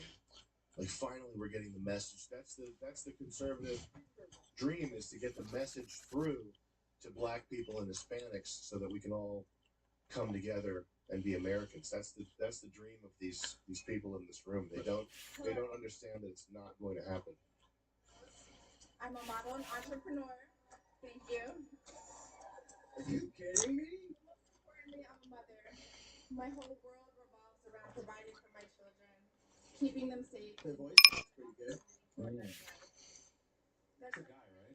all American parents, whether we're She looks like I couldn't say for sure. But this is we all brutal. want a better country for our children. Anyone that has giant nipples is going to be a test tube free. What does her head tattoo say? Poor Trump. Looks like he needs a nap. Do you think Trump knows it as he's being like that? He says it the same way. He knows that they're trying to kill him. What does it say? Stash? Or he knows that it's hopeless for these people that he's surrounded by. Yeah. Probably the hardest and most complex and best problem. I think they should probably assign a Caesars employee to follow him and sit with him wherever he goes, and just have some guy ominously in the corner wherever he goes, just as security or whatever. And then whenever he's not there, that boy can go and open parking garage for us. Oh, that's Yeah. It's called Poker News Podcast. Well, ladies and gentlemen, welcome to episode 967 of the Poker News Podcast. I'm Chad Holloway, joined by Mike Holtz and Ben Ludlow at Level 9 Studio here in Las Vegas. The 2026 World Series of Poker is officially underway, and we've got a good episode. We're going to talk about the first day of the WSOP, Mike making some big headlines right off the bat with the video of the series so far. I mean, it is day one. We're going to talk to Ray Conner of Conner and Associates about the current state of poker taxes and what could happen the rest of the year. We're also going to talk to Robbie Straczynski about his Mixed Game Festival 14 coming up. We'll also go into the Shuffle Up and Deal with Grinder, Martin Cabral video. We got some good stuff, so let's get underway. Mike, this hand, it went poker viral. You know, you're like 15 minutes in. It was perfect. My buddy sent it to me. Well, I wasn't there. It wasn't me. It was Kyle Mahalik. Shout out Kyle. He sent it to me, and yeah, it's welcome to the series, baby. Like we were talking about last episode, there's a lot of new dealers, and some of them don't realize that you know, the instruction cards. But trying to get dealt pocket instruction cards. It's like wild. Really good. It's really good starting in. Solver doesn't know what to do. Like, it's not that big a deal in the grand scheme of things. I'm sure they just took it out of play and put it in the new card. But it is just kind of ironic, as you know, we just had Jeff Platt on. We're talking about dealers. Mike's always harping on dealers, and it was like, here we are, 15 minutes in. Yeah. You know what I will say is 100% is, you know, obviously I'm always on the exposing cards. I played multiple venues, win, and WSOP yesterday. I didn't see a single card exposed the entire time. I will say the dealers at WSOP were very slow in the 550 and didn't know a lot of stuff going on. But overall, I was pretty impressed with a day one performance compared to the other years. After hearing Mike's, you know, harping on the exposed cards, I sat at the win like this yesterday. Yeah, I know. And I've seen it the whole time. We all thought you were on fentanyl. I was like, he's leaning. It could have been both. Yeah. It could have been both. But yeah, then I bubbled, so that was cool. You played the win, and that made some headlines because it's their first kind of big event of the summer, and they missed the guarantee. Yeah, that was. I wasn't planning to play. I was like, you know, it's been kind of a whirlwind couple weeks for me, and I was just going to chill and play the 08 today, and that was going to be my first event. Then I saw a post that our boy Ray over at The Win posted that with their last flight, I think it was flight F, so their sixth flight, the turbo flight, they still have 250K. And over 250K short of their guarantee, which was really over 6 flights for an 1100. And so I zoomed down there and saw my podcast co-host, Mike Holtz, there too, wearing some of the sickest sunglasses I've ever seen. Yeah, it looks like they were like $5 at the old lady. So fucked up. Those are $6 million sunglasses. Crazy. Yeah. They've got I wonder if you could write those off on your taxes. Yeah, You we'll find out when we talk You about absolutely can. Yeah. But yeah, I would say the theme of yesterday, besides the pocket instruction cards, was kind of low numbers. You know, I mean, the win. I will say this is a little earlier start than we've had in the past. You know, right after Memorial Day, it's sort of like usually we have like another week. You know, usually it's kind of June 1st you start. So I don't know if that has anything to do with it, but yeah, the win ended up having a 60K true overlay, missing like by 150 in their 1100 mil, and then 5K opener. You know, I think it's like the third or fourth year they've done it where they do a World 5. Series. Yeah, at the World Series. Sorry. But they've got a 5K element, a 5K PLO. Last year, I think they had like 560 people, 558 people on day one, and this year it was more like 400-ish. Yeah, so 415. 415. So, you know, numbers are a little lower than we expected, but no need to panic just yet. Yeah, I mean, they do have the event that took place, the kickoff event for the series was event number 1, 550 mini Mystery Millions, 1,635 runners in the first flight there. So that, you know, is decent. You know, it's definitely something that a lot of us in the poker media took note of, but it is a one-day sample size, so to speak. So we'll see. 3 podcasts a week. Gotta talk about something. Yeah, exactly. Mike, you were busy playing. Did you play this Mystery Millions? I see you playing with Nikki Limo. Yes, Nikki Limo. She was privy to my second buy-in, which my first buy-in did not go well. Second buy-in, also shocker, didn't go well either. But I got 20K already. It's incredible. Yeah, I don't even know. It was 550 buy-in, 2 buy-ins down 20K. Yeah, it's amazing. Yeah, I had a fun time with Nikki. We got it all in the hand that she posted online, where I hit some quads against her King High, which is like, get fucked, idiot, you know? Like, what are you gonna do? King High, you fool. Love you, Nikki Limo. Yeah, love you, but get fucked. Yeah, it was fun time. I had a good time. It's always nice first day of the series, hanging with some friends, chill, you know, have a good time at the table. Yeah. How are you feeling about the series right now? The main stage is behind curtains. We're not seeing it. It's going to be a grand reveal on Friday, meaning you'll be able to see it here on the show on Saturday. I'm sure we'll talk about it. But there has been some layout changes at the WSOP. There's some new things going on. We talked about it with Jeff Platt in the last episode. But what was your general impression of the WSOP? I don't think either one of us played at Paris. because I've it's been over the horseshoe was paying $5.50, so neither one of it. I haven't seen the Paris entrance yet. But impressions overall, we're in for a fucking good summer, boys. Mm-hmm. A lot of it felt that the consensus I've heard is that it feels like there's more space than ever. Which, you know, if numbers are good, that's great. And the parking situation is just as bad as it was every year, so I feel right at home. I mean, it's I heard we've got a fix from 3 to 7 p.m. every day, so you know that's the. Yeah, I mean, I left at about 5 p.m. and there was a line, and then they must have opened a gate because then it did start flowing, and I didn't have to pay. So I feel like what happens is always it's like the line gets too busy, and someone they're like, "Fuck it, just open the gate." 100%. And here's the thing: I don't know the exact numbers of the rake and the staff fee as far as how much they're getting from the Mystery Millions. But I spoke with somebody else. Somebody told me the exact numbers. 65% of the staff fee goes to the dealers, and 35% to the floor, and then Jack Effel's team as well. So that all that goes to staff, and then the giant chunk number just goes to Caesars Entertainment. Mm. Which is like, wow. I mean, I guess I never really kind of thought about it. I kind of just assumed some of the rake was also going to the staff as well. But like, we're paying a lot of money to sit in a line to park at the end. I'm kind of surprised about that. Yeah. Well, 5% goes to Zip too. So yes, obviously, yes. Yeah. Yeah. I mean, 20%. We're paying over 20%. And I'm not trying to turn this into like a bash WSP thing. They're trying to get the money. I get it. But 20% of the 550, that 20% of buy-ins going, we can't get free parking. Yeah. Can a man get some free parking? Yeah. I mean, that's a whole Vegas issue right now. I feel like. And that maybe contributes to the numbers, by the way. Like somebody theorized that, and that poker's still strong. But people are tired of Vegas. I'm getting nickel and dime with the parking. I'm tired of it, man. Yeah, it's ridiculous. Like I get free parking everywhere, so like for me it doesn't matter. But like $15 hot dogs, $12 hot dogs, whatever it was. It's like, what's going on here? Why are we doing this, man? You guys, why? Just just give us $4 hot dogs, $5 hot dogs, Spence at $2 hot dogs. If you give, and I'm not even eating a hot dog, I'm not gonna eat one. But if I see that you're giving me $4 hot dogs, I can go, okay, at least they're on our team a little bit. Yeah. If it's at $12, $15 for a hot dog and chips, I go, you don't give a fuck about me. You want to steal my money. That's all you care about. And that's what everyone thinks. You see $15 hot dog and chips, you're like, that's fucking crazy. 20% rake, that is crazy numbers. It is crazy how just like a cheap hot dog and like a free T-shirt here and there, all is forgiven.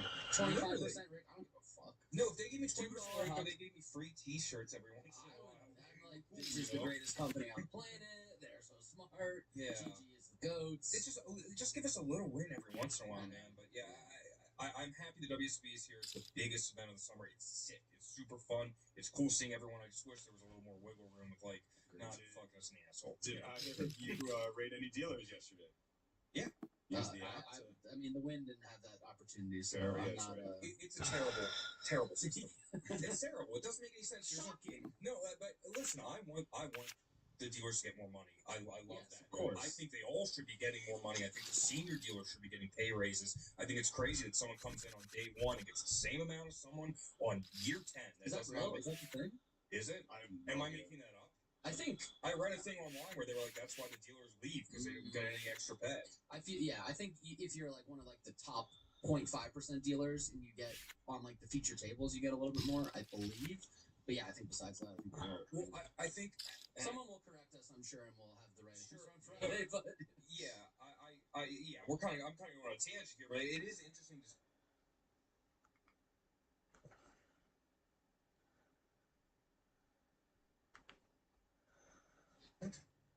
No, I think all players have a way of, if you're driving and being able to hit a guy and then take the bump. But when you talk about like extending the ball, Chauncey Billups was one of my like vets, like a guy who was a vet to me, and I appreciate Chauncey. Chauncey was one of the first guys that I ever remember who used to extend the ball on a drive.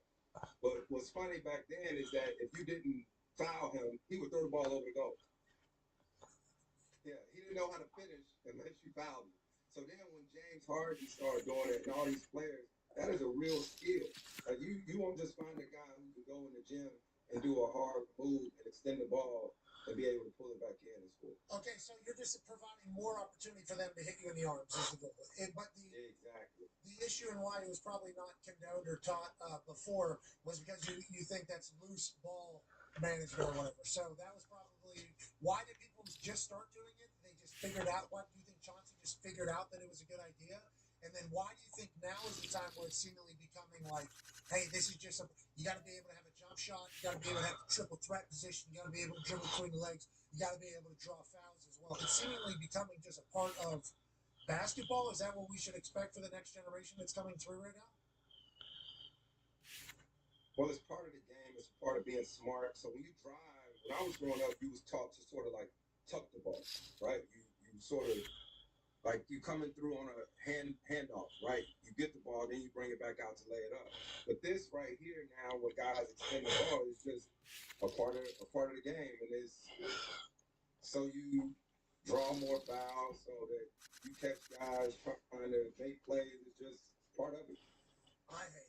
Well, the difference between that and falling as well. Like, I get that, like sticking your arms out so you get hacked, so then you can, analyze stuff like that. But there's a difference between that, kicking your legs out, falling on every shot. Yeah, there's like a difference between getting a bachelor's degree and everything. There's some doctors of sport that. Yeah. I don't like that you like this unethical ball. No, I think if you're going to be allowed to do it, people are going to take advantage of the situation. Certainly.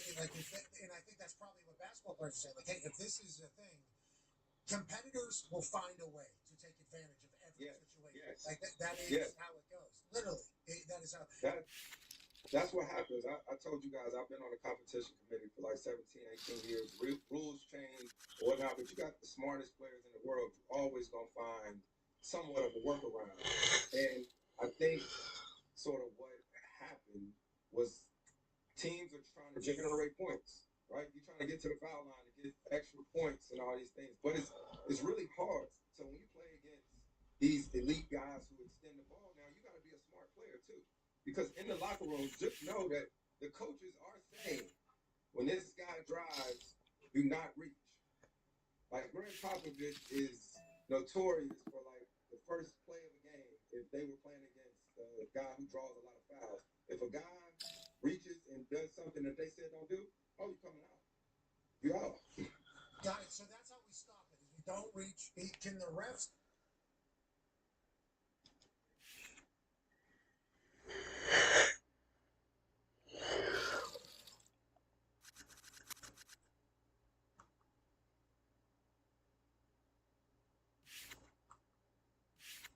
Separation here between the top two chip counts. 7 of spades is nothing. It's a brick, and how confident does Kuhn feel about his hand? Here, Jason checked back the set of kings. He did, so he felt that he wasn't going to get called across 3 streets by enough worse hands. And that Watson could definitely play some Broadways like that. He really didn't want to face check shove. He also blocks ace-king, which would be one of the primary calling hands. Yeah, probably figures that Watson had a worse than set of kings. He might call 1 or 2 streets, but not 3. I was actually hoping for a brick just to see what Jason did there, as it wasn't immediately clear to me whether or not you want to go for value reopening the action. Yeah, it's weird because you know that the kings are usually good, but there's that off chance that you're up against a slow played set. Not set, sorry, Jack 10. Yeah. Wow, why did I just waste some chips? Jack 10 can absolutely just call the turn in the spot where the opponent might be trickling off some bluffs on a board like that that's supposed to hit them pretty hard. So fun hand of poker there. As Kuhn is reasserting himself as dominant chip leader, taking a bit of a dent out of the stack of the Canadian. That's a pretty big pop, that one. So Kuhn has almost a permanent chip.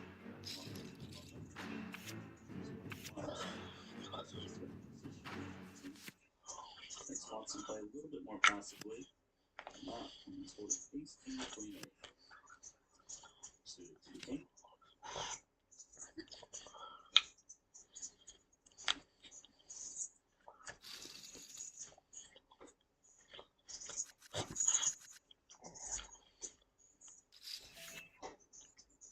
I'm gonna take my crack at that t-shirt. It's the New York Blue Jays. Am I close? Are you kidding? I know it's the Blue Jays. I just don't know what it is the Blue Jays, but I hope you're kidding. What is that? What is that? Canada? Shape That's that you Toronto. see? Toronto Blue Jays. There you go. Okay. I forgot that. I think you were trolling. No, I forgot that Major League Baseball teams can be from Canada. Well, first of all, where's Watson from? He's from Toronto. Well, he's actually from. Oh, he can wear like a LA Lakers t-shirt if he wants. Yeah, you don't see that many Canadians rocking an American baseball team. It's possible, but I mean, I see people wearing like Duke University hoodies all the time, but they don't go there. I mean, that's a maple leaf there, you know. I feel like I offended you. Well, you got the Blue Jays part. I'm glad you could identify the bird. The Toronto Blue Jays, of course, who came oh so close to a title a couple years ago. Maybe last year even, I should know that, but very recently they were up against in the World Series against the Dodgers. And it was a great series, but Dodgers just barely eked that one out. Alright, Rico. Let's put in the quarter. Hope that Martin, shorter stack, just checks it back. He does.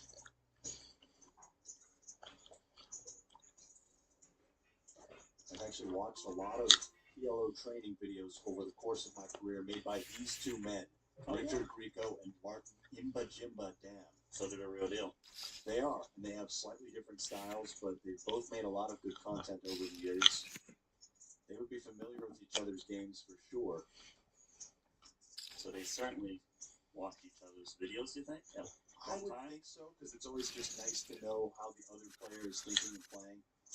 Maybe they don't watch all of them, but Grieco has made a lot of tournament-specific videos over the course of his time with Run It Once. Yeah, that's very cool. We've got the flop straight, the 8 of spades, betting against the bottom two pair. Grieco. Bottom two pair is kind of weird on this board. Yeah, so Dan, you don't always bet straights on flush boards, but I think one of the reasons that Martin wants to bet this hand is to deny equity from those bigger straight draws, like the Queen Jacks and King Jacks and the King Queens. And even just getting two pair to fold is a pretty good result. Yeah, pretty nice. Hope the min bet needed. Obviously, with his hand, he unblocks the two pair combos, which is what was lurking over there.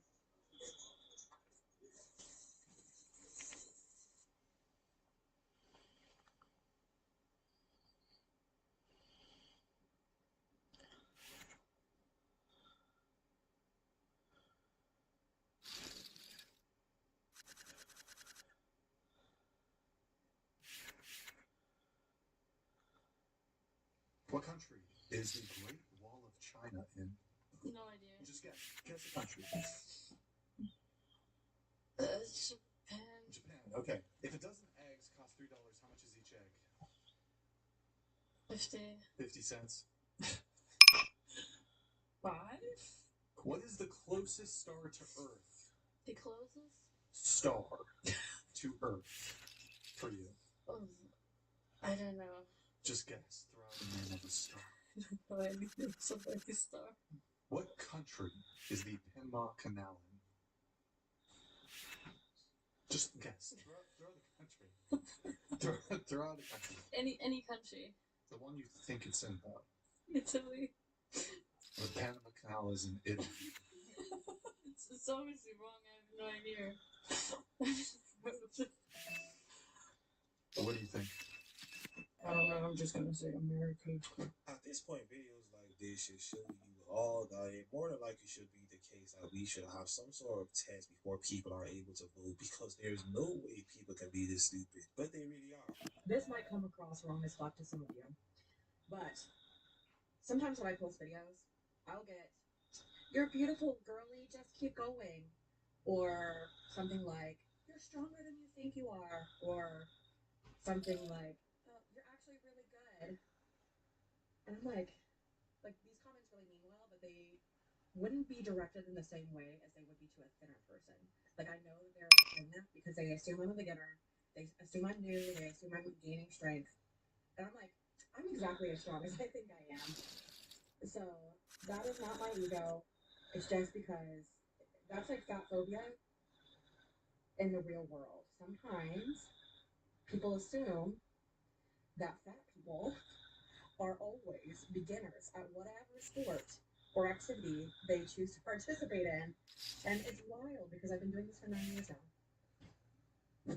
How in the blue hell did you make a video complaining about the fact that people are trying to encourage you, and somehow, some way, as per usual with these types, you decided to make this video something negative?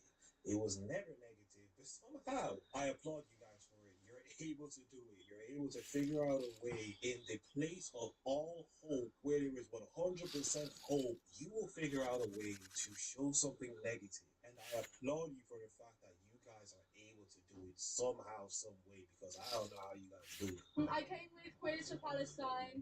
I'm a trans, non-binary person. I believe we're not free until everyone's free. Queer liberation. Queer people live in Palestine. There's pink washing going on, and people are trying to tell queer people that they can't be part of what's going on in Palestine. And I just want to be here for queer Palestinians and for every Palestinians, because what's happening is disgusting. Well, if you wanted to see an ad where the prey will actually send themselves to the predator, this video right here is a perfect depiction of that type of ad where the prey will defend the predator, and that predator being the predator of the prey, but they'll defend that predator. Does it make sense? No. Does the rainbow colored hair make sense? Also, no. So yeah, many of the things that they say and they do won't make sense. They'll do it anyway. Before we get back to the video, make sure you guys like the video and subscribe to the YouTube channel. Also, hit the notification bell so that you know when a video comes out. Also, go and subscribe to my new Facebook channel. It'll be linked down in the description below. So go and subscribe there. Let us get back into the craziness. Okay, so before coming to Guatemala, I was like, you know, I want to come here, I want to volunteer with Indigenous women, check out cultural preservation by way of like preserving the culture of backstrap weaving. And I was like, am I going to get here and it's going to be a bunch of like white people being irritating and annoying and just terrible people and not really recognizing anything about the culture? And I am genuinely so surprised to see that I met so many white people, because there's barely any Black Americans here, who actually give a fuck about stuff, care about social justice, care about cultural preservation, care about amplifying the voices of the communities that live here, care about not overstepping their boundaries and exploiting these cultures and these people.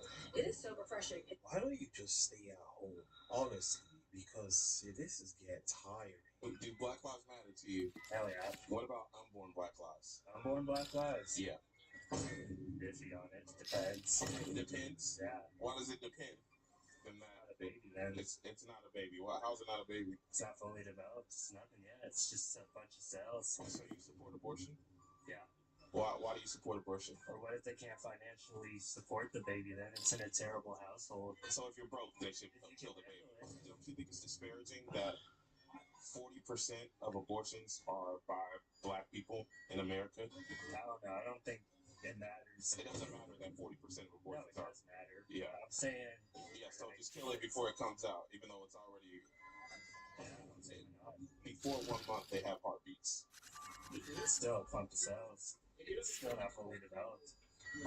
Yeah, but a woman could be 3 months early, and the baby could come out and survive and make you. Black people that look like me, we make like 40% of abortions. I don't think it has abortions have anything to do with color. You don't think they have anything to do with color? No. Wow. Planned Parenthood? No, I don't. The founder of Planned Parenthood is a woman called Margaret Sanger. And in the early 1900s, she organized Planned Parenthood, and she said that we don't want to get the word out about us wanting to exterminate the Negro population. Yeah, we kind of understand that the only Black lives that matter to these people are the Black lives that they agree with, the Black lives that are born. Apart from that, they don't care about Black lives. If it's not born, yeah, we can go ahead and throw it away. If it isn't the Black lives that agree with them, yeah, they also don't care about those Black lives. They're just puppets. Whiteness as a presence is cannibalistic in its nature. It steals, it colonizes, and it victimizes itself to maintain its status as both victim and oppressor. And if you want to see white supremacy in action, observe white women. That's all I'm going to say for now. At this point, they just say anything. Cannibalistic. Do you know what cannibalism means? There is a definition for the word. You should know that, right? I know you guys like throwing words around and you try to just say a bunch of things to make yourselves sound intelligent, but really kind of a listening. Jeez, you What? What's the worst thing about Charlie Kirk? Who the fuck is that? He's who the protest is about. You don't know? It's about the idiots.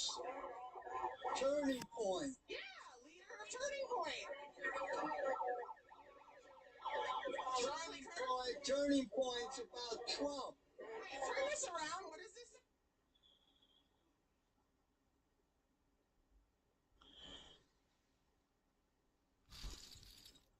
I'm a Piggy's Gastro Grub and I feel at home. Let's get into it.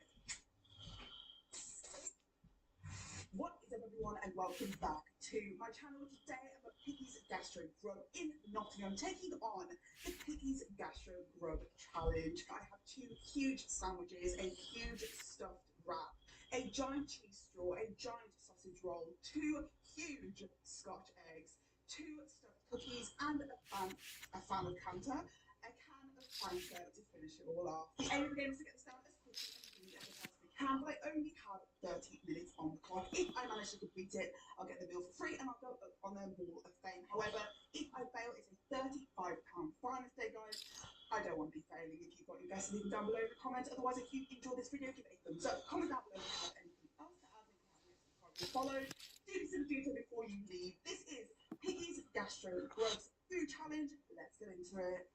This is Piggy's Gastro Grubs Food Challenge. Let's get into it in 3, 2, 1. Let's go. Scotch eggs first then.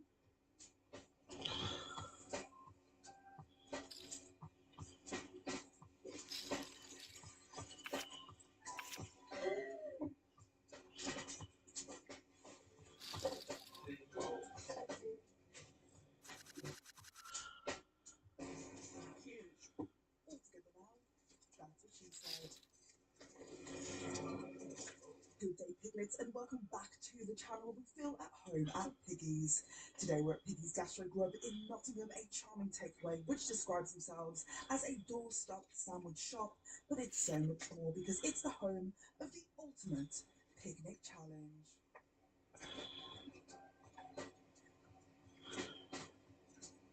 This is made in-house. Yeah, they're all homemade. Yeah. This is so amazing. So good.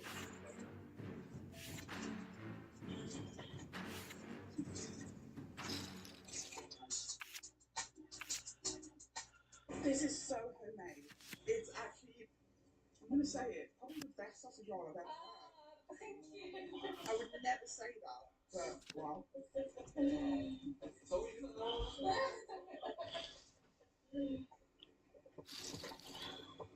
It's not like the sagey sausage meat you would expect, and the pastry's so flaky and lovely.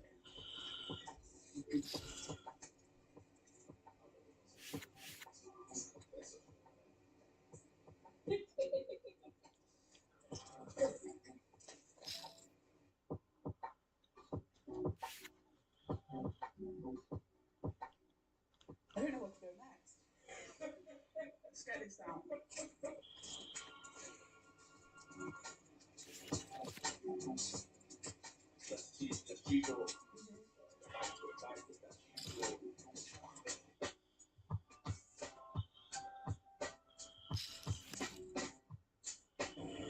Cheese straw down. Scotch eggs next. This is a lot.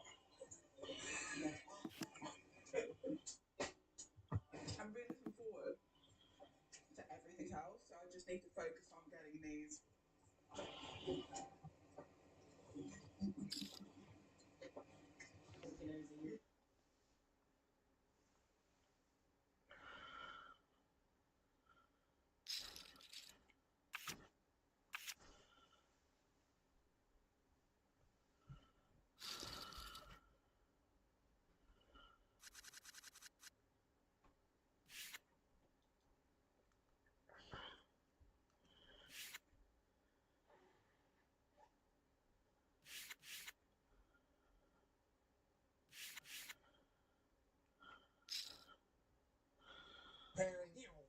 mean, what a rocket. That was insane. Put him on Team USA.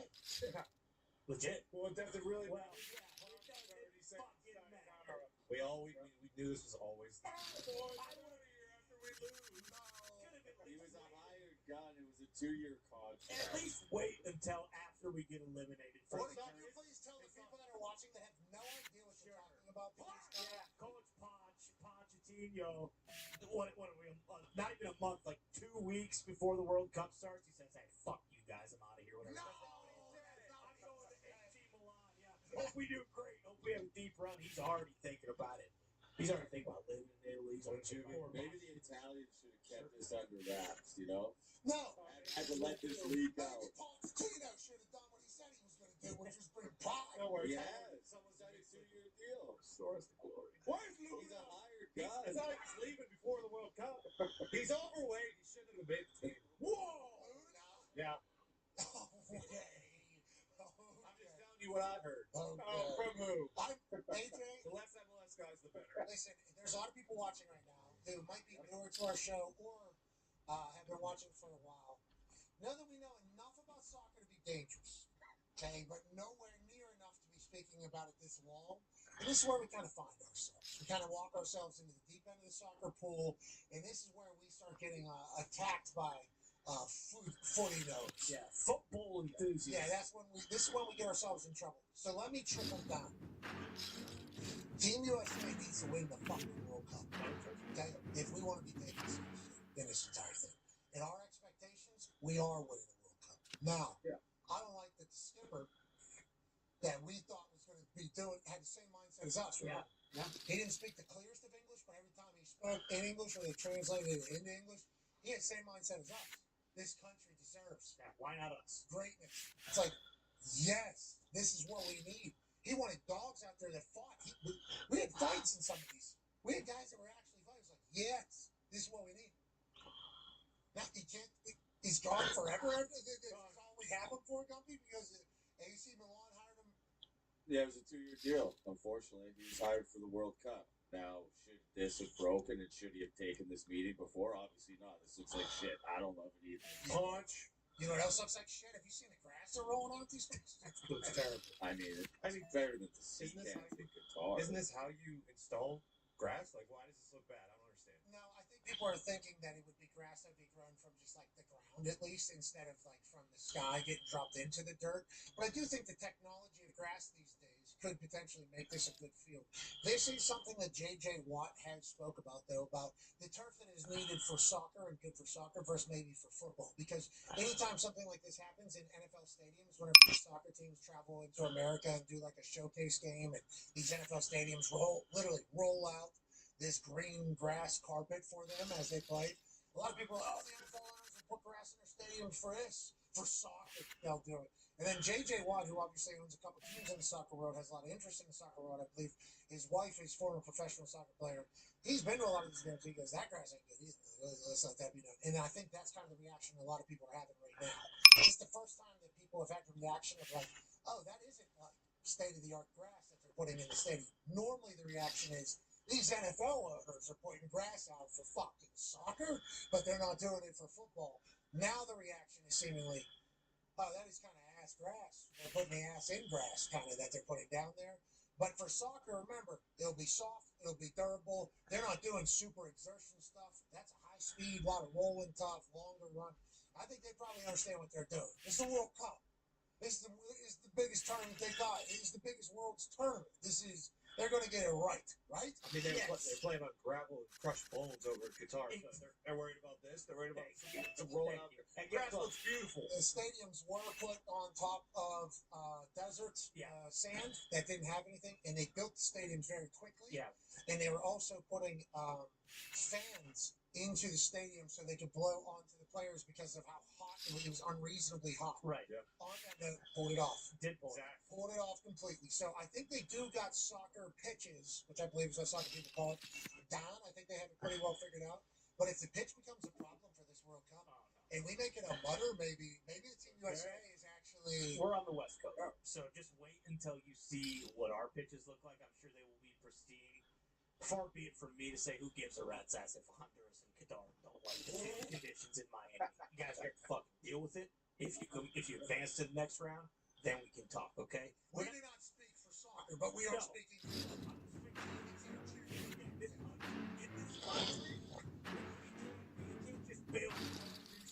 We got a lot of stuff that's already here. Can't just build 12 new stadiums because the World Cup's coming around, okay?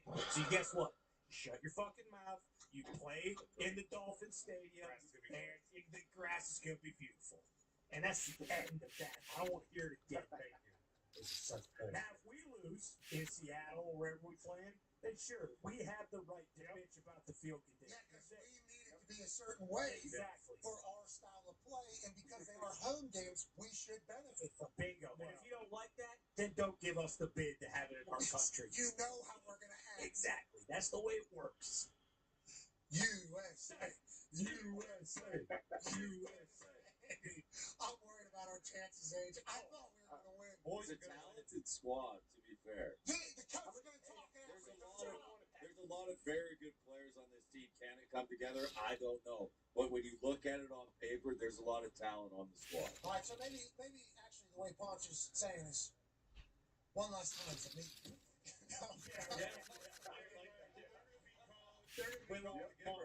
Ponch's pilot by the end of this.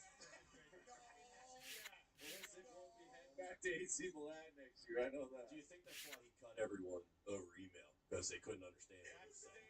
Right. 55 guys, they made the team, and only 26 of them did. That's standard. That's classic. He didn't want to be the bad guy.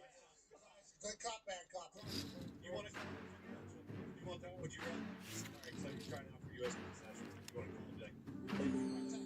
Yeah, I think it's actually good. They tell me to bring something, I drop it off. You know. Hey, bring all the really cool gear that we had for you. You don't deserve the work. You don't want to hear say like, "Hey man, you tried really hard. Sorry. Next time." I think so. The way it worked in soccer for a while, you're usually at a live camp when it's happening, and then at the very end of the camp, they do names. What an incredible! Yeah, what an incredible! It was like out of a movie. They're like, and I watched some parts great. Oh, I bet. Oh my god! Should have done that. Almost like don't want to go. They did that for 7th grade course too. It's tough. Yeah, plays stuff like that. Maybe you didn't make it. I didn't try. I knew I wasn't gonna make it, brother. I never did anything. What plays were you in, dude? No, chorus. Chorus is much different. Chorus is where it was either chorus or I can't remember what. If you didn't make chorus, you were in some other shit class or whatever. All the girls were in chorus, so everyone tried out for chorus, but not everyone's got a good voice. I did none of that shit. I had none of that shit. I had to take some terrible music class. Now, Mr. He was great. Dark hair guy. Beer? Huge fan. Yeah. Okay, keep going. Yeah, I was saying, you really left the impression on Mr. Buckeye. Mr. Buckeye. I appreciate you, Mr. Buckeye. He taught me a lot. I do, and I still think about him to this day whenever things happen, so I appreciate it. Let's move from one particular conversation of soccer to another. Ladies and gentlemen, we have some breaking news. According to my source, says in the NHL, we have a scheduling update to break to the world. If the Eastern Conference final ends in 5, which could potentially happen if the Carolina Hurricanes take this thing out tomorrow, Game 1 of the Stanley Cup final will be Tuesday, June 2nd on ABC, which is next week. If the Eastern Conference final extends to 6 or 7, Game 1 of the Stanley Cup final will be on Thursday, June 4th. There will not be a long layoff. We're letting you know we have adjusted this thing. Let's go ahead and get the things rolling. I think this is good news. This is breaking news. And I appreciate the fact that I am kind of becoming an insider, but I also appreciate the fact that they're moving and grooving here. Let's go ahead and keep this train on its tracks. Everybody's going to love what happens in the Eastern Conference. If the Hurricanes continue to do their thing, they're a wagon. Vegas also a wagon right now. Let's get our 2 wagons on TV as quickly as possible. Let's take advantage of the momentum that we have, and I cannot wait for it all, and I like that they have a plan and announced it. Yeah, absolutely massive too, because we experienced it over these last couple of days, having one game on. The NBA Finals start June 3rd, and I believe there was a conversation about maybe that's when the Stanley Cup was going to start. So now it is kind of like an every single night, either the NBA Finals or the Stanley Cup Finals. That is massive. Yeah, so it'll either start with hockey or it'll start the next night with the NBA, and then we got alternating the evening. Shout out to sports doing that. Shout out to the NHL doing that. Shout out to the commissioner, Gary Beckman, coming on our program last night. We appreciate you. Hell yeah, Gary. Hey, all of them coming by the suite. That was really cool of everybody. They seemed like they wanted to be there too. Like, yeah, they were all very. And, you know, we did all pre-records because it was hard to get on everybody's schedule in less than 24 hours. They are commissioners of leagues, you know, and there's a lot going on. A couple takeaways for me is I appreciated that they were all willing to speak about things that are happening in their league, actually. I also do appreciate the fact how open they were about how things are. Technology and AI, really. I mean, right? We all hear about it. They're like trigger words at this point. And, I mean, AI is getting booed at commencement speeches because you got an entire group of graduates coming into the world right now that are basically being told that AI is about to take all of their jobs. And then you got these commissioners of these leagues who obviously employ a lot. I think 1,000 people are in the office of MLB over there in New York. There's the office in other places in the NFL office. There's a lot of people in these offices. There's a lot of jobs to be had in this entire league. And then you get these conversations like, we're looking at AI for everything. What do you mean everything? Yeah, it's ball AI. We're doing that. The marketing, the promo, the ideas, when we're playing games, how we're playing games, how many people are there, it's like they are trying to get as much information, I think, from the modern technology as possible to continue to grow their leagues. And I'm kind of intrigued to see how much better leagues can get. You know, like what is the like AI gets you all the information that you need like this. AI comes up with polls and research for you for things that have happened in the past whenever this has happened like this. Everything is just like that snap of a finger. What will be the actual implementation that'll make the leagues better? You know, like 5 years from now, 10 years from now, as AI is just like kind of a tag team partner, what will the biggest change be from one to the other? It has to be an officiating, right? Yeah. By far.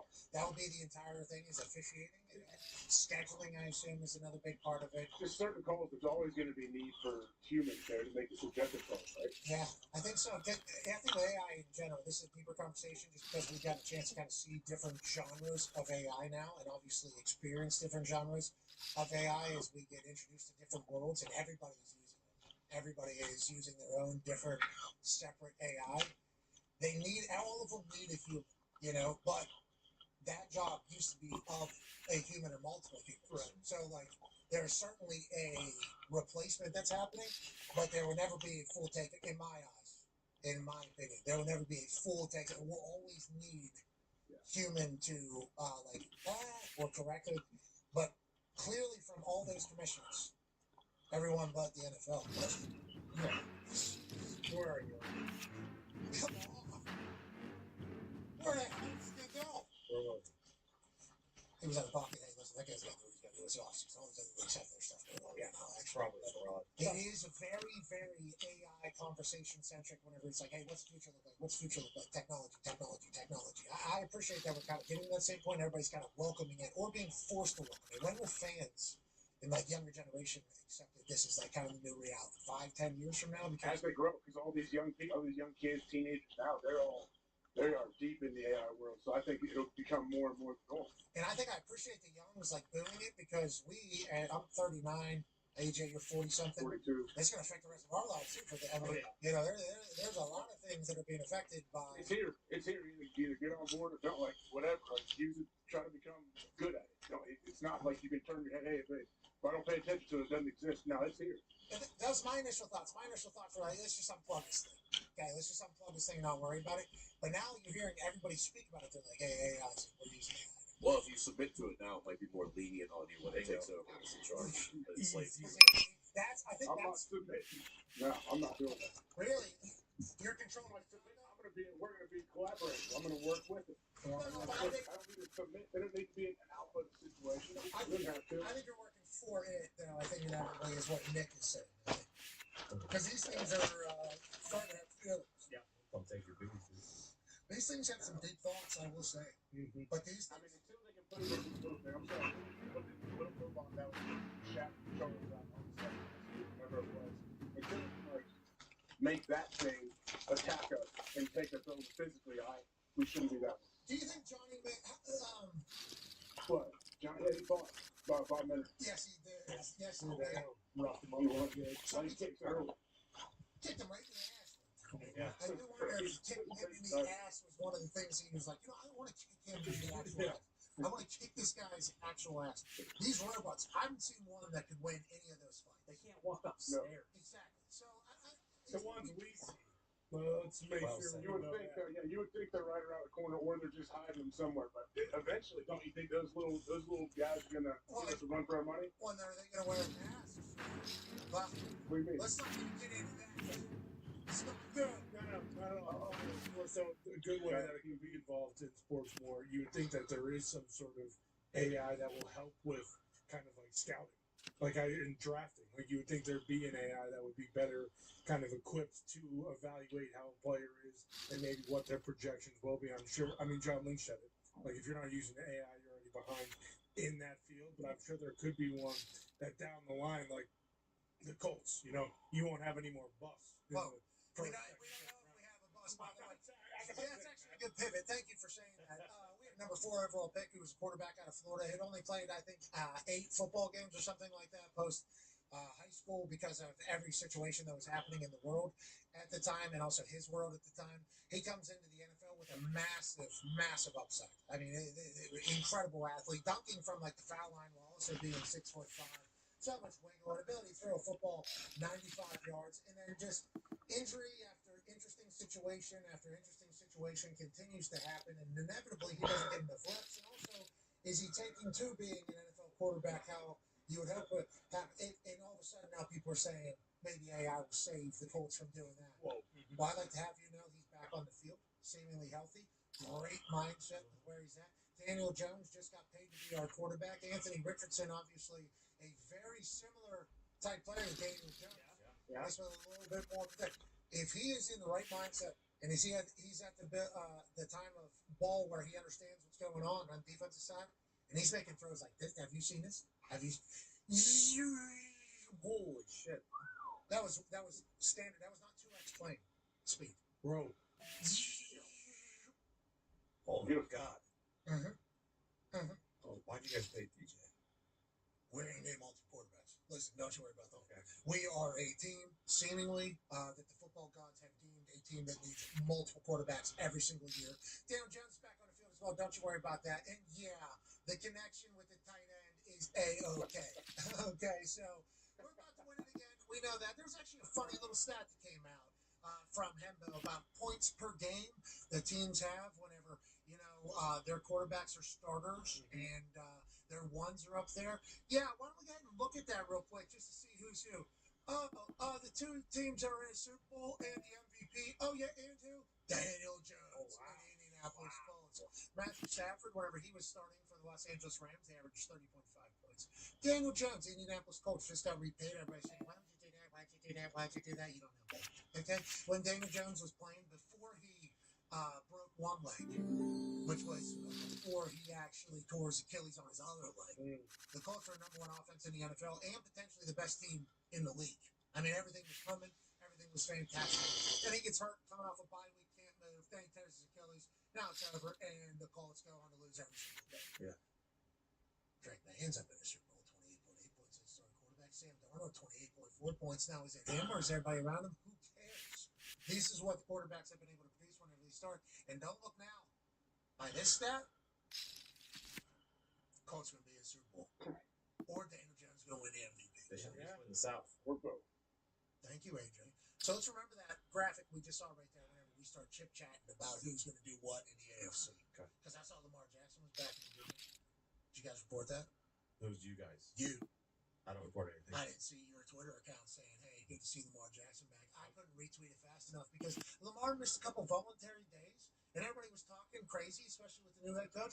Then he comes in and says, all right, go do some things. Okay, you want to do this voluntary workout? I'm back in the building. I love the building. I love the energy. I love the fresh mindset, just like I was here in the offseason before the voluntary OTAs. So I didn't see you take back any of the words talking about Lamar Jackson not being there, Tone Diggs. I didn't say any words about that last week or 2 weeks when that happened because he misses practice all the time. Oh, So- okay.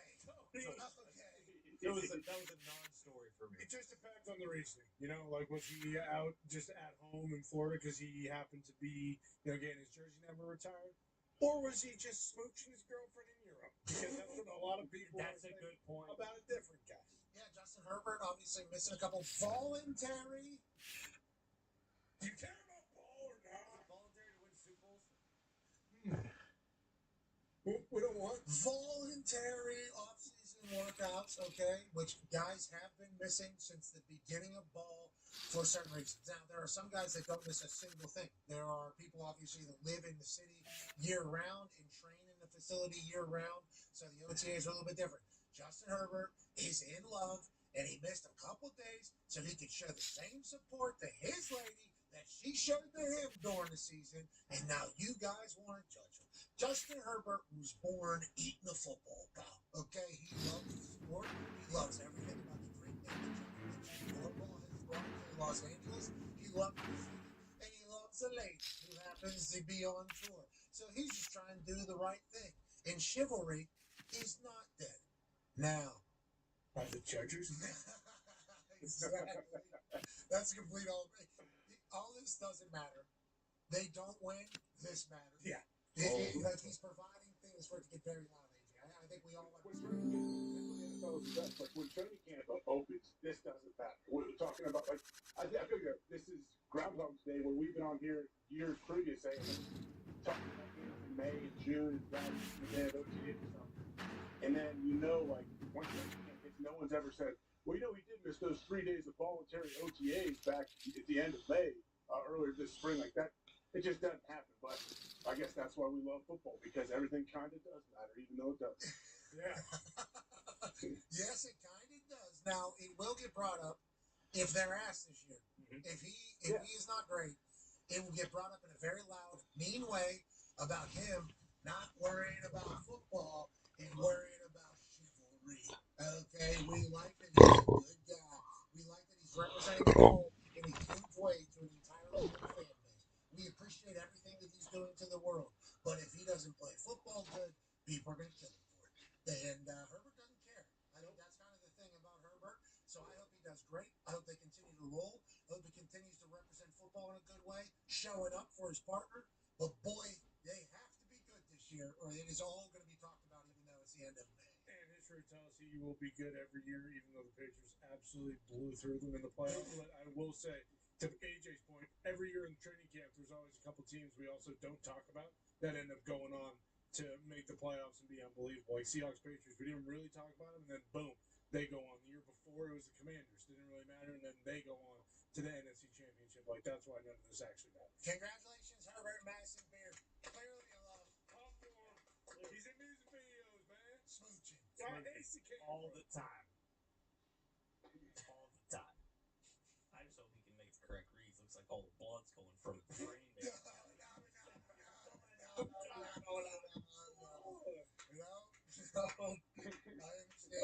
I understand. He's in love.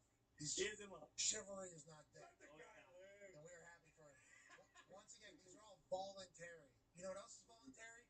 Giving your money to a good cause. Aaron Rodgers donating the women's flag football. Thank you, Aaron. So he's a kid. Get it back to the next day. He is. Didn't miss a single day. No, he did. Even though there was a lot of conversation about that. What will matter? What won't matter? What's real? What isn't? Well, tomorrow we got a whole nother list of questions because we have no idea. But we do know if the Western Conference will continue. We'll watch that and we'll see you tomorrow. Be a friend to our friend some nice play. Change your life. Goodbye. I think we got it in. Mm-hmm. I wanted to get the Aaron thing in because that is cool. Sick. Yeah, because he's at camp and all he's doing is fucking. So. No, Tony, he donated. He did do that, but he does. We all know. Yeah, he was staying in shape. We do know that because obviously he and his wife like to have exercise. You know, they like to be in shape just so they can have a good time together. He told us that. That's why he was in good shape. It didn't necessarily mean that he was coming back to play football. He wasn't staying in shape to continue his Hall of Fame career. He was staying in shape strictly so he could potentially, do it with his wife, which we appreciate. The honesty, the transparency. But we do know he is in great shape because of that. Because I think it was 4, 5, 6, 7 times a day. Yeah. So that's what I'm thinking. Because did you see his calf? Please. When he showed up, maybe 10. Honestly, I don't know what type of things are being thrown around or being tossed around wherever. He showed up at Steelers camp though that day one. Absolutely just calves gigantic. I don't know what they're doing. Something with him standing with it. Maybe jumping. I mean, probably that move right there. And obviously the hips are in there. I mean, he's been training all the offseason for all of this. And I think he's been doing well. So Other guys might need to look into this being a lot of people doing Pilates. I saw guys get into yoga for a bit. Aaron's going to tell us if the fucking exercise is actually the way to prepare for an NFL season as a quarterback. Now, let's go ahead and talk about him being there day one. Yeah. 0 days missed of adult OTAs for the Pittsburgh Steelers. Yeah. There's some rookie stuff that was happening. There was off-season stuff happening. But as soon as the OTAs, the actual, hey, this is when the league year kind of begins for everybody, he's been there. And I think, have Yinzers kind of died off on expectations? How do kind of the Yinzers feel about how the season's going to go? Because I said, whenever the signing happened, that Yinzers, now that he signed, said, okay, now we got a chance to win. And then much Yinzers told me, don't fucking say that. Yeah. Why are you saying that? You're making us look like we own a bowl. We don't. There's a lot of us that don't think we're going to win now because of this entire thing, but we think we'll win more games. It's like I think the Super Bowl mindset is what the Steelers fans have had, which is why the Mike Tomlin era kind of inevitably ended the way that it ended between the fans and Mike Tomlin, because it was like, yeah, we're good. We get that we're good. Everybody, believe me, we have teams that are not good that we know about. We like to mock and ridicule them, but we are not going to win a Super Bowl. We are looking to win a Super Bowl because that's what Pittsburgh's supposed to do. Yinzer still feel that way, and it's going to have to be a lot of like, you guys are going to have to show me that you can still do this at this stage. Yeah, Yinzer's naturally a bit pessimistic. So they are kind of in a holding pattern and wait and see how the season goes. I personally am very, very optimistic with the new weapons that have been added on the offensive side. One of those weapons being Coach McCarthy and his offensive mind with Aaron. I think that's going to be incredible. And then, on the defensive side, it's always been the talent, and now they have a new voice in that room that is saying all the right things. And yeah, Aaron's been awesome. He has been there. He's not been at white parties or the Met Gala or anything like that, or missing for whatever he's doing in Florida, or God knows what the Cleveland Browns quarterbacks are doing. But no, I mean, we are very, very lucky to have Aaron as our quarterback right now. Can't wait to win 7. Not 7 games, 7th. The 7th Super Bowl. Yeah. Wow. Win 7 kind of sounds like you were saying. Everybody. 7. No, they haven't won 7 games in over 20, 25 years. So. No, they've won more than 7. Correct. You're saying they haven't won at least that. They haven't. We haven't lost. People know. We know what you're saying. They haven't come. Everyone always predicts they're going to finish last in their division. Oh, that's happened since 1987 or something. Yeah, and you ran that coach out of town because of it. Chuck Noll? Talk about that Bill Connor? No, Mike Tomlin. No, he never came last division. Mike Tomlin never had a losing season, actually. Yeah, and then they ran him out of town, so... No, he walked away. Actually, he walked away. Oh, yeah. He resigned. Yeah, ran out of What was that, AJ? First time we heard something out of you over there, Laura. I'm actually curious, like, the logistics. Did he resign? Because how do you make sure you get the rest of your contract? It's a mutually parting ways. Yeah, when you get run out of town, it's just like a hey. It wasn't run out of time. It was clearly. You want his bank statements? No, I just want to know, like, how do you? I would assume that the Steelers took care of him. Say, hey, they both talked like, yeah, I think I need to change. Let's change things up. But hey, we want to take care of you, Mike. You've been here, done so much for us. We would assume that the Rooney family took care of Coach Tom. Yeah. Okay. Let's talk a little bit about the Cardinals and Jacoby Brissett. That ain't happening. Carson Beck, your starting quarterback for the Arizona Cardinals. Over Gardner? Yeah, or Gardner Minshew. my friend. Gardner's the highest paid quarterback in that room right now. The guy. All right, I'll do it. Gardner Minshew, starting quarterback for the Arizona Cardinals, and I'm going to watch every game. He's a Pro Bowler. He's a Pro Bowler for your team. He was. He almost led us through the AFC South Championship. The playoffs. He almost hosted a playoff game until Wheel running back that never heard of 4 string was in there. Dropped it. Threw it behind him a little bit. No. On the great path. Both sides could argue that the other person was to blame, but if it was a play that was made in the 4th quarter late, the Indianapolis Colts win the AFC South. Gardner Minshew is a Pro Bowler and we're hosting a playoff game. And that's what Gardner Minshew did for the Indianapolis Colts. Shane Steichen's offense, Gardner Minshew understood because he's a super genius, was able to break it down, make plays, had incredible moxie, great leadership. Is that what the Arizona Cardinals did in the first year of LaFleur? Maybe. Maybe that's why he's the highest paid guy. Jacoby Brissett, though, is expecting the starter's money. Is that what we're hearing? At least second range, third range starter money. And Jacoby Brissett, allegedly the leader of that team last year, clearly. We are big fans of his. Good luck to the Arizona Cardinals as they continue to get things right. Yeah, they're going to need a lot of help. Took Jeremiah at least. Jeremiah Love, incredible moment coming out of the St. Brown podcast where he was asked about a bunch of players. And Yeah. he's really locked in. Yeah. And this is from the St. Brown podcast from the St. Brown brothers and Jeremiah Love out of Notre Dame. More players. And you just got to ready? Yeah. Here you go. Sorry, Fox. I don't know this first guy. No, wait, hold on. You don't know the first guy. We're going to stop. Yeah, bro. Can you turn that on? He doesn't know the first guy. He look like old dude Andrew Garfield. Yes, sir. All right. We love Jeremiah Love. Yeah. Very That's a compliment. Yeah, huge. Yeah, we love Jeremiah Love. We think that's good news. Let's just, whoever's playing quarterback, let's get the ball. Just hand it off. Let's get the ball to him. Let's see. What else do we have to talk about that we haven't talked about? Oh, yeah, the Bears are coming to Indiana. Mm-hmm. Doesn't it feel like that? That's happening. Now, granted, this could all be a leverage play. Everything could be a leverage play, and obviously nothing is done until it's done, and nothing is final until the ink is dry on any deal. There's been a lot of goal line situations and business deals, especially with the government being involved, taxes being involved, and billions of dollars at play. So there's certainly some things that become a hold up for a deal getting done. But unless this is all some master plan to get some Illinois tax benefit that's coming around the corner, which we've been told by the people involved, it says like they've been waiting for that for like 3 years now. So if they're able to get it done now, they'd be very surprised. Feels like Chicago Bears coming over to Indiana, and Indiana has presented a deal that is, I think, very, very beneficial for all sides. I think Indiana is excited for the long-term success of this thing. The Bears don't really have to put up a lot of the money; they're able to earn it back through their fans and merch shops and everything around it. It feels like Indiana's got 2 NFL teams. So New Jersey has 2, California has 2, Florida has 2, Texas has 2. Indiana is about to have 2 NFL teams. Pennsylvania has 2 NFL teams. You know, Ohio has 2 NFL. These are football states. These are the football states, and Bears fans are going to have to kind of deal with this, I think, AJ, because it's going to be held over their heads by everybody in the NFL, but definitely in the NFC North for sure.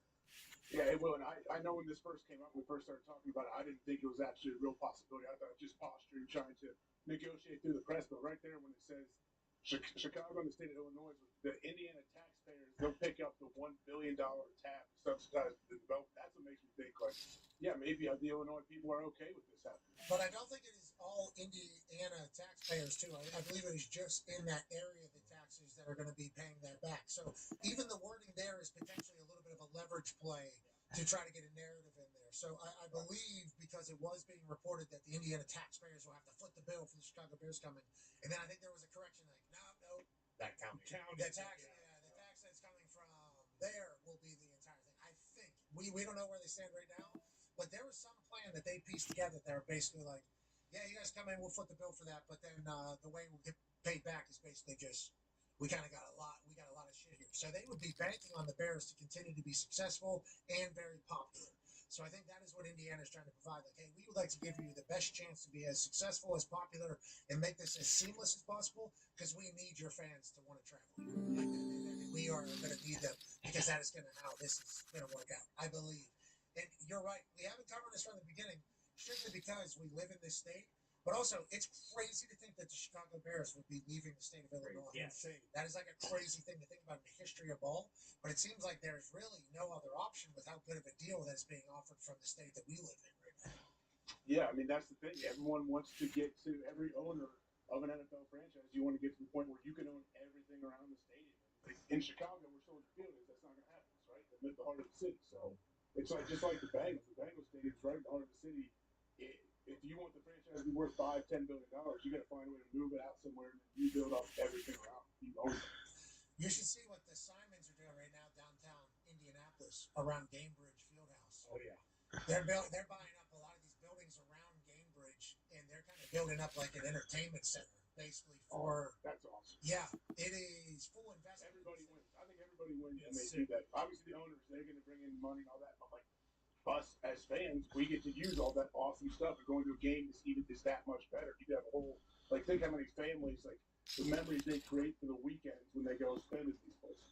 Okay, so here is the tax breakdown that we read about. In all, the measure Indiana would offer approximately $1 billion in investment to the Bears to convince them to build a new stadium in Hammond, and that money would come from a series of new tax levies. Among those taxes would be a 1% food and beverage tax surcharge assessed in Lake and Porter counties, which is up there, on top of the state's existing 7% tax already on those. Lake County's hotel tax would also double as a result of the bill rising from 5 to 10% according to lawmakers. So once again, that's up in that area up there for people coming in. There would be a 12% tax assessed on all tickets purchased the games at that venue. Once again, that would be up in that area. Capital Facts is also reporting there would be a special taxing district in Hammond that would capture sales, use, and income taxes within the district. There would also be tollway funds allocated to it.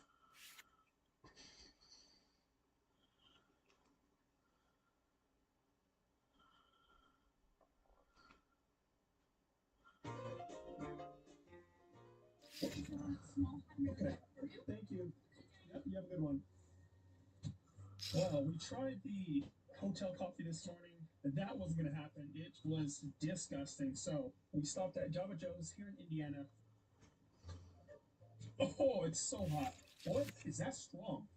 That is some good tasting coffee. On today's docket, we're taking on the Recipe for Disaster Street Food Challenge. And it's a unique one since you get to pick your items. But you do have to drink an entire liter of beer. I'm hoping I can substitute that. I'm sure it won't be a big deal. If it is, I'm just going to say it's against my religion. I'm just kidding. Well, drinking isn't technically a sin, but driving under the influence is definitely against the law, so better safe than sorry. Today, we're in downtown Lafayette, Indiana, heading to DT Kirby's for their Recipe for Disaster Street Food Challenge. And since I get to pick my items, I'm guessing we're about to have a pretty great time. I'm downtown and I don't see any paid parking signs. It's very rare that you find free parking downtown, but we're gonna chance it. Hopefully I don't have a ticket when I get back to the car. So fingers crossed. DT Kirby's. That's why I couldn't find it when I was driving down the street. There's no sign up there. No, for a challenge. You got an interview? No, I'm here to do their challenge. They have a food challenge here. Yes, sir. Well, Don't eat the glazed pork sandwich. It's amazing, but it's not good. well, I'll take your advice. Do the fries thing. Yeah, well, it's the fries are required, so appreciate it, man. Thank you, thank you. You look like you didn't do well. Appreciate you. I don't see that burger that the gentleman was telling me not to order, but honestly, the names of these burgers, I'm not going to know what's in it, so I'm probably just going to guess. I think I might have shot myself in the foot with this one. It's not the amount of food, but I didn't pay attention to the ingredients. If you see that yellow stuff on top of it, that is mustard. And if you guys have been following, you guys know that mustard and I don't get along, nor do pickles. Now, this is a Chicago dog, right? Yes, sir. And I'm so stupid. I should have known it was going to come with mustard and pickles. No, I am going to deal with it. I'm going to deal with it. But if you have a side of barbecue sauce, thank you. You are a sweetheart. Thank you. I appreciate it. All right, 45 minutes? 45 minutes. $50? Yes. If you win, the meal is free, of course, and then you win a Easy Kirby shirt. Okay, sweet. I got a t-shirt. Yes, you do. Okay, awesome. 3, 2, 1. Time has started. Thank you so much. Of course.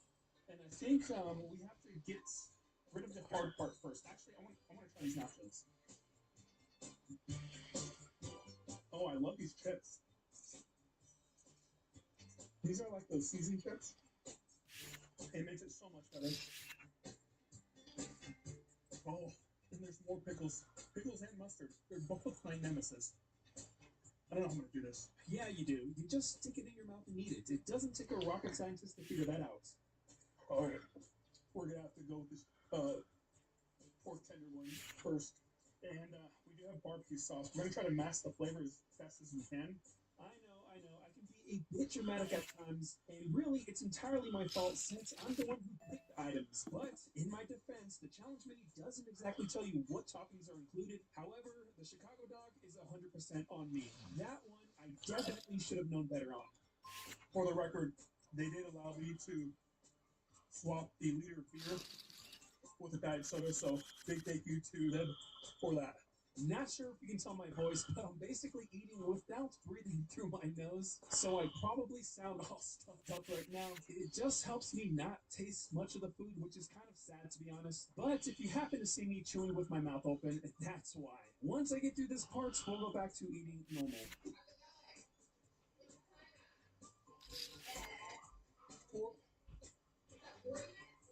So 40 minutes should now fly by that fast.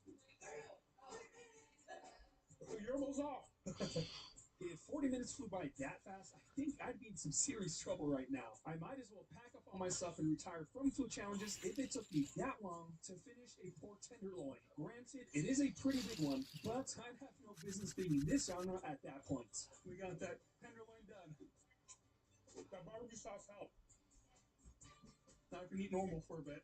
And enjoy these very delicious nachos. Now, for the challenge, as you know, you have to pick your own items. That includes one appetizer, the nachos I'm eating now, one hot dog, the Chicago dog, which comes with fried potato chips, one burger, the grilled cheeseburger served with fries, and lastly, one sandwich, the Indiana pork tenderloin, which comes with some pretty large onion rings. If I can finish everything within 45 minutes, I'll get the $50 meal free, a t-shirt, and my second win in the state of Indiana. The great thing about having all these chips is I have plenty of dipping sauces for it from the nachos.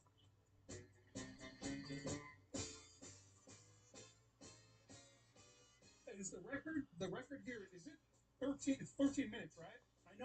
I think it was somebody that did it faster than Joey, but it was before Joey. Someone eating this in 13 minutes, that is wild. You're gonna look it up? You don't have to spend time or anything like that. I was just curious if you knew. Yeah, no worries. So we're gonna go ahead and dig into this pickle. It's not the worst tasting pickle because there's seasoning on it. It's not that sour, so it's actually not that bad. I hate myself for saying that, but this pickle is juicy. At the rate I've been eating pickles during these challenges, I think I might start to, well, not exactly like them, but at least not mind them anymore. Another pickle. No. That was not another pickle. Was that little tiny pepper? Oh, okay. Yeah, it's a little spicy. Alright, let's just finish this Chicago dog. Now, if you don't know what a Chicago dog is, it's definitely a bit of a weird one, including the hot dog itself, a dill pickle spear, mustard, tomatoes, neon green pickled relish, onions, and pickled sports peppers that give you a quick kick of spice, though luckily it doesn't linger too long. Now, I've known what a Chicago dog is for years, but I'd actually never tried one before. When I ordered it, I wasn't really thinking, and figured why not try something new. Obviously, you saw me eat the pickle already, but the whole thing really wasn't half bad. Yeah, no, are you looking for the bathroom? That's it right there. Yeah, it's a secret. It's pretty. Yeah. One of the coolest bathrooms disguised as a porta potty. Yeah, I was a bit confused at first when I was using the bathroom earlier. I was expecting the worst from that Chicago dog. I'm honest, I did not even taste any of the mustard because there's so much stuff on it. We're going to get into this grilled cheeseburger, and we are officially over the record. So it's 2 grilled cheeses on top of each other, and there's cucumbers in a grilled cheeseburger. That's a first for me.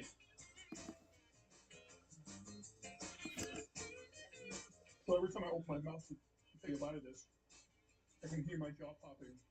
I'm on the verge of dislocating my jaw. Yeah, this thing is a mouthful, and it actually wasn't my first pick. I originally wanted to go with their truck stop burger, but the server did tell me that one was massive. But now I am a little curious about how much bigger it could possibly be compared to this grilled cheeseburger, because this thing already feels like it's about to snap my jaw right off. Nonetheless, I'm really loving the grilled cheeses used as buns with the cucumbers added on there. It gives the burger some freshness along with a nice little crunch, so I am happy with my choice. It's just a mouthful. We got all the big items done. Now, these are like my favorite sides. Onion rings, nachos, wedges fries. Ooh, and I love potato wedges. I grew up on the KFC wedges with the seasoning, and that brings back memories. Now, earlier I said the record was around 13 minutes, but after double checking, it's actually 12 minutes and 43 seconds, which is close enough. That was set by a channel called Old Dude Can Eat. I haven't met him yet, but I'm sure we'll cross paths eventually. That dude can put away food fast. Yeah, I didn't mean to eat all those onion rings at once. I was actually going to save those towards the end because onion rings are some of my favorite side items, but they were just that good that I just finished the whole thing. We are 24 minutes and 15 seconds in. I'm just enjoying the nachos now. Yeah. Also, the mustard wasn't that bad. Oh, well, good. Yeah. Yeah. It wasn't bad. I like that attitude. All the servers here are incredible, and the service is top notch. I really couldn't have asked for a better experience. They even offered to take the mustard off for me, but I was not having it. There was no way I was going to be that person, especially for a food challenge. I know some of you guys might think I'm a picky eater, but honestly, I'm quite the opposite when it comes to food. I'll pretty much eat anything, just obviously not my nemesis condiments. But a huge thank you to everyone here at DT Kirby's. You're awesome. In the next episode, I'll be in McCoorsville, Indiana at Trax Barbecue, taking on their legendary half-sheet barbecue platter challenge. Now, I know I just did a barbecue challenge a few episodes ago, but there was no absolute way I'm skipping out on this one while visiting Indiana. 33 minutes to 30 seconds in, all we have left are the fries, and I have been enjoying all of this. Those nachos were fantastic. And now that I've tried everything, my absolute favorite part of the challenge, hands down, goes to those nachos. They were perfection. Right behind them was the grilled cheeseburger. Honestly, those two together might make the perfect cheat meal in existence. A big thank you to you all for being here. The support truly means the world. And I also want to acknowledge all the comments about surpassing 500,000 subscribers. It is so appreciated. We're finally making progress, slowly but surely, and it's awesome to see the channel growing again. Were you looking for the women's? Yeah, the women's last bite of the recipe for disaster challenge here at DT Kirby's in downtown Lafayette. Lafayette? I knew I was going to say it wrong. Hey.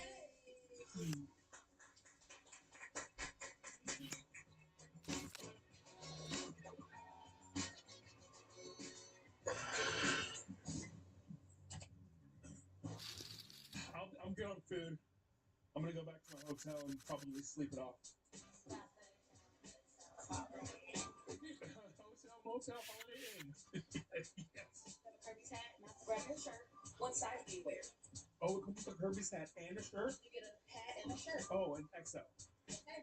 Thank you. So, we got for winning, and it's the logo, except upside down. And for winning, we did get shirts. I'm going to assume that the owner here is a massive the Chicago fan, or is from Chicago. Thank you, guys. You guys are awesome. Appreciate you. Thank you. Yes, have a good day. You have fun in Bali. Yes, I will. You sure you don't want my picture before you go? Yeah. I am the general. Are you the general? Yes, I am. Here's your picture. You have a good one. Who's that? Hey, no, my best friend, and I call her Whistle because she looks like me. You look like Snoopy. She means the bird from Snoopy. Oh, what's the bird's name? Woodstock. Woodstock's cool. We love Woodstock, by the way. Woodstock's cool as Yeah, hell, by the way. I agree. Yeah, you guys are good. Oh, yeah. Yeah, I'm going to tell thank you. You as well. All right. If I had to drink that liter of beer, a part of the challenge, I'd probably be sitting at that bar with them because I would be toast. So, let's see if we got a ticket. I don't think we did. No ticket, what a lovely sight to see. It's nice to do challenges that don't destroy you. Oh. Now we gotta drive about 45 minutes down the road, which isn't too far. I just couldn't book a room up here because all the hotels were like $300-400. And apparently that's because kids are graduating from high school or college. Not sure. Nonetheless, I'll see you in the next one. Peace. You were doing the challenge here? Yes, I'm doing the Fat Boy Challenge. Awesome.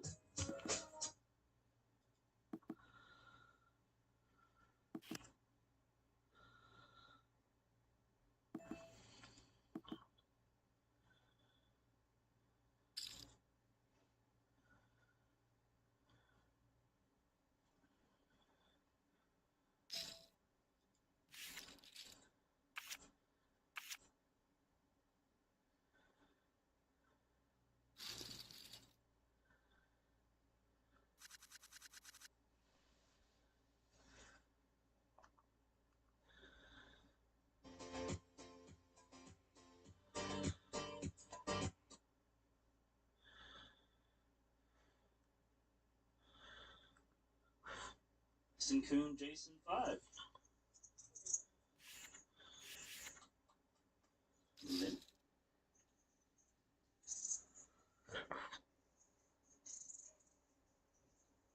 Limpin' is pimpin', Randy. Limpin' be pimpin'. Completing be pimpin' on the small. Alright, Anyone's ever said that before. Alright, Garcia gets a free flop with the double suited. It's a pretty good proposition for him, and he flops a gut shot straight flush draw. But however, it's impossible because Rico's got the 3 of hearts. Wow. This is hearts for everyone.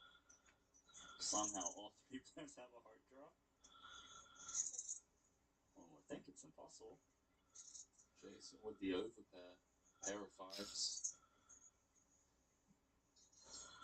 Which is nice, you know, you're blocking set of 5s, you're blocking 10-5. Hands that could play aggressively. There's only 4 hearts left in the deck. There might even be less, given that Watson might even have some hearts. Don't remember his hand. Here's the pot from Richard Grieco. Good luck, lads. Here we go. We might be down to 3 if Jason can find a way to win this pot. 37% equity. Feels like no one has been able to beat Jason Kuhn in any 6% pot so far.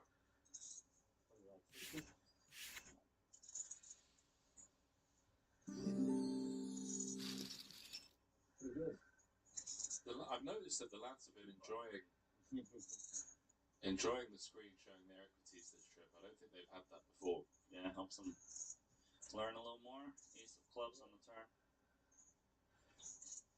Yeah, that's a huge one. Jason looking for a queen or a jack now. It's already paying out. Almost a 2 million chip pot. And it's the ace of diamonds. Sit down, Rico. You've got a full house.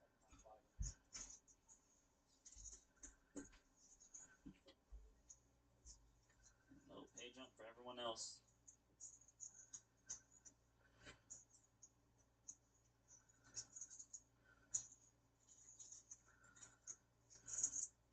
So Richard's got a decent stack now. He's still the shortest stack, I believe. We're very close to it.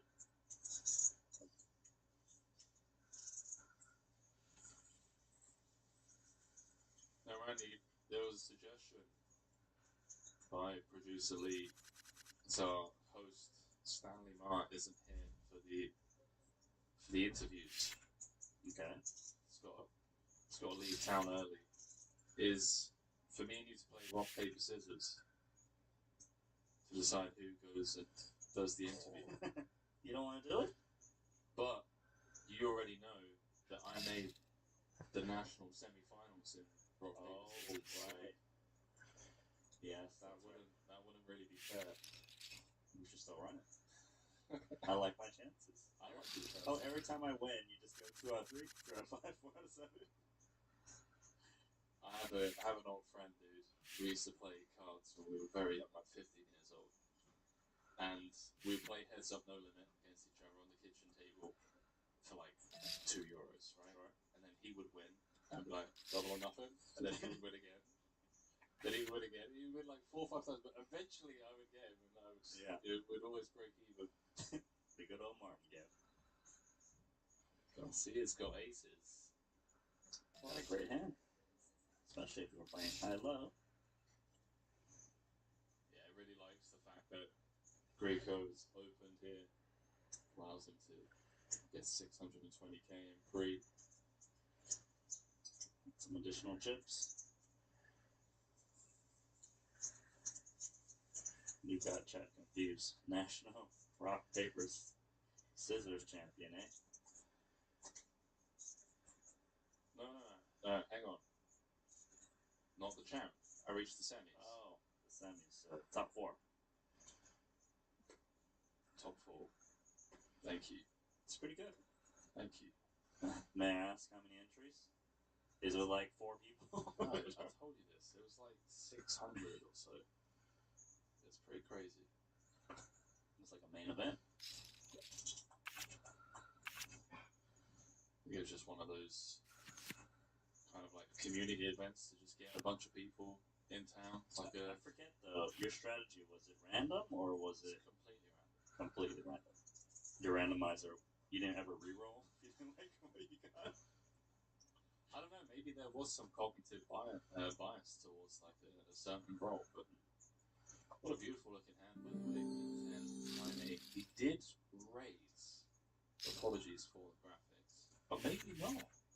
No, we did. I just thought the dealer said 180,000, but it must be because he just doesn't want to play a huge pot against Jason Koon. He's got that huge stack. Doesn't really benefit that much to play big pots against him. Cheap flops is the way we're going at the moment. 974 Rainbow. Garcia has open-ended with top pair. yeah, look at the equities. Even though Watson has bottom 2 at the moment, the best hand, Garcia actually has the lion's share of the equity 3 ways. He's going to check, play defense. He's going to turn top 2, and that is a trouble card for Watson, who's now got 3 pair, kings, 7s, and 4. Garcia with the better 2 pair, still has open-ended straight draw. Let's see if he wants to start some betting now. It's a rainbow board. No flushes will ever show up. Start to bid.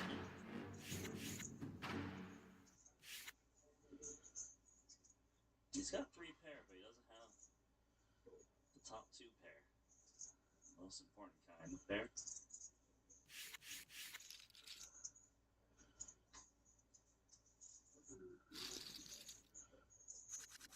Watson probably a bit worried about having Jason behind, but once Jason's checked twice, big river. Okay, that. It's weird because 5-6 got there. Yeah, but I don't. Slows it down. I see it still go for value here. It's close. It's close because you have to ask yourself, would Watson? It wouldn't just be the naked 5-6, right? Because when we do river the 8 high straight, when an 8 rolls off, we river the 9 high straight, there's a lot of reverse implied stuff, right? We lose to Jack 10, 10-6. So I don't know if 5-6 is in there unless it is like literally 5-6, 8-10. In which case it very well could be, or it would be. He blocks some combos with that. 10-8. Yeah.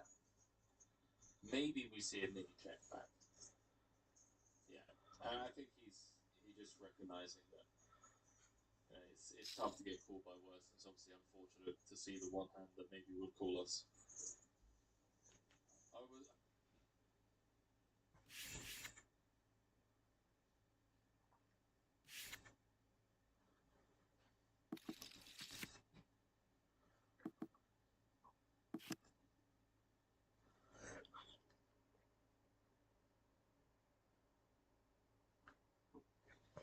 Sheeny Madoff said, and a girlfriend. They love to say that. Oh my God, does Merch have a girlfriend? I don't think any of these have girlfriends, because when you tell a story and your girlfriend's involved, they're like, oh, rub it in more. They're like, what? I don't even like her. Ethan. Oh, God. Ethan. Like, me and Ice Dance are already on our way out. What are we talking about here? We're probably going to break up in like 2 months. Boys, Larry. Let me enjoy it. People bring that up all the old Merch brings up he has a girlfriend. Oh, like it's like so cool. It's like, no, I just bring her up because she's part of the story. She's here when the story's happening. And also, like, let's not calm down. I'm not rubbing my girlfriend in people's face. I know she won't be around, like, at some point, my girlfriend's not going to be around. And at some point, knowing her activities and who she is, she's going to be somebody I'm going to have to deal with at some point. So, like, in no way am I bragging. You know what I mean? I'm just enjoying it while it's here. Yep. And retards. All right, so I guess I'll just address it. Ice Dancer dumped me. I'm right out and say this. I wasn't planning on really addressing this beyond just wishing her the best and moving on with my life. I really was just gonna wish her, via con Dios.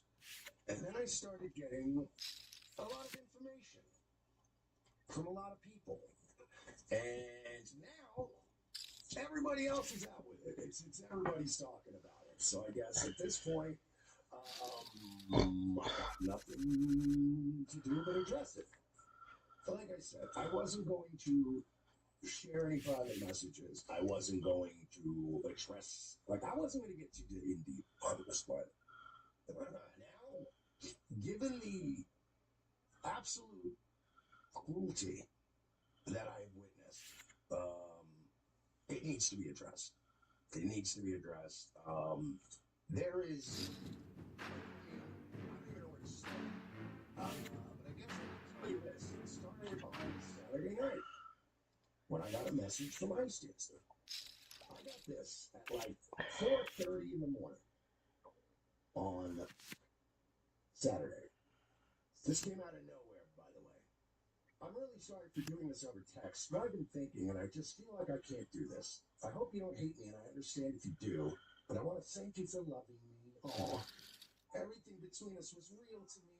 I know that you let me in, and I know how special and rare that is, but I also feel like there's been this pressure on me, even when you aren't trying to put it there. And I think that is a problem. IDK, I feel exhausted all the time over the relationship. Even when you try to make it easy, it's just a lot, and I don't think I should feel that way. And I don't want to keep making you feel like an obligation either, because that's unfair to both of us. But I'm doing this, and I'm really sorry. I just don't think checking things out anymore is good for either of us. I won't really be active online at all anymore. That's a lie. So this isn't some attention thing or anything like that. I just genuinely need space, and I think it's better if I leave you alone and we end it. I hope you understand. I'm sorry. Immediately followed by a block. Immediately blocked me. I think the only thing I was able to get through to her was like, are you serious? Are you really doing this right now? What the Needless to say, I spent pretty much all of yesterday in bed, right? Just sat in bed all day and didn't really want to get out of bed. Wasn't really talking to a lot of people. Wasn't really airing out this garbage to anybody, right? What can you do, right? So I laid around all day yesterday, and at first I laid around and I was being sad. My default setting was sad, wondering what I could have done wrong, that kind of stuff. By the way, a lot of people asking about the cruise. Am I going on the cruise alone? Yeah, yeah. I spent $500 per person. I'm still using my cruise ticket, so I'm going to go on a cruise with my friends and get drunk and have them cheer me up. So I spent yesterday in bed, depressed, not saying anything publicly, but then I had other people reaching out to me who knew about this already. What I'm going to show you is so unbelievably cool that I don't even know how to begin. So let's get this right out of the way. Brixton left me for Kevin Scampoli. I'm not kidding. Apparently, she and Kevin Scampoli, and you know what's funny? I've had this feeling in my gut, and you know, my gut is always right. I just had a feeling that something was going on in the past couple of weeks. You could just feel it. For those of you that don't know, Kevin Scampoli is a guy I've known a long time. A long time. I would say I've known Kevin for 18 years. We have been friends since the Cringe Radio consumer days. I've been friends with him since way back. I have helped this man so many times. I helped him get verified on Rumble. I pushed my whole audience to the guy. I went above and beyond for this guy. I thought was my friend when we went out to Vegas. We hung out with Ken. We took him out to dinner. We took him to the CEO of Rumble, all that shit. Now, obviously, it's bad enough to have this situation happen. A chick you've been dating for, what now, over 7 months? A chick that you've, let's be honest, I've simped pretty hard for her. It hurts even more because it's the girl that tried to get with me for the longest time, and I never, I was like, I'm pretty good as a solo act. I generally don't want to be in a relationship, and relationships generally not my cup of tea. I was really good to this one. So, I get this message, she blocks me. You're right. That was the first person I reach out to. Obviously, I reach out to Virgie. She's been friends with Virgie for longer than she's known me. Even Virgie kind of said, I should have known something was weird because, she hasn't been talking to me as much lately. And I'm assuming, because, if she wasn't chatting with me all the time, she was chatting with Virgie, who obviously I trust. He's my best friend. He's married. He's not going to, but it's now, she's just kind of he says, I DM'd her. Honestly, I'm not surprised. She just texted you. She's verified a confrontation. And I just was telling him, I don't know what I'm going to do, whatever. So he messages me yesterday. He goes, I'm sorry, buddy. I'm trying to talk to her. I don't think she actually wants to leave you. She's just so cripplingly terrified of telling someone there's a problem. She thinks that she'll never be able to fix it, whatever. Don't freak out just yet. I'm trying to get you both through this. And then he said something about, well, she's probably going to reach out to you. I talked to her, and she might block you after that again, but she's going to explain herself a little more, et cetera, et cetera. And I'm like, all right, turns out I didn't have the whole story. Turns out Virgie didn't have the whole story. She was also lying to Virgie. I'm about to show you guys some shit that I bet a lot of people are probably wondering, damn, why isn't Mersh more upset? How is he even doing a show right now? How is he not in tears? How is he not, crushed over this? I would have been. I would have been non-functioning about this for days. But then some other people reached out to me. And I'm going to say this. Some people who, frankly, aren't big fans of mine. People who generally are A-logs of mine. You know what I mean? Who reached out to me and said, if you knew the whole story, you wouldn't be very upset. Then I got this message. Turns out that ICE had been rehearsing breaking up with me. Not only rehearsing breaking up with me, but telling all of these people, I'm in love with Kevin. I don't want to be with Mersh anymore. Telling everybody in the world except me that this is what she wants. All right, cool. This is her rehearsing her little note to me. I want you to notice the LOL. And then, of course, whoever she's talking to, this A-log's brutal, felt it, gonna be a goddamn shame when he reads this live and gives the Keno Casino 3 hours of content. God bless. Run wild with it. I'm the asshole here. I mean, look, I'm not gonna sit here and go, I can spin this to where... No. I'm a retard. I'm an asshole for falling for this.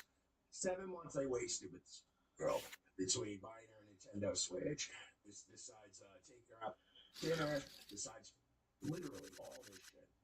I've been nothing but a good guy. Whenever she was too tired, she's like, I don't know if I want to drive all the way out there. No problem. I'll come to you. I'll drive 2 hours to you, whatever. It gets worse.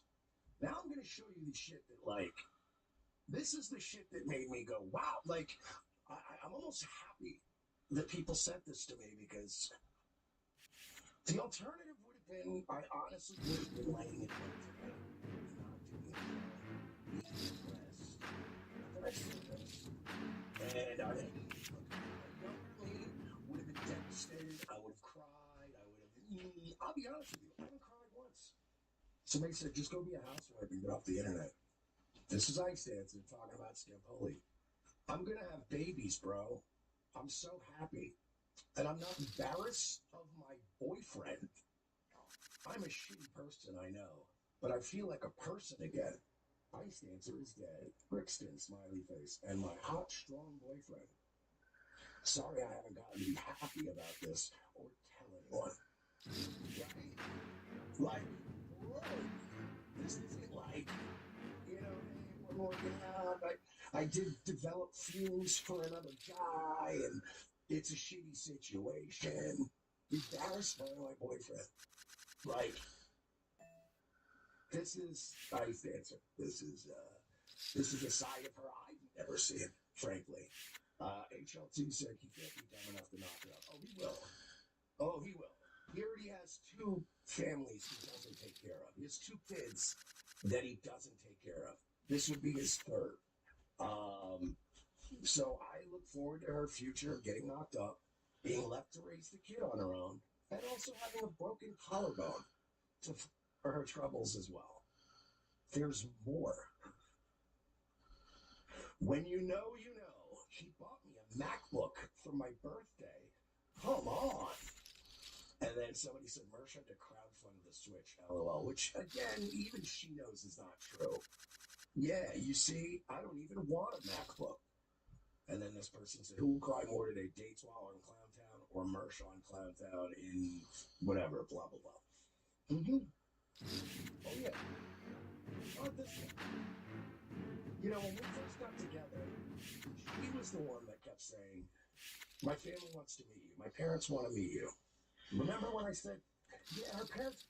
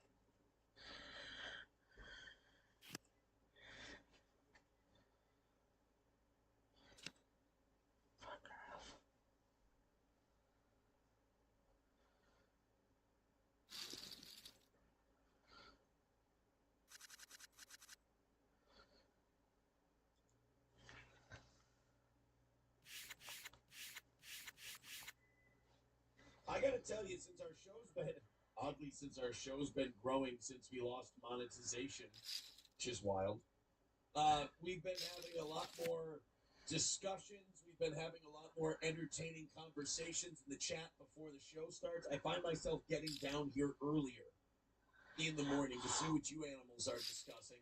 And I used to see this as a point of pride. I used to take a lot of pride in this. Now I kind of just feel bad for the people I do it to. I trigger the shit out of at least one person before the show even starts. I've got them all riled up and in their feels. Today it was a guy named My Limp Dick. I don't know why you would want to refer to yourself in such a way, but his personality fits it. Apparently his hero got called out for lying last night, and to prove that he wasn't a liar, he proved my point and showed that I was telling the truth and he was lying.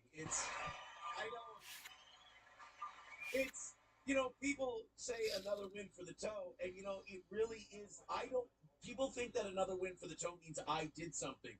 Usually, Luigi just wins by doing nothing. I sit here, people show that they're brain damaged retards, and it makes me look better. And then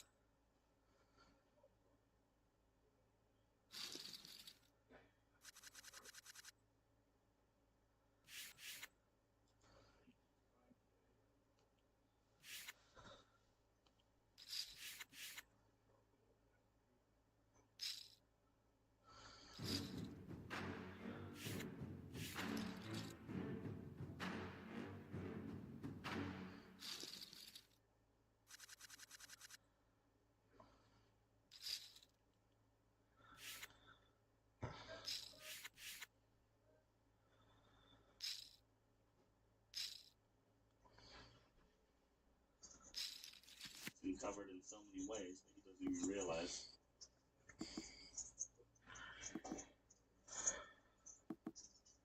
Queen of Spades. And Watson does have a 10 in hand, so worlds in which he could represent this card, but they are so deep. Feels to me like he wants to continue checking out of position. For Kuhn, you really wouldn't want to face a check raise here, but you do have additional equity with that nut flush draw, so it wouldn't be as bad as if you just had naked aces or naked kings. You can definitely play some checks here. Betting would also be alright. 450.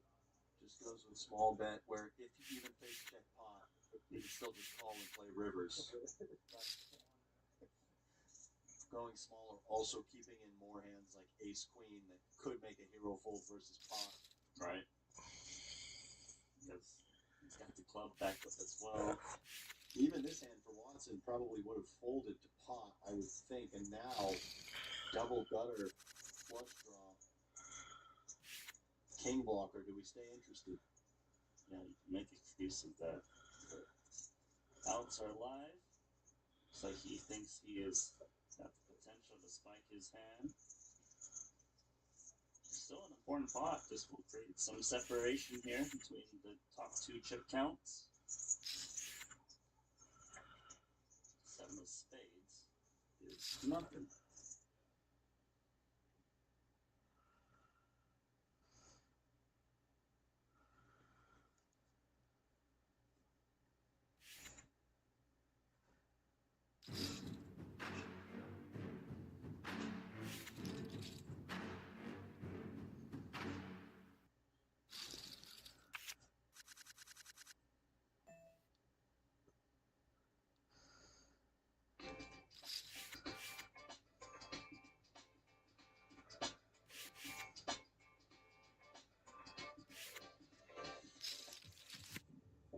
So this is Ottawa,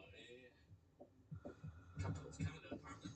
I get the feeling it might be about to rain. I can feel it coming in the air, as Phil Collins once said. Just like being in England. I'm looking for a spot called, here we go, Wellington Diner. Yeah, that was a nice little stop. Last minute, all these ferns and plants around. Almost tropical. Hi, You know about the protein challenge? Protein challenge? Okay. I do not know about it. It sounds delicious. Chocolate peanut butter. Yummy. Pretty good. It is quite big. You guys take it very seriously then. Don't fill out a waiver. The last guy did it threw up at a table. Did he clean it up? Yeah. Well, that's polite at least.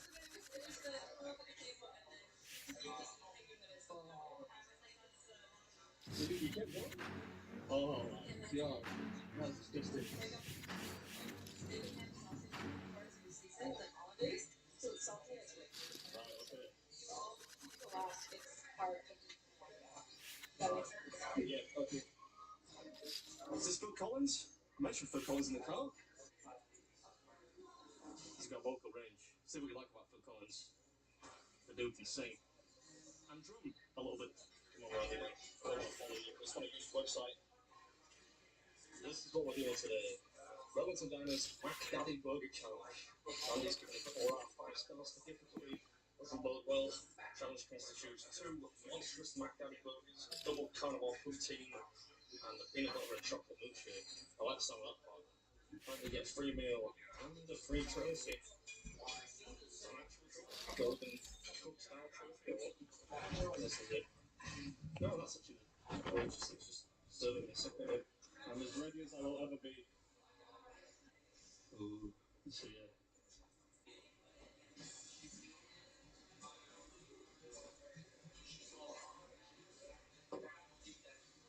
Do you think I can eat all that? No. Look at me, you don't think so? No? I'm gonna try. This is the Wellington Diner, right, which is in Ottawa, right? Pretty much. They call it the Mac Daddy Challenge, right? Do you know how many people have failed, have tried and failed? Like everyone. It's only done once. Except one guy. You get 40 minutes. 40 minutes. And if you do it, it's free. If you finish. Oh, right. What, you got any tips? What should I eat first? Be smart, but you don't know. Alright, cool. I'm ready. Yeah. What's up, everyone? Welcome back to episode 12 in the Canada 2022 series. Today we're at the Wellington Diner in Ottawa doing battle with their Mac Daddy Challenge, which allegedly has only been trumped once. You get 40 minutes to finish 2 Mac Daddy beef burgers and a huge pile of their breakfast protein. I think they call it the carnivore protein, actually, which is quite appropriate. So I suppose it's kind of like a brunch challenge. Apparently weighs in at 7 pounds, which is hard to judge, but I suppose there is about 5 pounds of protein here. I can't imagine the burgers were a pound each, though. Maybe. Who knows? Hard to tell. I'm definitely going to do it now. Christopher's playing. What a tune. Wow, that is embarrassing. Did I say that out loud? I meant to just think that, I'm sure. It's like admitting you like Enya or Tina Arena or something. This is delicious. Hey, the magic word. It was delicious too. It's always easy to make haste when a food challenge actually tastes good. These burgers were great. Supple, salty, rich. Très bien. I think we'll get rid of that. I don't know why I'm drinking that anyway. It's just extra liquid. The straw's not going to work. That's not going to cut it. Oh, shake is thick. Yeah, the shake's really more like an ice cream, which has been left out in the sun for like 3 minutes. Not that there was a great deal of sun on this particular day, but again, the taste was top class. If you ask me, you can't really go wrong with chocolate and peanut butter and milkshake. You'd have to be doing something terribly wrong to mess that up, I think. This food is lush.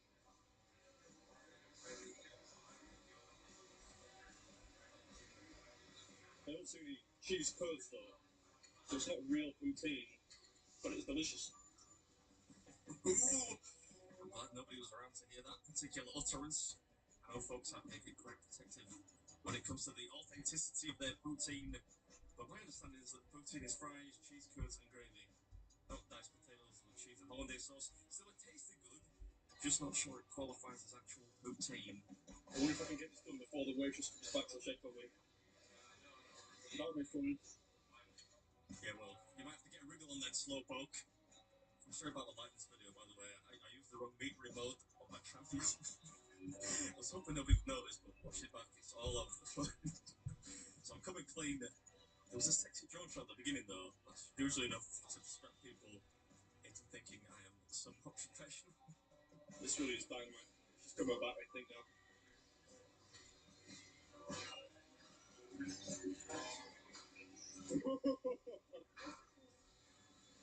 Are you checking under the table?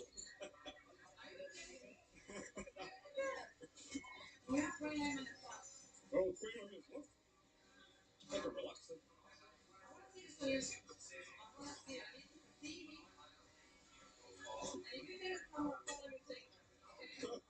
You think I hid it somewhere?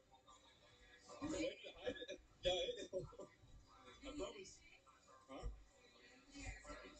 Can I get like a Diet Coke or something like that? Thank you.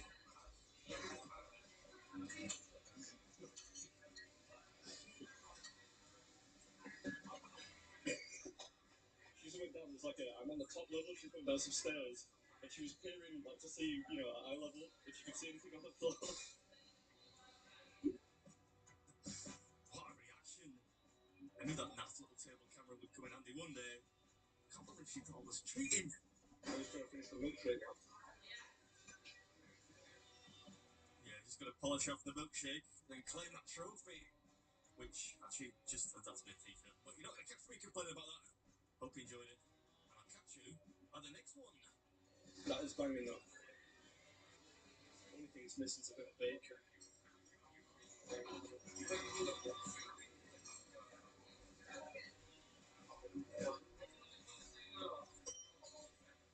Oh, by the way, here, get the feeling I might be subject to an inspection. There's a little mezzanine level thing here. They probably think I've been hoying food over the side. Sick? No, I feel fine. Oh. That was the best tasting one so far, by a mile. Flipping yums. I can't believe that's only been eaten once.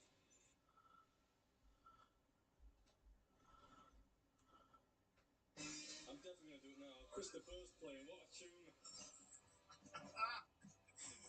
Wow, that is embarrassing. Did I say that out loud? I meant to just think that, I'm sure. It's like admitting you like Enya or Tina Arena or something. This is delicious. Hey, the magic word.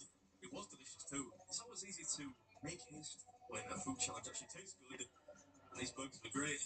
Supple, salty, rich. Très bien. I think we'll get rid of that. I don't know why I'm drinking that anyway. It's just extra liquid. The straw's not gonna work. That's not gonna cut it. Oh, shake is thick. Yeah, the shake's really more like an ice cream, which has been left out in the sun for like 3 minutes. Not that there was a great deal of sunlight this particular day, but again, the taste was top class. Yes, you can't really go wrong with chocolate and peanut butter and milkshake. You'd have to be doing something terribly wrong to mess that up, I think. This food is lush.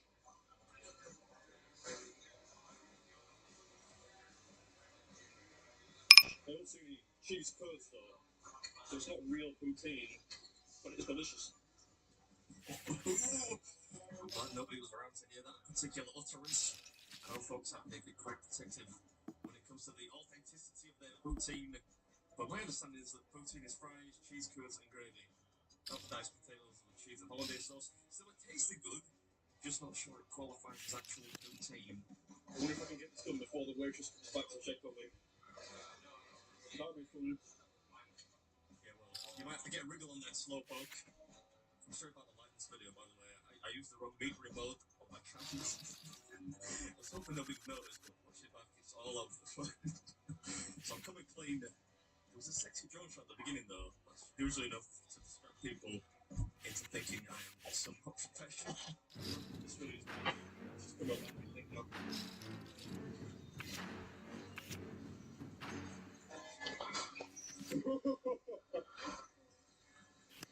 Are you checking under the table?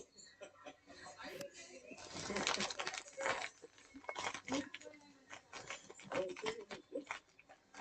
Take a relaxing.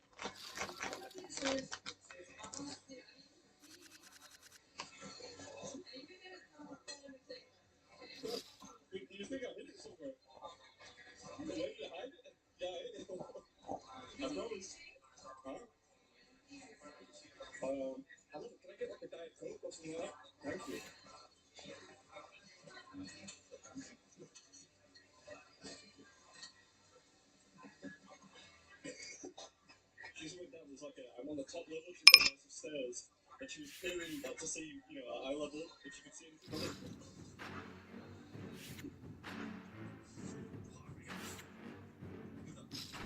Camera would come in handy one day. I can't believe she called us cheating.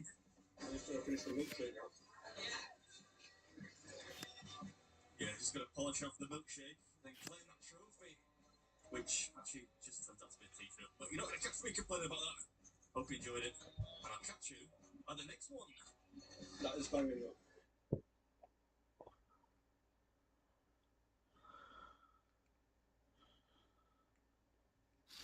Oh, I think people should stop paying their credit cards. I know no one else agrees with me. And you have a moral obligation. Really? Well, you have a moral obligation not to send credit card applications to kids in college. So this goes both ways. So Tucker made a big pronouncement about don't pay your credit cards, and I want to give you a little background. As of Q1 2026, that's the first quarter of 2026, total U.S. credit card debt stands at $1.25 trillion. Mm-hmm. I can pay it. Remember the difference between $1 million and $1 billion is roughly $1 billion. The difference between $1 billion and $1 trillion is roughly $1 trillion. Keep that in mind. I can work extra hours.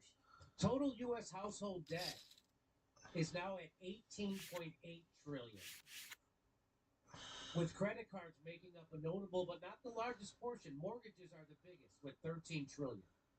Okay. Credit card debt hit all-time nominal highs in late 2025 amid the high interest rates. Interest rates were 21 to 22% for cards that accrued interest. Delinquencies have risen. 13.1% of credit card balances were 90 plus days past due in the first quarter of 2026. That's the highest since 2011. Signaling strain for some households, you think? Is that what it signals? As of early 2026, the average U.S. household carries roughly $9,000 to $11,500 in credit card debt. Credit card debt hit a record high. We already said that. Averages have risen over time due to inflation, spending habits, and high interest rates. Mostly high interest rates. They charge 22% on a credit. 22%. You know what a bank pays on interest for the money they borrow from the Fed? Like nothing. Why is it if you get a loan for your house, it's at 6%, which is still crazy. But a credit card, they get to charge you 22%. That is called evil, usury. Well, when you go to buy stuff and they try to offer you a store card, that's you're going to get you 22% credit card, right? So look at this. I love this. Is, by the way, this is information from Grok. It says the averages have risen over time due to spending habits, high interest rates, though inflation-adjusted figures remain below 2007-8 peaks. You know what 2008 was? When the entire economy crashed. Delinquencies are also elevated, indicating financial pressure for some households. Wait, it's in some analyses. Yeah. It's below that. In some. But in others, it's not. Yeah. In others, it's not. So the interest on credit card debt could basically solve every major social problem in the country. I'll bet if they just put one banker in a wood chipper, a lot of them would fall in line. They seem like total pussies when they're not, in charge of shit with their money. Well, these people get money for free from the government. They lend it to you and crush you under 22% interest. Yo, Kevin O'Leary. And that's a job. That's someone's job. Yeah.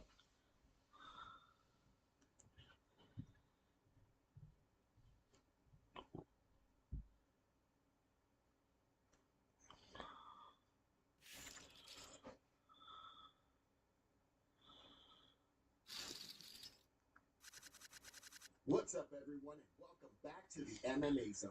Today, let's get started with Dana White says Hamzat is asking for Sean Strickland rematch. As UFC 328 took place a couple weeks ago, talk about Hamzat asking for a rematch continued to grow. And before we continue, make sure to leave a like on the video to help support the channel. We recently covered Hamzat saying he felt like, quote, American judges gave the fight to Strickland because he was also American. So kind of like what fighters say about Abu Dhabi judges. The the same thing is now being accused here. Anyways, in our video yesterday, TJ Dillashaw talked about the horrible weight cut Hamzat went through. So it looks like Hamzat feels like he can beat Strickland under better circumstances, because he's now asking Dana White for a rematch instead of what he initially told him, which was that he wanted to move up. During an interview with Brett Boone, Dana said the following. Hamzat right now is asking for the rematch with Strickland. That's what he wants. We don't know what we're going to do yet. You make that decision at some point. Yeah. You'll just, okay. Yeah, what I want Does Strickland want it? Oh, Strickland will fight anybody. It'll be interesting to see which direction the UFC goes, because you gotta feel bad for someone like Nasruddin Imavov, who was passed over for a title shot and was okay with waiting for UFC 328 to play out. But with Hamza now asking for a rematch, Imavov might get passed over again and be forced to take another fight. Are you interested in seeing a Hamzat versus Sean Strickland rematch, or do you think Hamzat should just move up and let Imavov fight for the title? Let us know in the comments below. Now, let's get into some UFC and fight updates. Over the past week, we've been covering how construction is going for the UFC White House card on June 14th, and it certainly seems like things are going ahead of schedule. Recently, Luke Thomas posted the following comments on X about the ongoing construction, as well as some more photos of the structures. He wrote, "Here on Constitution Ave, the arch is enormous. It's even visible from side streets like 17th. The building crane I could spot all the way back at 5th in Pennsylvania. Hard to argue with that. As we've covered, it's invite only in terms of who will be allowed on the White House grounds and in attendance." Recently, Jed Goodman reposted a report from Time which noted that Dana White has invited Adam Sandler, Guy Ritchie, Tom Brady, Jared Leto, Jason Statham, Dwayne "The Rock" Johnson, and Mario Lopez. Pretty sick guest list so far. And while we're on the topic of Joe Rogan, he also revealed on his last podcast that he's not a fan of the UFC White House event being outside, and that it should be in an air-conditioned arena. He compared it to championship basketball being outside.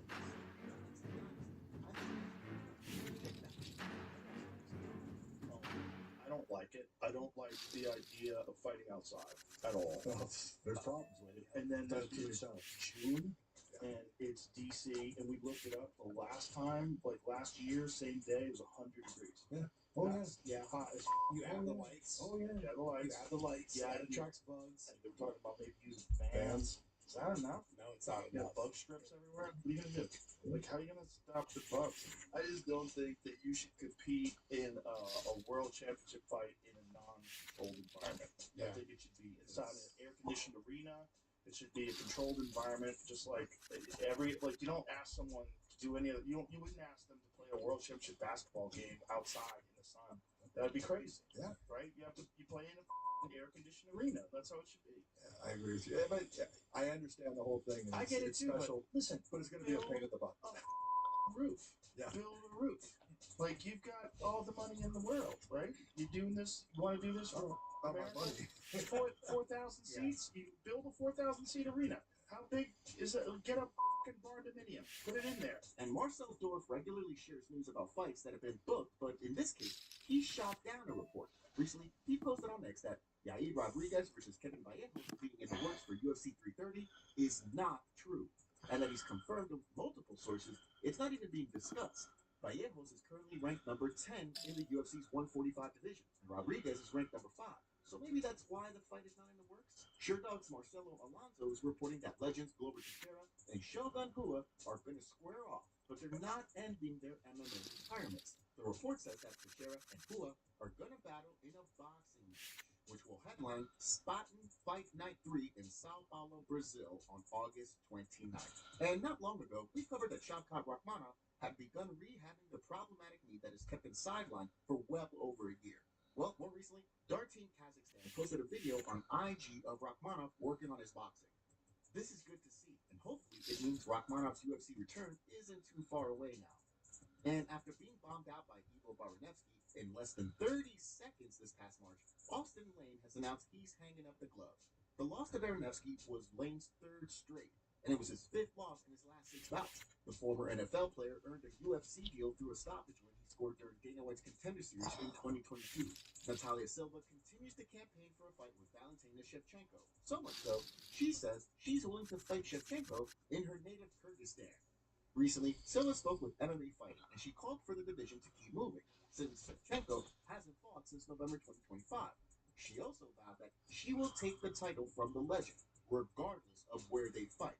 And finally, Gilbert Burns recently announced that he's created an MMA agency. In the official post from the new company on IG, it stated that Burns' MMA agency is, quote, a career management firm built specifically for MMA athletes, combining elite level strategy with the credibility of someone who has competed at the highest level. Pretty interesting move for Gilbert in his post-MMA career. Colby Covington talks about UFC retirement. Some people were surprised when it was recently reported that Colby Covington was hanging up the gloves, while others weren't so convinced that we've seen the last of Colby in the cage. Well, as it turns out, it sounds like we could see Covington fight again. Recently, he appeared on the Ariel Helwani show to discuss his retirement. Colby repeated that his focus now is to wrestle, and to do so with RAF. But he also acknowledged that he thinks his fighting days aren't over yet. While calling his here's some of what Colby said. I had a good meeting with him, and we just talked about the future. And we talked about everything that's been done and all the business we've done, and it was a productive meeting. Just said that I'm very thankful with everything the UFC has allowed me to do in my life and all the blessings I've received from that. But this is the next step in my combat sports career, is to do wrestling full-time, my first true love and passion. I wasn't let go. I'm still a UFC fighter. I'll always be a UFC fighter. If I come back to fight again, it will be in the UFC. It's 50-50. I don't think I have fought my last MMA fight because I have a lot left in the tank. Now, it should be noted that Colby is now 38, so it also wouldn't be shocking if we don't see him back in the octagon. During the interview, Colby also talked about his decision to invest in RAF. He said that after he competed against Luke Rockhold at RAF 6 earlier this year, he quickly realized he wanted to be part of the company. And speaking of the RAF, Covington is set to wrestle Chris Weidman at RAF 9 on Saturday night. And while talking to Helwani, he listed out who he wants to wrestle under the RAF banner in order of preference. The list included some pretty big names, including the legendary George St. Pierre. So number one is a countryman of your country, George St. Pierre. Nothing's ever going to substitute him. He's the GOAT of the UFC, the GOAT of the welterweight division. So, of course, I want George St. Pierre. I want to see him back on that mat. I know the fans want to see him. We love him. I love him. Everybody respects him. So, would love to see GSP number one. Number two, probably Armin. He's talked a lot of smack and ran his mouth and said this and that. So, love to see Armin. Kamzat, number three. Actually, you know what? Number three would be Usman. This trilogy needs to happen. We have unfinished business from our UFC days, and I know I'm a better athlete than him, so I want to prove it. I want to prove the test of time that I'm a better athlete and a better winner. So Usman number three, Kamzat number four, and then number five, maybe that's Kamzat.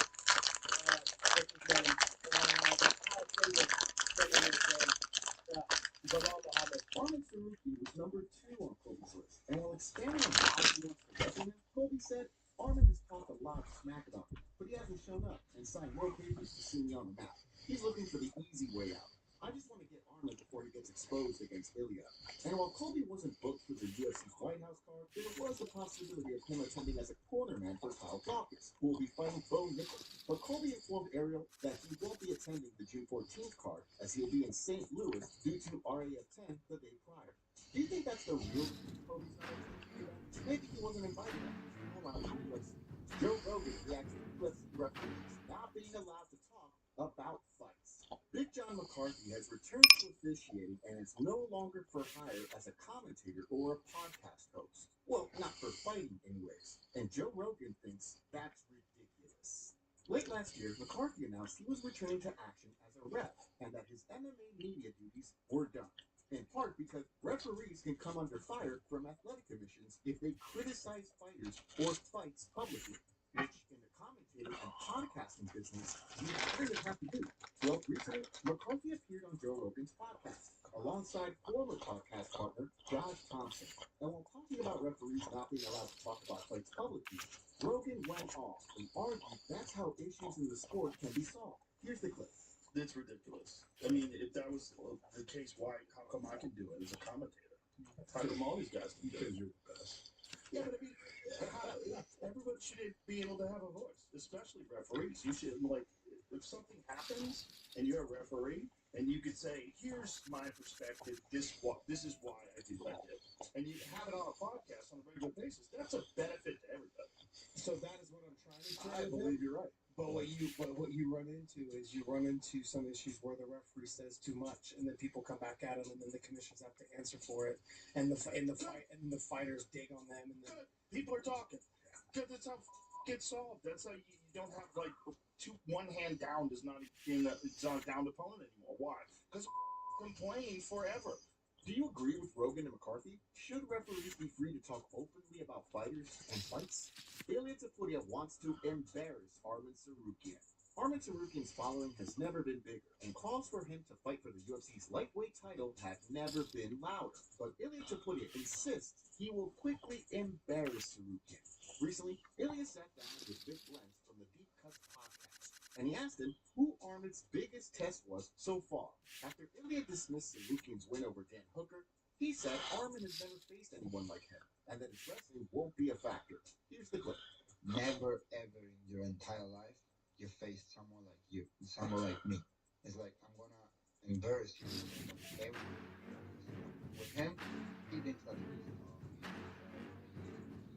wrestling is I don't know what. Like he feels that he's an Olympic champion. Anyways, if he's the best in the world in wrestling, when it comes to the octagon, bro, I'm the king. And there, I'm the king. I do with you whatever I want to do. And I told him like I'm gonna break his jaw in the first round.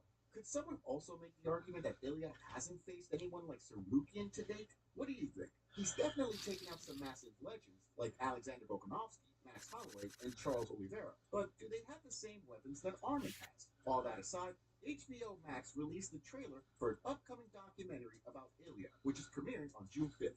Perfect timing ahead of scrap with Gagey.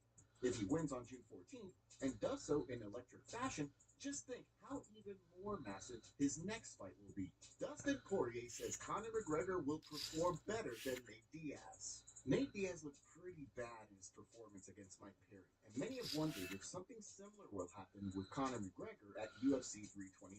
Dustin Poirier explained why he thinks McGregor will have a better performance than Diaz did when he returns to the cage. Poirier sat down with Josh Thompson on the Weighing In podcast, and when asked about Conor, here's what he had to say. Yeah, I don't think Conor's gonna look as bad as Nate, bro. That was really bad. The thing that I think the punching power is gonna be there regardless. Conor's gonna come back from the injury and still have that natural punching power. What the question for me is the timing, the athleticism, the movement, all those questions need to be answered. I don't know. You know, we haven't seen him, so I don't know if his counter punching and his timing is anywhere near what it was. He has a chance to be back. You know, look, I love Max, but the career he's had and the longevity he's touched the canvas in his last 3 fights more. You know, that's more than he's touched in his entire career. It'll be interesting to see how a 37-year-old Conor looks, especially against Holloway, who is still one of the best boxers in the game. Speaking of Nate Diaz, in a recent statement he posted about his loss, he acknowledged that inactivity was an issue in his fight with Perry. He also made it clear that he's extremely motivated to get back in the cage and fight again. I didn't like my lack of activity because of lack of opponents. I know it was easier to get up to fight me for this fight, but now I believe it will be easier to fight him. But all good. Shout out to Mike on the win and getting me off my time to now. I got something to do. And back to McGregor versus Holloway. Recently, ticket prices for the Vegas card have been revealed. And let's just say you're not going to hear the word cheap used too often. According to a follow-up post from Des Barry on X, the entry-level VIP package costs $6,500, and that does not include a seat on the floor. Packages with floor-level seats will run you $20K. And if your jaw still hasn't dropped enough, check out these figures that the Tickets Help One account on X posted. Highest listed price for front row, $43,050. Cheapest floors, $4,110.15. Cheapest lowers, $1,226.73. Cheapest uppers, $622.62. So, not surprisingly, these prices are not sitting too well with a lot of fans. Here were just some of the frustrated and angry reactions that were posted on X. It's $1,000 after fees for nosebleeds and $2K a seat for any kind of decent view. Thanks for pricing out long-time fans. Been a UFC fan since I was 14 years old. Live events are the best sports experience I've had. Pay $200 a year for pre-sale to not even see a ticket under $700. Couldn't even find 2 together. Wanted to see Conor once, man. Shaking my head. Ridiculous pricing for UFC 329. $2,500 for nosebleeds. Off. Yeah, they're greedy. Cost me $360 per ticket for the worst seats in the house for Strickland Shemaya. $800 for me and my son to watch a card live. Just bought 5 tickets to PFL New York. Second row off the floor, dead center for $80 per ticket. Less than it costs for 2 nosebleed UFC tickets. For $43K, I better be in the octagon with him. This is so ridiculous. $3,500 for lower bowl. So an average Joe fan will really never get a chance to attend a UFC of this magnitude. You open ticket sales up to people who pay $99 minimum a year for Fight Club, and they take all the cheap tickets before general admission?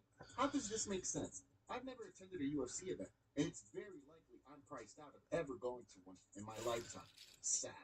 This is ridiculous. $745 for a nosebleed seat to go see UFC 329 McGregor vs. Holloway. Way to price out your fans. Last year, the same nosebleed seat was just a little over $300.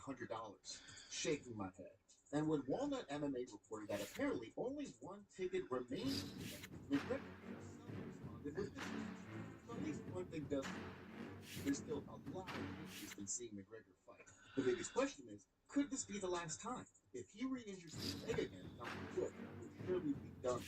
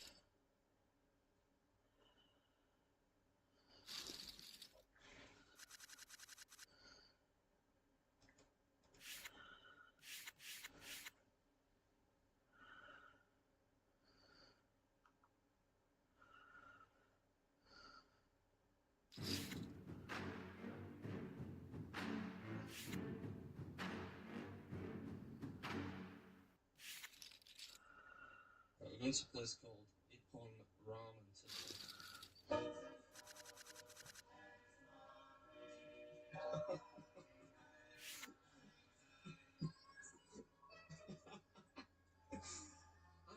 How is this even on my phone? Let's just let it go for a second. Let's get to it.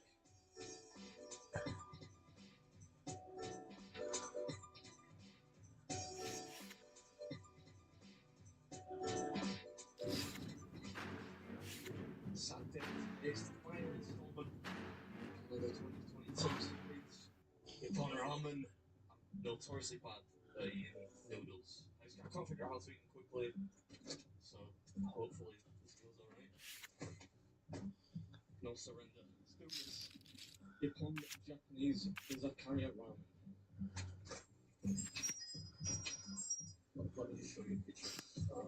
This thing? Uh-huh. Is that what you're gonna try it? Yeah, I'm gonna try it. That's good. Yeah? Yeah. Why are you laughing? No, I want people to know because we have one person so far right now. Only one person did it. Right, this is what we're doing. The Ippon Ramen Super Bowl Challenge. $38.88. Unless you can finish it under 9 minutes. I don't know, man. 9 minutes? It looks pretty big. Also, you get your next bill on the restaurant. I'm hoping this is like it's a scale drawing. I'll be alright if it's about that big. Thank you. I have no idea how to use chopsticks, but I'll do my best. Okay. Yeah, fork is good, yeah. Thank you. It's spicy. You only get 9 minutes. And it looks pretty big anyway, and it's got noodles in. I'll try my best. This could be the greatest victory of the series if I pull this off. This was kind of a medicinal challenge choice today, because I thought all the warm broth might assist me in going to the bathroom. Still haven't pooped too much in the last few days, which is concerning. Whoever is coming.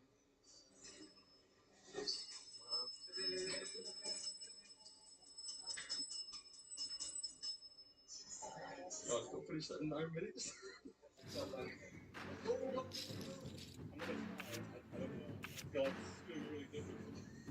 You get 9 minutes. If you finish it in 9 minutes, it's free. Everything free. Yeah. Everything you order today. Everything else today is free. Yeah, after you finish that, you can eat more appetizer. You want more drink. You want barbecue, everything free. And then plus $77. Jackpot. Yeah, that's So a next jackpot. time. Yeah, I really want to do it now because I would like to try some more stuff on the menu. But You better start us. The broth already sent me. is it? So I'll try it. You Right. can using the noodle to grip. Yeah. I'll try it. When you put the first thing in the mouth, I start it. Okay. Right. Okay? Yeah. All right. Yeah, I follow you. Ready? Yeah.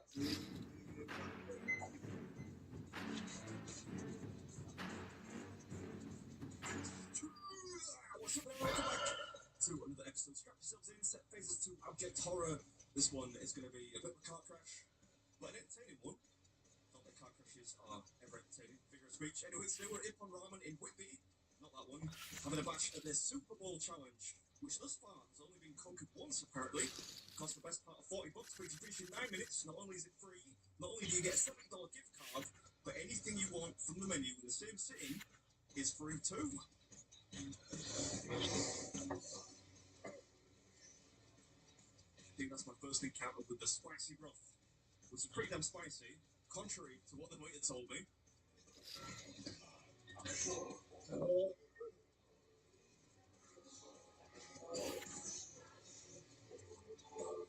I really waited. I'm gonna get that on a t-shirt. I should have waited. I think that'll be popular with drunk college kids too. Anyway, at this point, I was always tempted to tank it, order another one, let it cool, start over. But, no pain, no gain. I do what?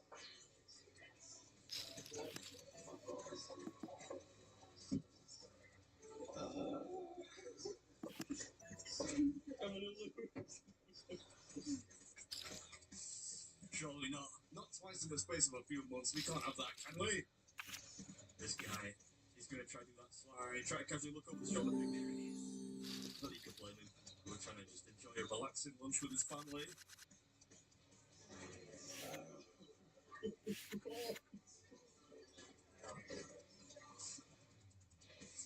I can almost feel the pain through the screen. The noodles, man, this is heavy. This is the kind of thing where normally a restaurant would give you like 30 minutes or something, not 9. I can't do it, it's too hot. It's too hot. Come on, Bush League. You know what they say, no guts, no glory.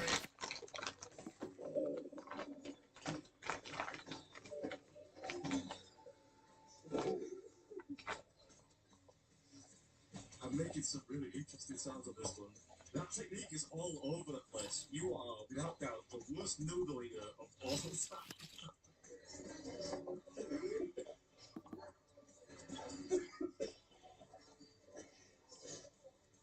Yeah, we're getting further towards the bottom of the bowl now, so I'm picking up more of the spicy broth. I suppose on the plus side, if there's one thing a YouTube audience loves, it's to watch another human being suffering. And now I'm starting to comfort the commentary booth. I'm happy to oblige. I'm getting desperate now. I'm getting my hands stuck in there.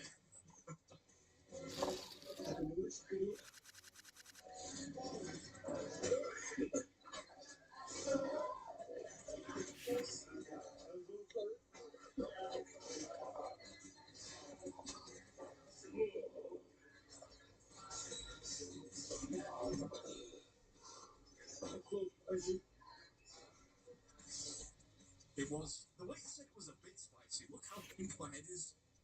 I've got some belief now, though. It's going to be tooth and nail, but the finish line is in sight. I realise now I didn't actually mention what's in the bowl here. Noodles, of course, which are then topped with eggs, fried chicken, some kind of pork loin, seaweed, corn, a couple of other fruity things. I'd love to say it tasted good, but really it just tasted like pure brimstone. I'm sure if I let it cool, it would have tasted fantastic. Anyway, I'm getting towards it now. Just a few seconds left. Don't be doing it. I'll catch the next one.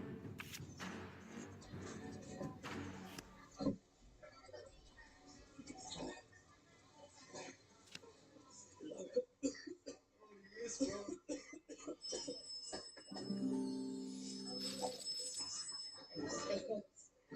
Oh my god, that was so spicy. You told me it was a little spicy. Are you awesome? Pretty having it, bro. Thank you. I'm so sorry. I'm so sorry. That was probably disgusting. Thank you. Huh? No, no. God, no. Thank you. I will just give you. I need to take it to you. I think when I catch my breath, I've got time to reflect. That might be one of my favourite challenges ever. Just because it was hard. That was really hard. I should have waited like maybe 20 more minutes because the broth was piping hot and it was spicy and it's a lot of food to actually eat inside 9 minutes. I only had 16 seconds left. Although I could, I'm sure, do a few slices of this cheesecake. I didn't want to take liberties with the whole free food thing. So he's got a slice of cheesecake and some bubble tea, which I've never really understood. I don't really get that weird gelatinous ball thing, but I'll give it another try. It's a solid cheesecake.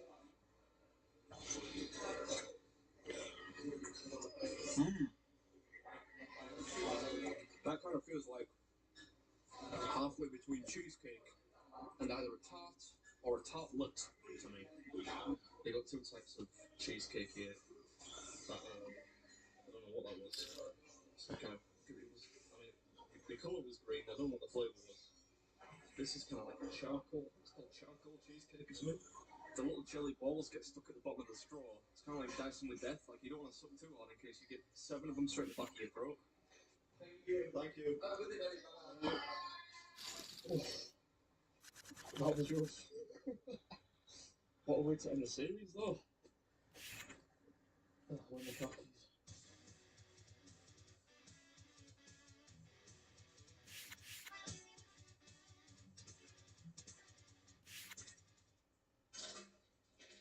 Oh,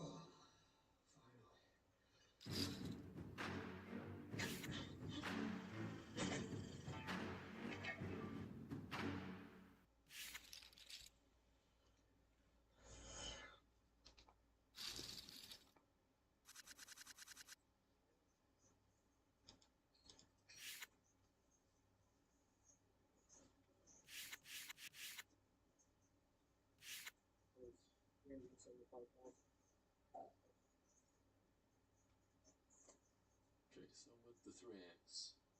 Richard at the mercy of variance right now.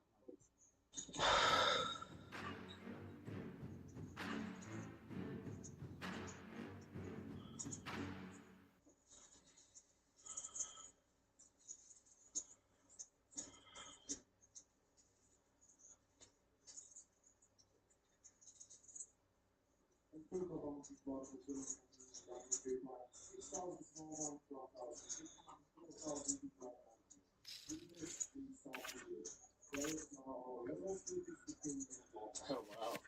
Someone in the chat just pointing out that Watson made it just in time for late Rich. Okay, so the dream is still alive for the 3rd title. That would be special. It's like he managed to max late Rich that. And he's jumping in with 17 bigs. That's pretty cool. So the silver lining to bust this tournament. I'm sure you'd rather be here.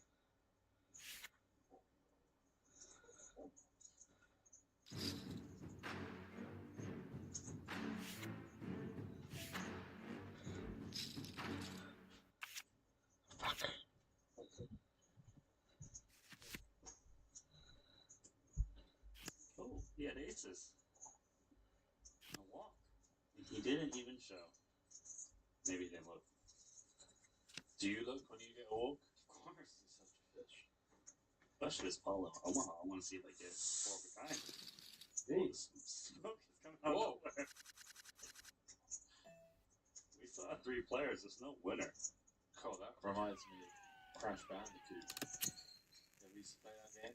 I know of the game, but I don't know about these smoke moments. Yeah, just remember that you hop over these stones and the lava would like sometimes try you.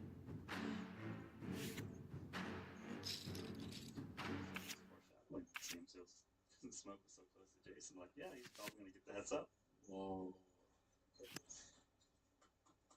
Randy. Yeah, Versal saying the highlight of this and many trying stops for me has been how every event has been played with brilliant spirit. Creativity has been exceptional. Thanks, Ian. That's a pretty awesome thing to read.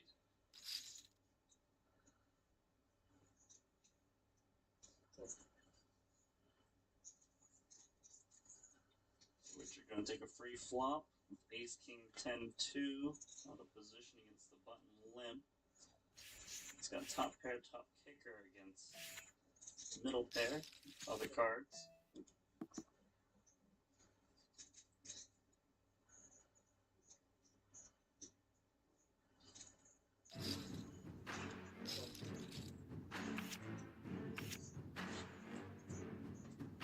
Seven of diamonds turn. Garcia takes the lead. Mm-hmm. Two pair with three diamonds out there. Nathan in the chat saying, bro, I smoke every PLO final table. Probably. He's pretty damn good at the game. He is pretty damn good.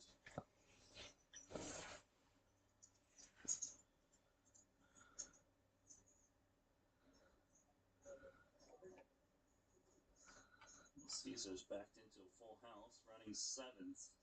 He only had one pair on the flop. Richard's the one betting, though.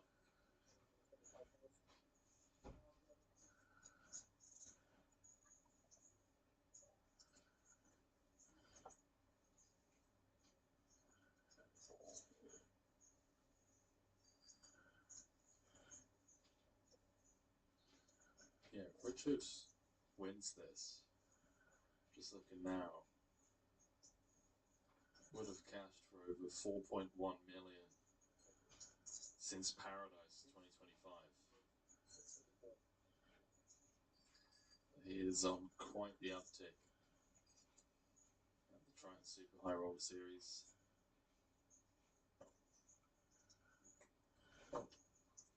Bet forward his Ace King. Felt very confident about that. Thought maybe he'd call by worse.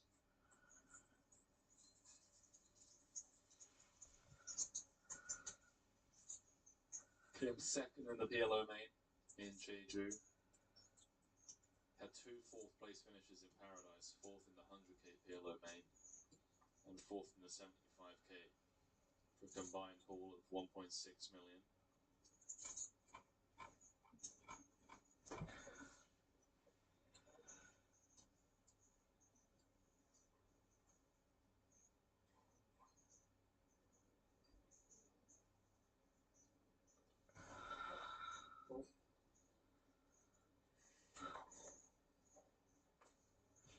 King Jack 9-5.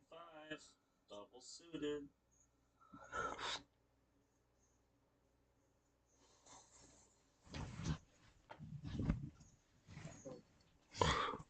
Rico won't be folding to aggression. He doesn't want to play this as a 3-bet pot, so opposite limp. Call raise if necessary. Just gonna go to a flop.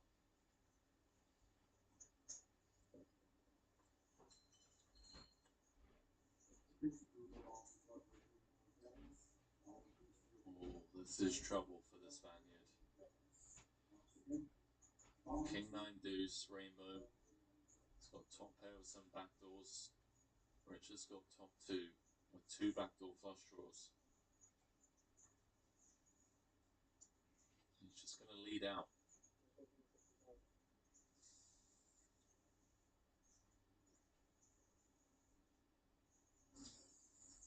Top 2 pair against top pair with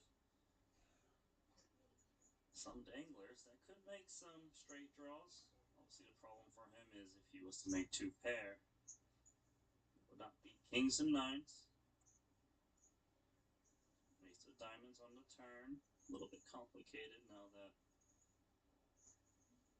aces up would put these kings and nines into some trouble. So let's see how confident he feels about betting his hand now.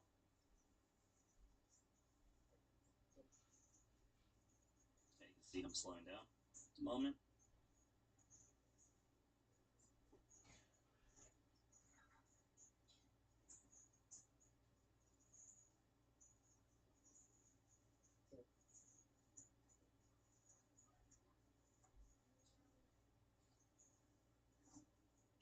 So Cesar Garcia makes kings and eights up against king nine. Wonder if Richard thinks he can get value with his medium two pair.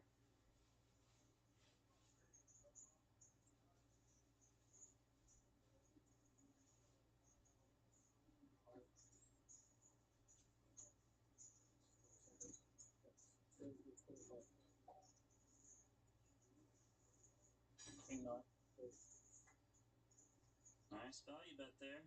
225. Really unlucky river card for Garcia. Cost himself some chips.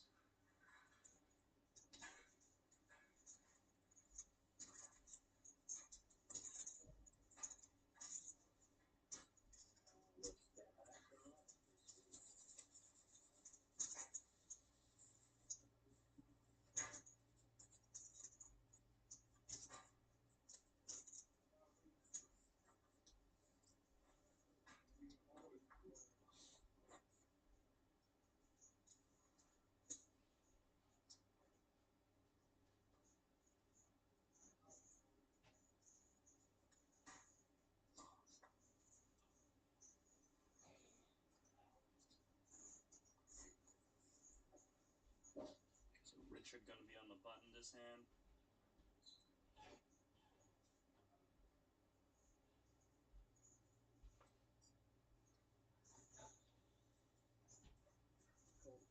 He will pass. Garcia. 3-card rundown. Suited. Doesn't want to play. The deuce literally does nothing for him, and Jason's always happy to get a walk.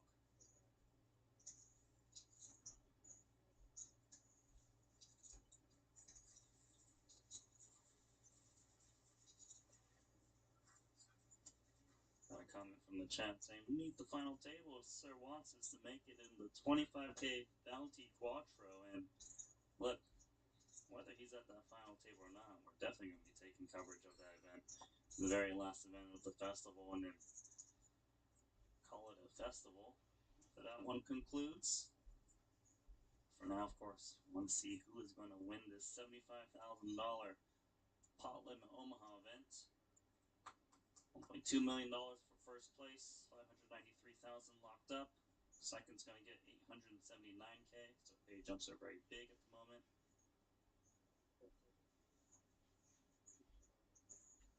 Queen 10, 9, 8. Trying to get some cheap flops, and Jason's got ace, king, jack, 3. Suited to the ace, so he's certainly going to pot it pre. Doesn't want to make it easy for his opponent.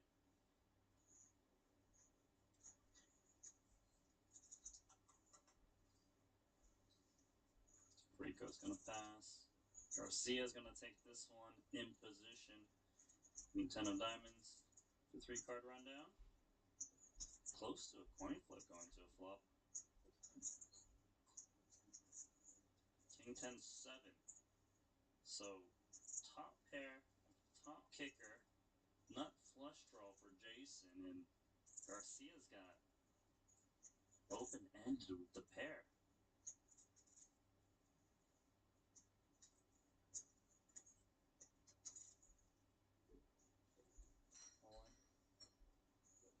There's the jam. Does Garcia thinks this is enough? Seems like he does, so we're going to show this one down. It's a 4 million chip pot. Jason wins here.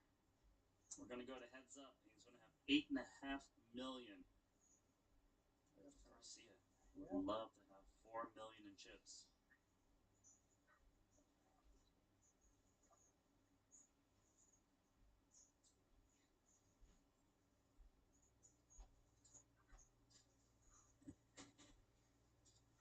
Key moment.